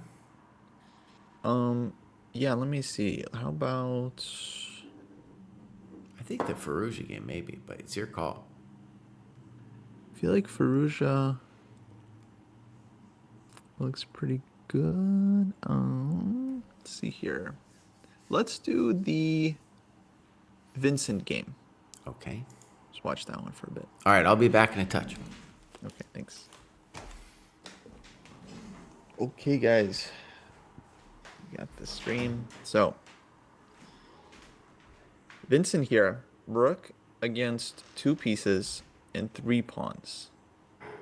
And White's king is open. So I was thinking that this is really, really bad for Param because, yeah, he's going to counterplay. If the queens come off, then that's a winning endgame. Rook and 3. It's 9 and bishop. But you still need, like, really precise technique here as black, I would say. Or at least you have to be extremely careful not to blow it. But yeah, no, Param, great fighter. Great fighter. Yeah,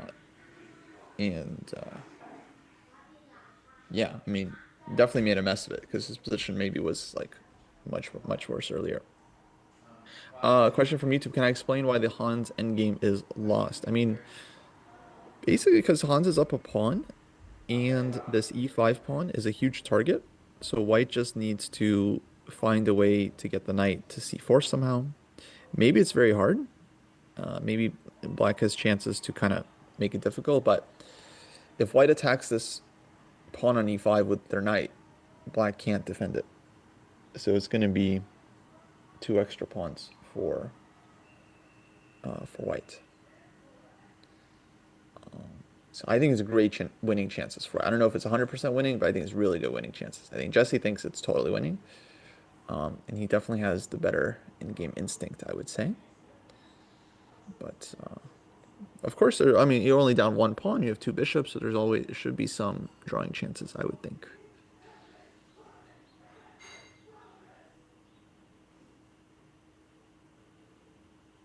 Did Mishra blunder with a5? I think that's very possible. He was in time trouble. What he might have blundered is that when black plays queen takes a5, he's hitting the rook on d8, and so he doesn't have time to take the bishop on b2. I can imagine myself blundering that. I don't know if that's exactly what Mishra missed, but it doesn't seem like... we didn't spend too long in that position, but yeah, it definitely didn't seem like he had to give the a-pawn at all. So that might have just been a straight blunder. Who am I backing for the top two finishers now? Um, I mean, I don't know who I think has the best chances. I know very clearly who I want to make it in.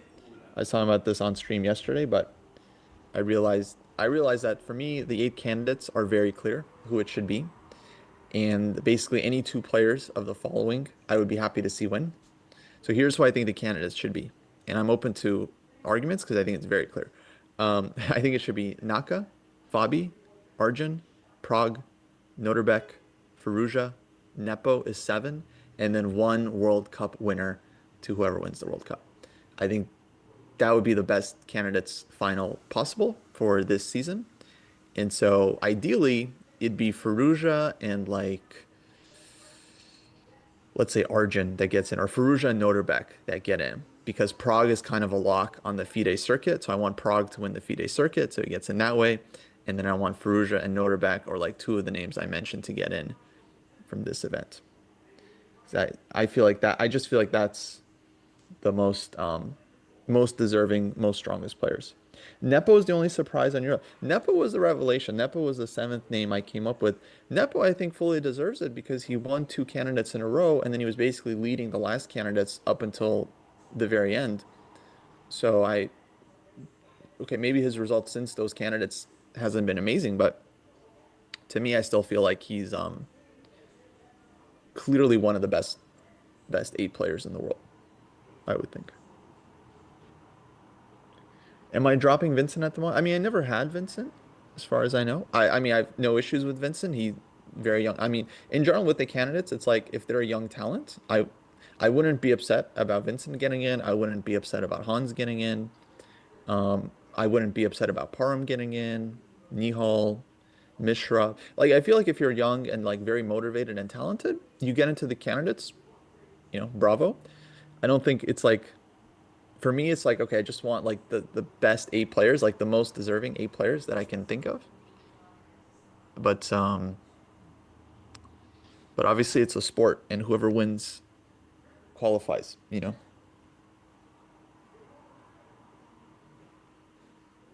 Nihal have some drawing chances? I think very minimal. To me, Firouzja's position looks great. He's up a pawn and he's got the compensation. And if he wins White's B pawn, then that's just like truly resignable endgame. So Nihal basically just has he's got blunder chances, but practically I think it's really, really tough. Really tough. Questions for Arjun, guys?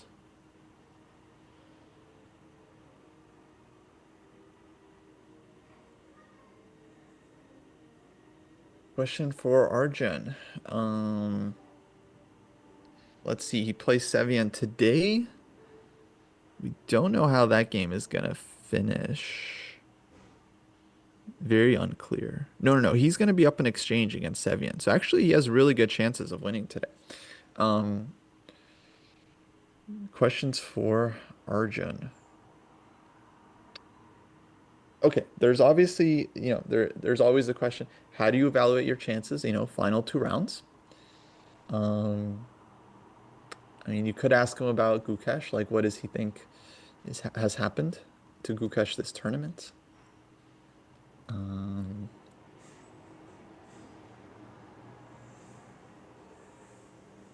Chat, other questions for Arjun?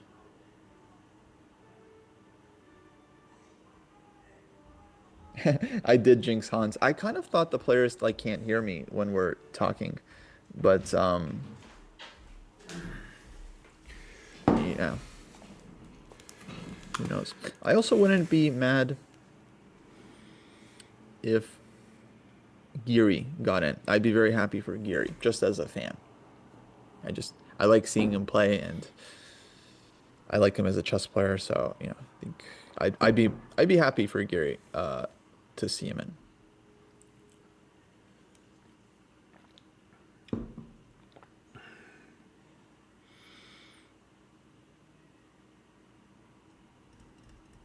Yeah, so let's think about this. I'm going to go ahead and say Hans is winning this game. It's going to last a while longer still. I'm going to say Hans is going to win this bad boy.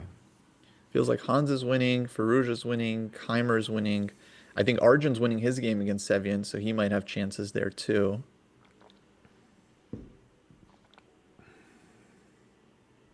And Geary winning. So it's like, yeah, multiple decisive results today.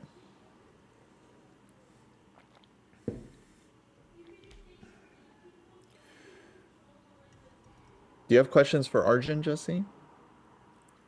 For Arjun. Arjun Erigaisi.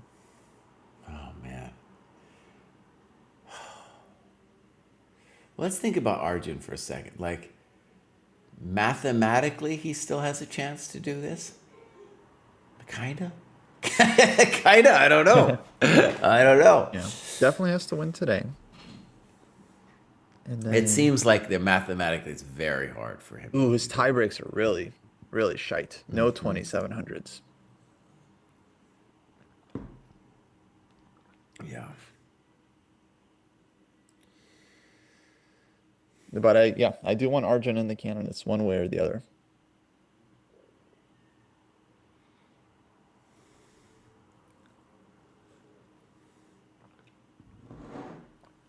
Yeah, and I guess intuition is that Anisha's position has to be winning.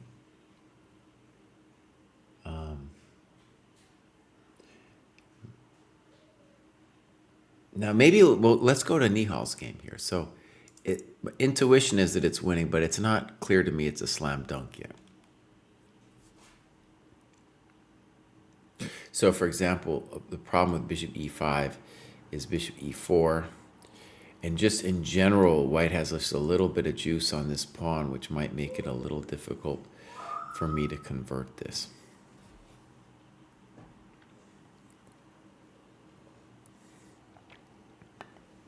I'm certain that Black has several moves to play. Here's a way it could go bad here. Actually, it would be fine. So here, maybe we just take it. Say what?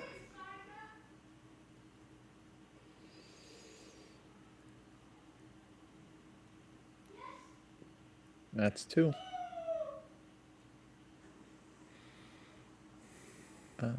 Rook F3. Yeah, there's still things like Bishop D4 you got to calculate, and maybe some kind of Rook F3. Rook F3, I'm assuming I have Knight C1, but... Yeah. So, let's just say Rook B2 would just be a chump GM move. Farouj, it's not necessarily going for the kill in the way that I expect Farouj to do it. You know, he would love to really tickle this pawn to death.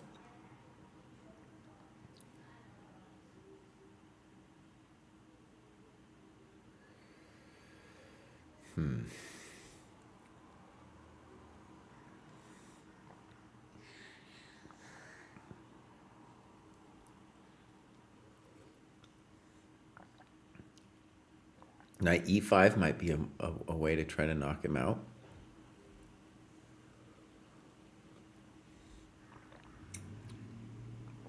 Yeah, Knight E5 looks like a good move. Yeah, I like 95. Yeah. So many moves.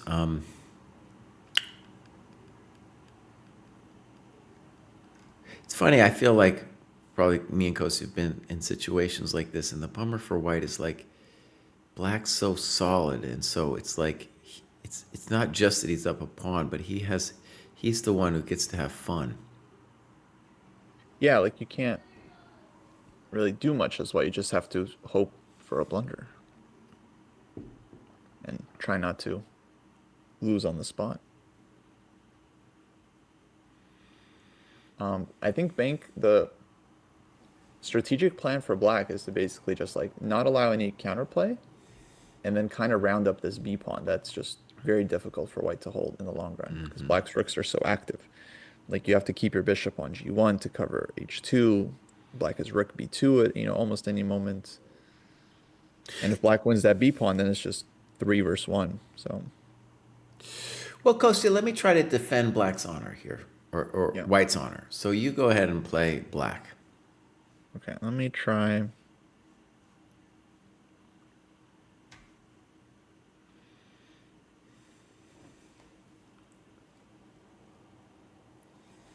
Okay, I'll go 95. Start with that. I'm going to assume the position with bishop d1. Bishop d1. Okay, so I'll go rook b2. Right, Kostya has zero fear about some kind of lineup on the long diagonal.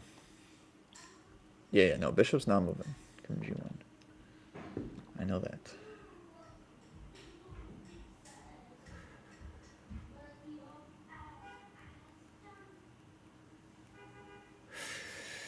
Yeah, it's very unpleasant. I mean, what is white supposed to do? What is white supposed to do? Yeah, I don't. It's just, it feels terrible. Well, you can sit rook b7. I'm not sure what my next move is either. Okay, for the sake of argument, let's play rook b7 then.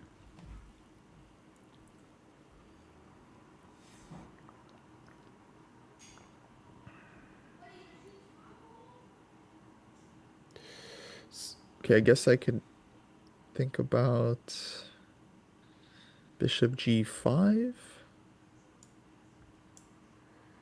Look at Kostya's not afraid of this bishop d4 at all. Look at him.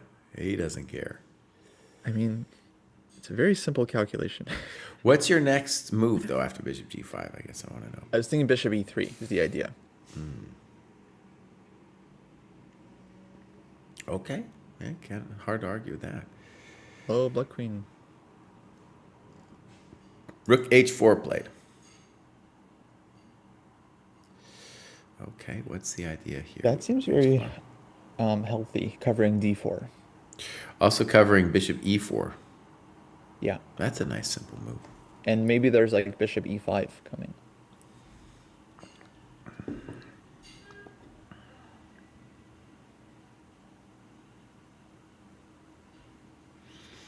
Yeah, we've got to be careful because of bishop d1 stuff, but at some point, yeah. Rook h4 is also just the kind of move which is just can lead to despair because, like, oh, what am I doing? It's a nice move, yeah.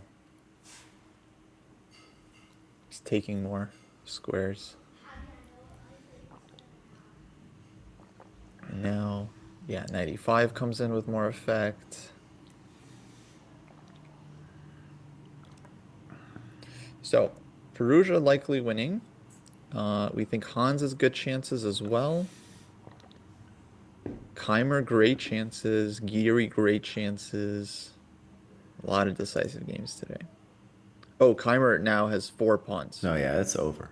Parham is I've called that over for a while. yeah. I haven't called Geary completely over, but my intuition is it's got to be completely over. And Hans, I'm calling completely over. Now, Parham is threatening mate in one move, which might force Vincent to give up one of his pawns, but that would come at the cost of the queens, and so that would be rook and 3 pawns against white's 2 minors. Maybe it's not completely over, but No, it should be that's losing. over. I would say keep the queens on even after queen d4. Because, this is so bad. The 2 pawns, or 3, I mean, it's 3, but even 2 would be really hard to hold. 3, oh my God, what are we doing? And that white king has such a hard time now. He's cut in that. So you just like, you give the f pawn there as black and then just run with the queen side? I mean, if he wants to spend 1,000 tempi trying to take my f pawn, he can have it. But yeah. Then once you go after my f pawn, your king is cut. You need to bring your king back before you go after my f pawn. So yeah, Keimer winning. Geary also looks totally winning. That one I can imagine tricks. Tricks, yeah, for sure. So, for example, Well, it's knight a, f7 played. I don't know. Are you on that position? yeah, we can bring that up. The one hope of the defender there is that if we trade off all of the pawns on the king side and sacrifice our knight, the A pawn is on the wrong color. So if you just imagine like all of this going away on the king side, everything traded off, and as Yeah. long as our king makes it back to A8, we're drawing that. Which is not a given. You would still need to get back in time. You still need to get back. But Here for Geary, I like bishop c7, yeah, cutting the knight.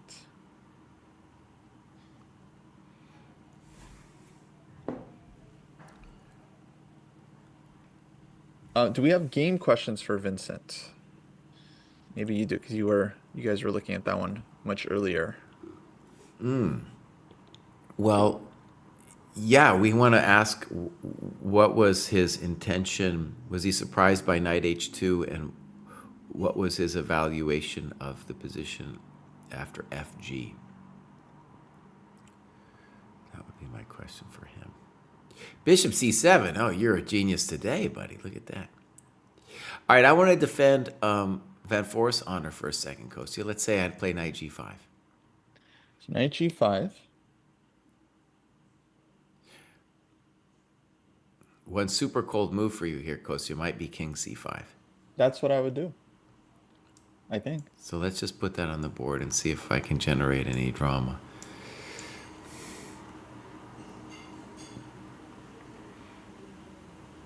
Oh, that looks game. Yeah, it wasn't necessary. There's h4, but yeah. This is the concept. Bishop versus knight, and knight is really bad. Yep, once I win that coconut, it's really bad. And you notice knight c3 here, here, here. I still haven't done anything. I'm still getting wasted. I guess you could dream. There's a defensive dream here. If I lock him, if I give him what my daughter does to her little brother, if I give him the body lock, that might be the body lock right there. But It's generally winning here. It's generally winning. Yeah, because I could waste a tempo, you got to move it, then I get out of there. Yeah. But anyways, I'm just trying to say dreams. Yeah, bishop c7, nice move.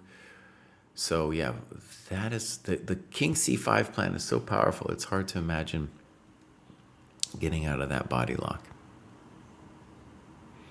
Maybe you got to try. The question for Vincent would be if he's thinking about the tiebreak situation at all, because his tiebreaks aren't very good. And so is he gonna go all out the last couple of rounds? Let me try to defend his honor again.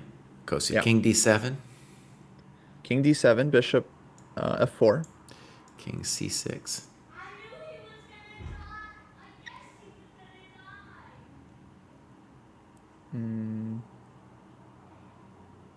Maybe h4. Okay. Let's say I assume the position here, h5. h5, okay.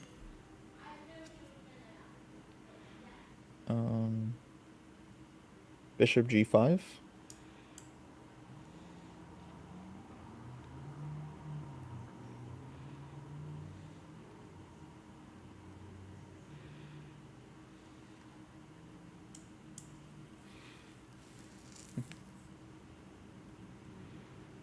Oh, knight d6. Sorry, I should have said something. Yeah, king e5.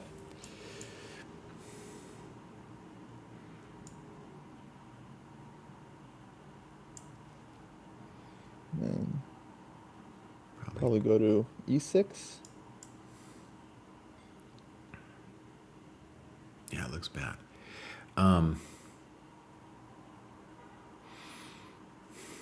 it looks really bad. Okay, good. Something like that. Notice, everybody, I could play like a5 intending knight b2, but it's very hard to win the a pawn without losing losing my A pawn because he's always got bishop d8 stuff happening. And then once this bad boy starts flowing, the bishop can also sacrifice itself. It's harder. The bishop's a long range piece, and we got an extra pawn. So Yeah, it's like E pawn is super strong. yeah, it looks completely Even done. without it, you would probably take white. Okay, Nihal found a creative move. Maybe Firouzja missed this. Rook a4. Oh, that's a good move. Simple move. I'd say, do you want to give me the a pawn? Oh, that's good. Oh yeah, you were right. Parham kept the queens on, so now he's just down 4 pawns. Yeah, just because it's so clear you're going to lose that position. Yeah. Yeah. Dang. Poor guy. Next time, Parham. 2028. That's your year. All right, so the advantage here for black, well, there's a lot of disadvantages, but the point is now that without the rook messing with us on the on the 7th rank, there's no more drama on f7. And a simple question is, are we just winning the pawn? You would think that bishop c6 is the first question. Right. But yeah, played.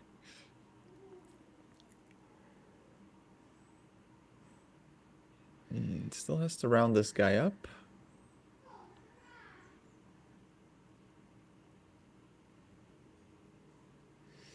Yeah, he still has to round him up. Well, let's say maybe he doesn't have to round him up, but it would be very nice to round him up. Maybe knight b2. Maybe. Knight b2 makes me nervous, though, with rook f2. So rook f2, then I want rook a1. Okay, maybe that's even what he's intending. But he has to, yeah, he needs a precise way here.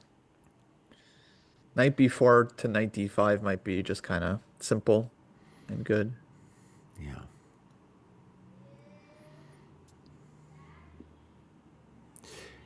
And it's a little bit more complicated for black, but instead of just, you could also just say, well, that pawn's not going anywhere. And I could start playing like g5 and f5. That was maybe what the computer would do. All right, bishop e5 played. Just tying him down to the h2 square. Yeah, also nice. That's simple and strong. We're not even in a rush. We're like, what? What do you want? And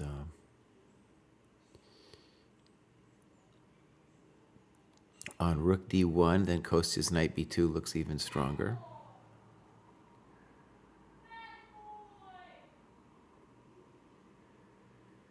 It's important to point out that in terms of the knight trade, we can't trade the knight for the dark square bishop. That's the one thing we don't want. Even that might be winning. Even that's still good, Even right? that might be good. You're Yeah. gonna lose this h pawn, and Yeah. And by the way, part of the bishop e5 idea is that if you play bishop e8, I'm just going to play f5, buddy, and I'm going to start my little juggernaut. It's very simple. F5, king f6, maybe play g5, g4. Welcome to the dojo. So that's what I mean by saying he doesn't have to win the pawn on a4. It's very psychologically comforting to win that pawn, but he doesn't have to do it. Yeah, it's not going anywhere, and you can't get bishop b6 in without losing h2, which should, Right.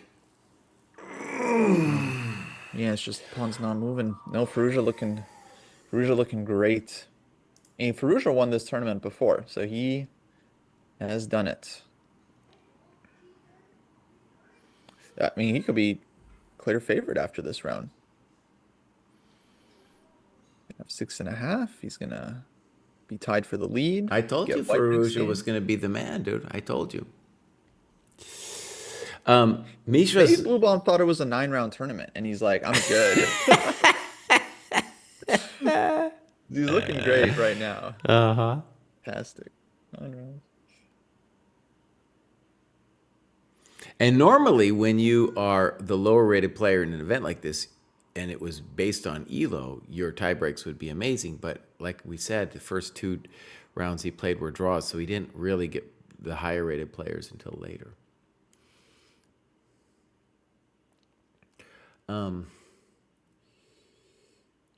Yeah, and so this looks, I guess, who would you rather be here, bud? Would you rather be Fallujah, or would you rather have Neiman's position? Which of those positions would you rather have as the better side? I would say Fallujah for sure. For Neiman, I still have questions about how he's going to convert. I believe it's winning, but for example, if I'm black, I would put the bishop on b5 and like the king maybe on d8 or something. Because like with the bishop on b, okay, he just took on f1. Well, I guess eventually white was probably going to be able to force the trade into this same color bishop endgame. But the same color bishop endgame I did think is still good for white because he can bring his king to g3, bishop to d2, and then organize f4 and just slowly. Like I don't. Yeah, I think. I mean, maybe it's still not so easy to win, right? Like black put his king on d7 and then just kind of sit and hold. Okay, and what we'll mention is the dream for black there is someday when you go for it, white, I will play bishop c5 to f2 and tickle your coconut. Yeah, to me, Hansa's task seems much harder than Fallujah's. I feel like Hans's task is simpler because this is like, to me, pure massage all day long. I have so many different ways to look to punish you. At any point, I can play f4, de, and then king f3. I can then follow that up with e5. Right. Goodbye. Yeah, f4, e5. Yeah. Yeah. Now, there's, he has to be a little careful. It could just be mathematical. I think it might be mathematical. This one, it's a little bit more of a chaotic position. Like here, if I was like, oh, I could blunder this somehow. I could screw it up somehow. Yeah, for sure.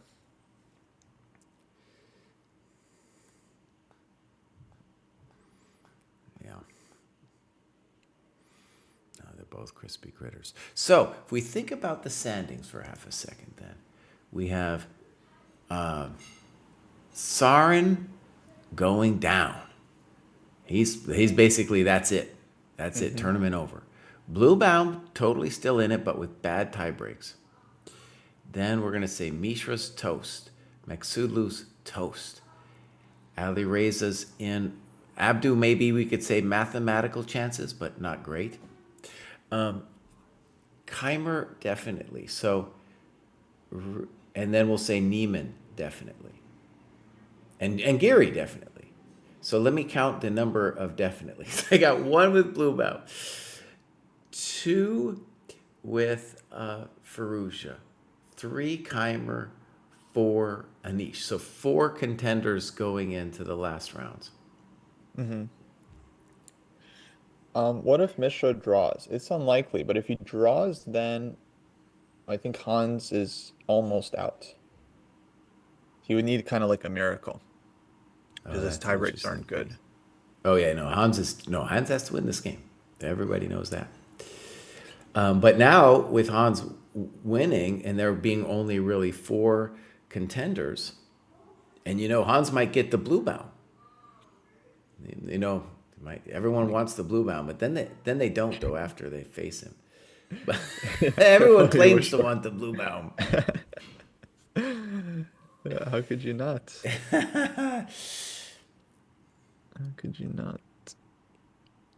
And Ali Reza's tie breaks are looking pretty good. But if Hans plays him next round, he gets blue bomb with black, and it's like you don't want blue bomb with black. You want Parham with black. You don't want to play blue bomb with black. Also, Ali Reza, we should say, he's gonna get white, and I'm pretty sure he's going to have the best tie breaks, maybe even by far, in that group of 4 players. because I don't think Blue Bomb's tie breaks are good. And then everybody else is toast. Like Misha had great tie breaks, Matsulu had great tie breaks. They're done. Goodbye. Yeah. Yeah, no, Ferrugia looking great, but he'll have what? He'll have tough pairing next round. He could be white against Arjun potentially. Well, maybe not. No, he probably plays one of the 6.5s. So he would play maybe Geary with white. I've given up in my life of trying to predict the way pairings go. I always get it wrong. I just find it fun. I'm like, ooh, what could the matchup be? Yeah. There's also really weird pairing rules where I guess it's a new FIDE rule where you can't be paired up twice or something, which is a new Right. thing. And by paired up, it's not necessarily like paired up to a higher rated player, but you could be paired up into the next score group ahead of you. So it's that one. If you tried to predict pairings using that, you would have to be doing a lot of like, let's call it advanced math. That's tough.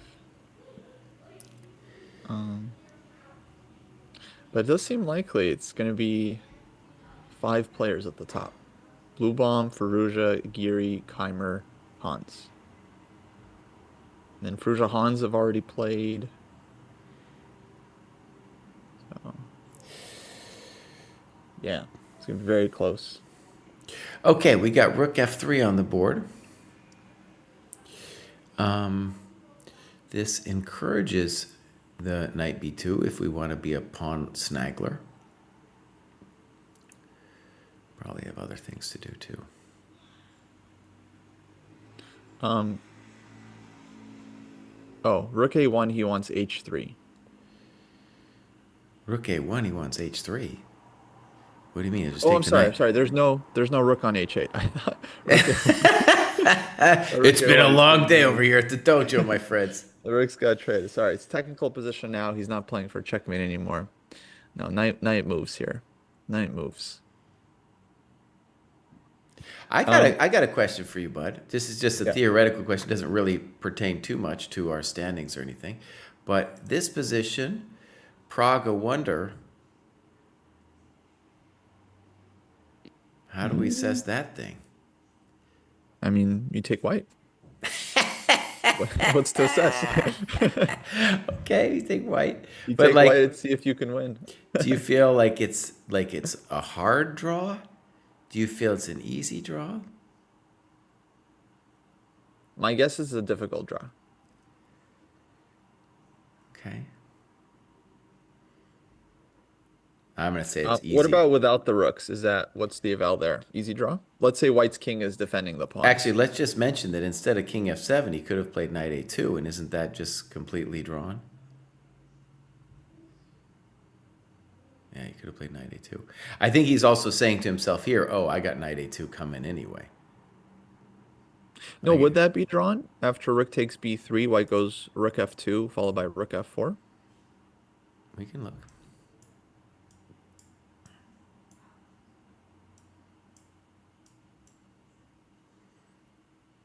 Yeah, oh, let's just go boom, boom, boom, boom, boom, boom. Miracle. Look at that.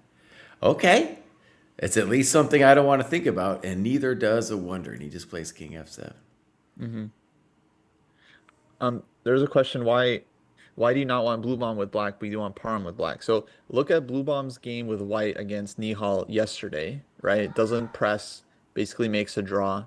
Would have beaten Nihal if Nihal tried to push too hard. And then look at Parham's game with white against Vincent today. Like very sharp, goes all out for the win, gives Vincent chances and loses. Basically, if you're playing with black in an open tournament, you want someone that's gonna give you chances, like take the fight to you. Blue Bomb is like a very technical player where he tries to kind of play for two results, where he doesn't give you a lot of chances to win. So it's much harder to outplay someone like that versus someone like Parham basically gives chances almost every game. All right, Kosi, I got a basic question here. Is knight f4 pushing the limits? So it's inviting bishop d4, which I told everybody they shouldn't have allowed. So let's go here, here. Just rook h2. No, that's a good move. Okay, good move, Kostia. Boom. Welcome to the dojo. Yeah. Good. Okay, Kostia, in this final moments, I had something from this morning I wanted to share with you, bud. Oh, okay. All right, so round 8. And now, I was looking at this Fallujah thing. And I'm not going to turn on the engine because I turned on the engine. I just want to see if I can do it justice without the engine on. Okay, so we had this position. Queen d4, bishop f6, queen f4, rook f7. Okay, here we go. So h5 was played. And we were, of course, considering d4. And we were concerned, I'm sure they were too, about c5. Okay, bear with me a second. Bear with me a second to see if I could get this straight. The computer wanted h5 here. All right, let me just see if I can get it. I might not be able to get it, but it's going to go like this. g5, queen f3, bishop d4. Just give me a second, please. And then rook a6. We didn't think about that. And then also, oh my God. And also like c4. Wait. But rook a6, what was the mate? Well, I'm threatening h6 mate. But I take the queen. Uh-oh, I might have blundered. Okay, it's the right idea. Maybe I got the wrong move order. Oh, boss, I got it. Wait, it's like bishop d5. Hold on, let's see if I can. I hopefully I get this right. It was so many magical variations. This one is also not right. Hold on. See, this is what I mean. It was so hard, and the computer was doing such amazing things. So hold on just a second here.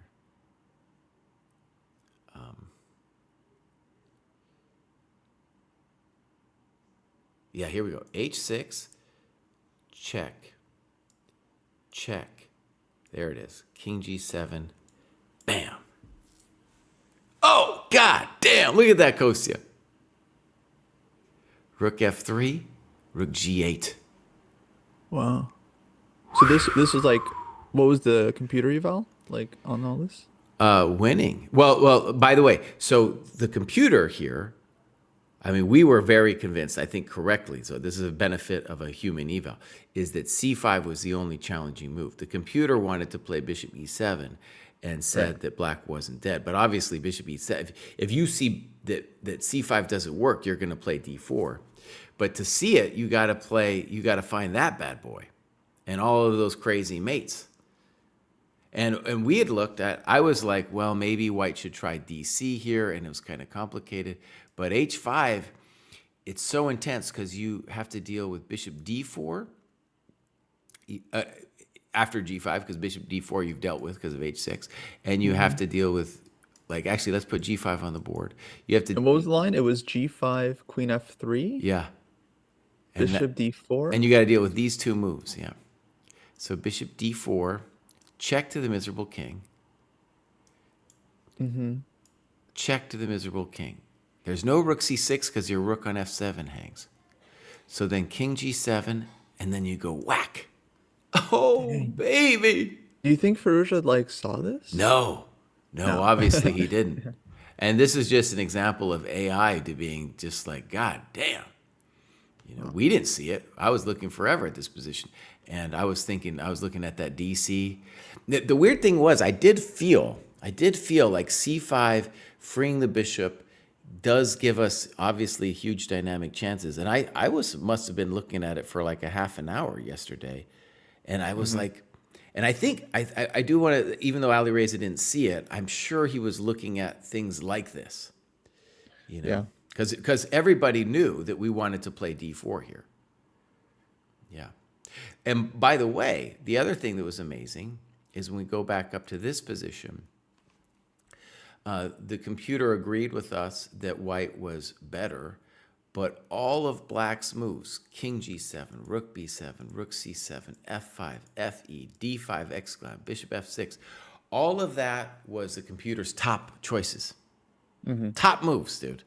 And that took, I was like surprised because, you know, if you're just watching it, you're like king g7, f5, and you're like, okay, maybe, maybe, but I don't know. You know, So Hans defended well. Hans defended well. And yeah, to win that position with that AI variation, I don't know. That's a next level thing. All right, going back to the current round. And we got our f5 on the board. That's kind of what I predicted. I'm a GM today. Yeah. I'm gonna stand up for a sec. Yeah, go ahead. We might actually have to end, or I might have to end the stream kind of soon. I have life events happening. But this is looking amazing. What kind of our general predictions are holding true, right? Where Sarin crushed, Maksudlu crushed, Forrest crushed, Mishra crushed. So 4 games, 4 big games decided. And honestly, I felt Bluebaum was again better in this game and didn't go for it in the way he should have. Yeah. This one, in terms of volatility, I guess, you know, this is over, but it's still like I can imagine white finding some tricky stuff to draw. That's why I guess I'm focusing on here. Maybe Maksudlu could find some tricky stuff. Let's go Maksudlu for a second. So let's see. Where are we? Here we are.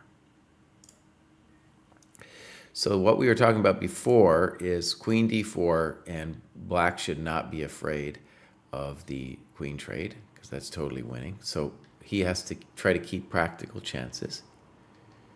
Rook g4, queen d4, queen c2, threatening mate. Rook g8, just play very simple chess. And again, if queen e3, queen d4, and you cannot go to that endgame. So looks totally toast. And Prague, by the way, we looked at that position. He is going to lose a pawn, so we're going to call that completely drawn with a wonder. Maybe he could try to win all of white's pawns and play on rook and knight versus rook. That would be mean. That's what Gukesh did to Divya yesterday. And we don't blame him for that, dude. He's frustrated. And Kasparov also did that, hilariously enough, to Judith Polgar and won. He won. And because he won that thing, rook and knight versus rook, no one ever gives a draw anymore. I think before that, GMs would sometimes give a draw, and now they don't because of that one game. Okay, so Mishra Babam over here looks completely toast, but you know, Neiman still has to prove it. It would be amazing for Mishra to hold this thing. Here we come. King's coming in. I think it's just done. There's a couple different ways of messing with him here, too. Oh, yeah, it's just going to be real nasty here. I think we can even potentially run the black bishop down. Like put this king here, put the bishop here, and then put the king here and say, you have to give us squares. Oh, yeah, it's completely done. Completely done and not so fun. Prague in a wonder. Definitely going to be a draw in half a second. Yeah. So, I'm about ready to call it. I think when Kosti gets back, I'm going to give him the option of taking over the stream.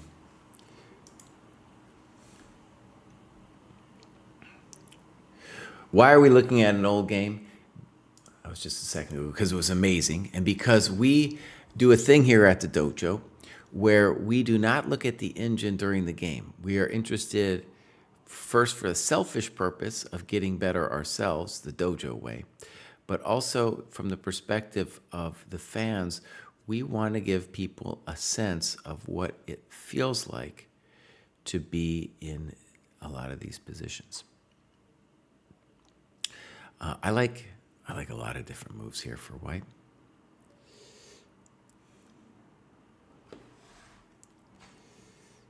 Finvar, thank you for being here. We're not quite done yet. We're getting there. Well, Curry Boy, I would love to, but I just got chastised for looking at an old game. I just got chastised for looking at an old game. Yeah.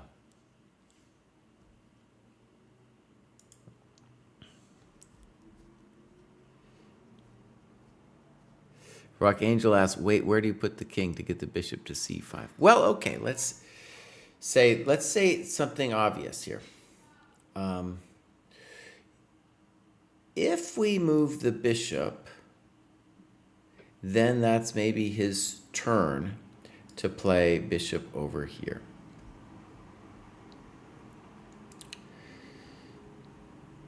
Yeah.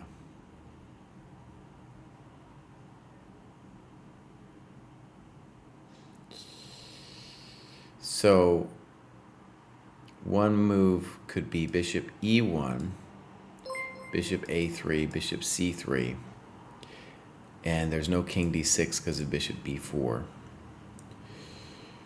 So bishop e1 looks like a good move here. I have a feeling there's more than one way to do it. Joe Bruin, thank you for rating. I rated Joe Bruin yesterday, so this is just a little bit of a giving and taking. Yeah. What's up, Joe? You know he's a St. Louis guy too. Oh, He okay, moved here. cool. Yeah. Bishop E1, I'm a GM today. Look at that. Look at that, buddy. So yeah, if I can put the bishop on, my idea, Kostya, is if I put the bishop on B4 and then park the king on B7, then you'll be run out of moves. That'll be a real welcome to the dojo moment. Makes sense. I heard you saying you might want to leave the stream. Yeah, I got to deal with life events. Can you take over, Kostya? Yeah, I'm happy to. I'd love to watch how these end games get played out. So Great. just give me a sec to Yeah, that's fine. get ready here. I'm going to stroll through some of these other games. We're definitely saying this is still toast with rook c2. I'm sure he had other moves there. Here he's still kind of encouraging white to play bishop d4. If the bishop, well, I don't quite know why rook c2 is devastating or anything, but it does give white a question of where he wants to go. White, let's just say, okay, bishop g1, fine. And so white would like to play if he can get a5, he should do it. Now, why did we not play g5 on the last move? That's what I guess I got a question with that. We don't want to allow like rook a3 or something. I would just put this guy back. Go back. Go back, Ali Reza. Go back. That was confusing to me.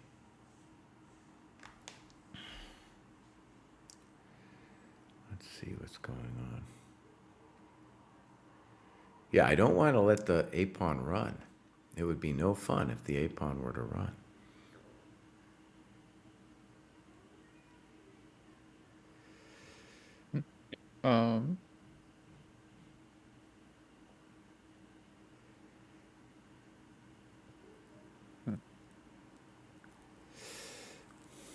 This is live position, right?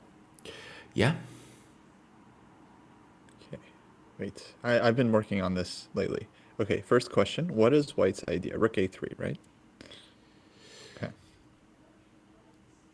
Well, it was more like black's question. Black put the question to the bishop, leaving the a-pawn to run. Oh, it was rook c2 and then bishop move. Got it. Bishop g1, right? So I think the most ambitious move here would be g5. But then you got to do some real calculation. Yeah, maybe maybe bishop No, a pawn also running. Okay. That's what I mean. You got to really figure it out. But imagine just for a moment g5, a5, g4, rook a3, maybe knight h3. And then maybe you're just done because a6 is no fun. With tomatoes and potatoes. Oh, right, rook on a3. Okay, yeah. Yeah, that's the game. All right, Kostya, I got to go, bud. You guys Okay. stay tuned. I'm ready. Kostya's coming right back. And just, you might have to refresh your stream on YouTube. Thank you, everybody. We're going to be back here tomorrow morning. Kostya will join me later. And then David Bruce is going to be with us on Monday, I believe. Oh, YouTube folks, you guys should go to Twitch because I think I'm only set up to stream to Twitch. So Why can't you stream to the YouTube, bud? I'm I'm not I'm just connected to our Twitch. I'm not connected to the restream right now. Weird. Okay. All right.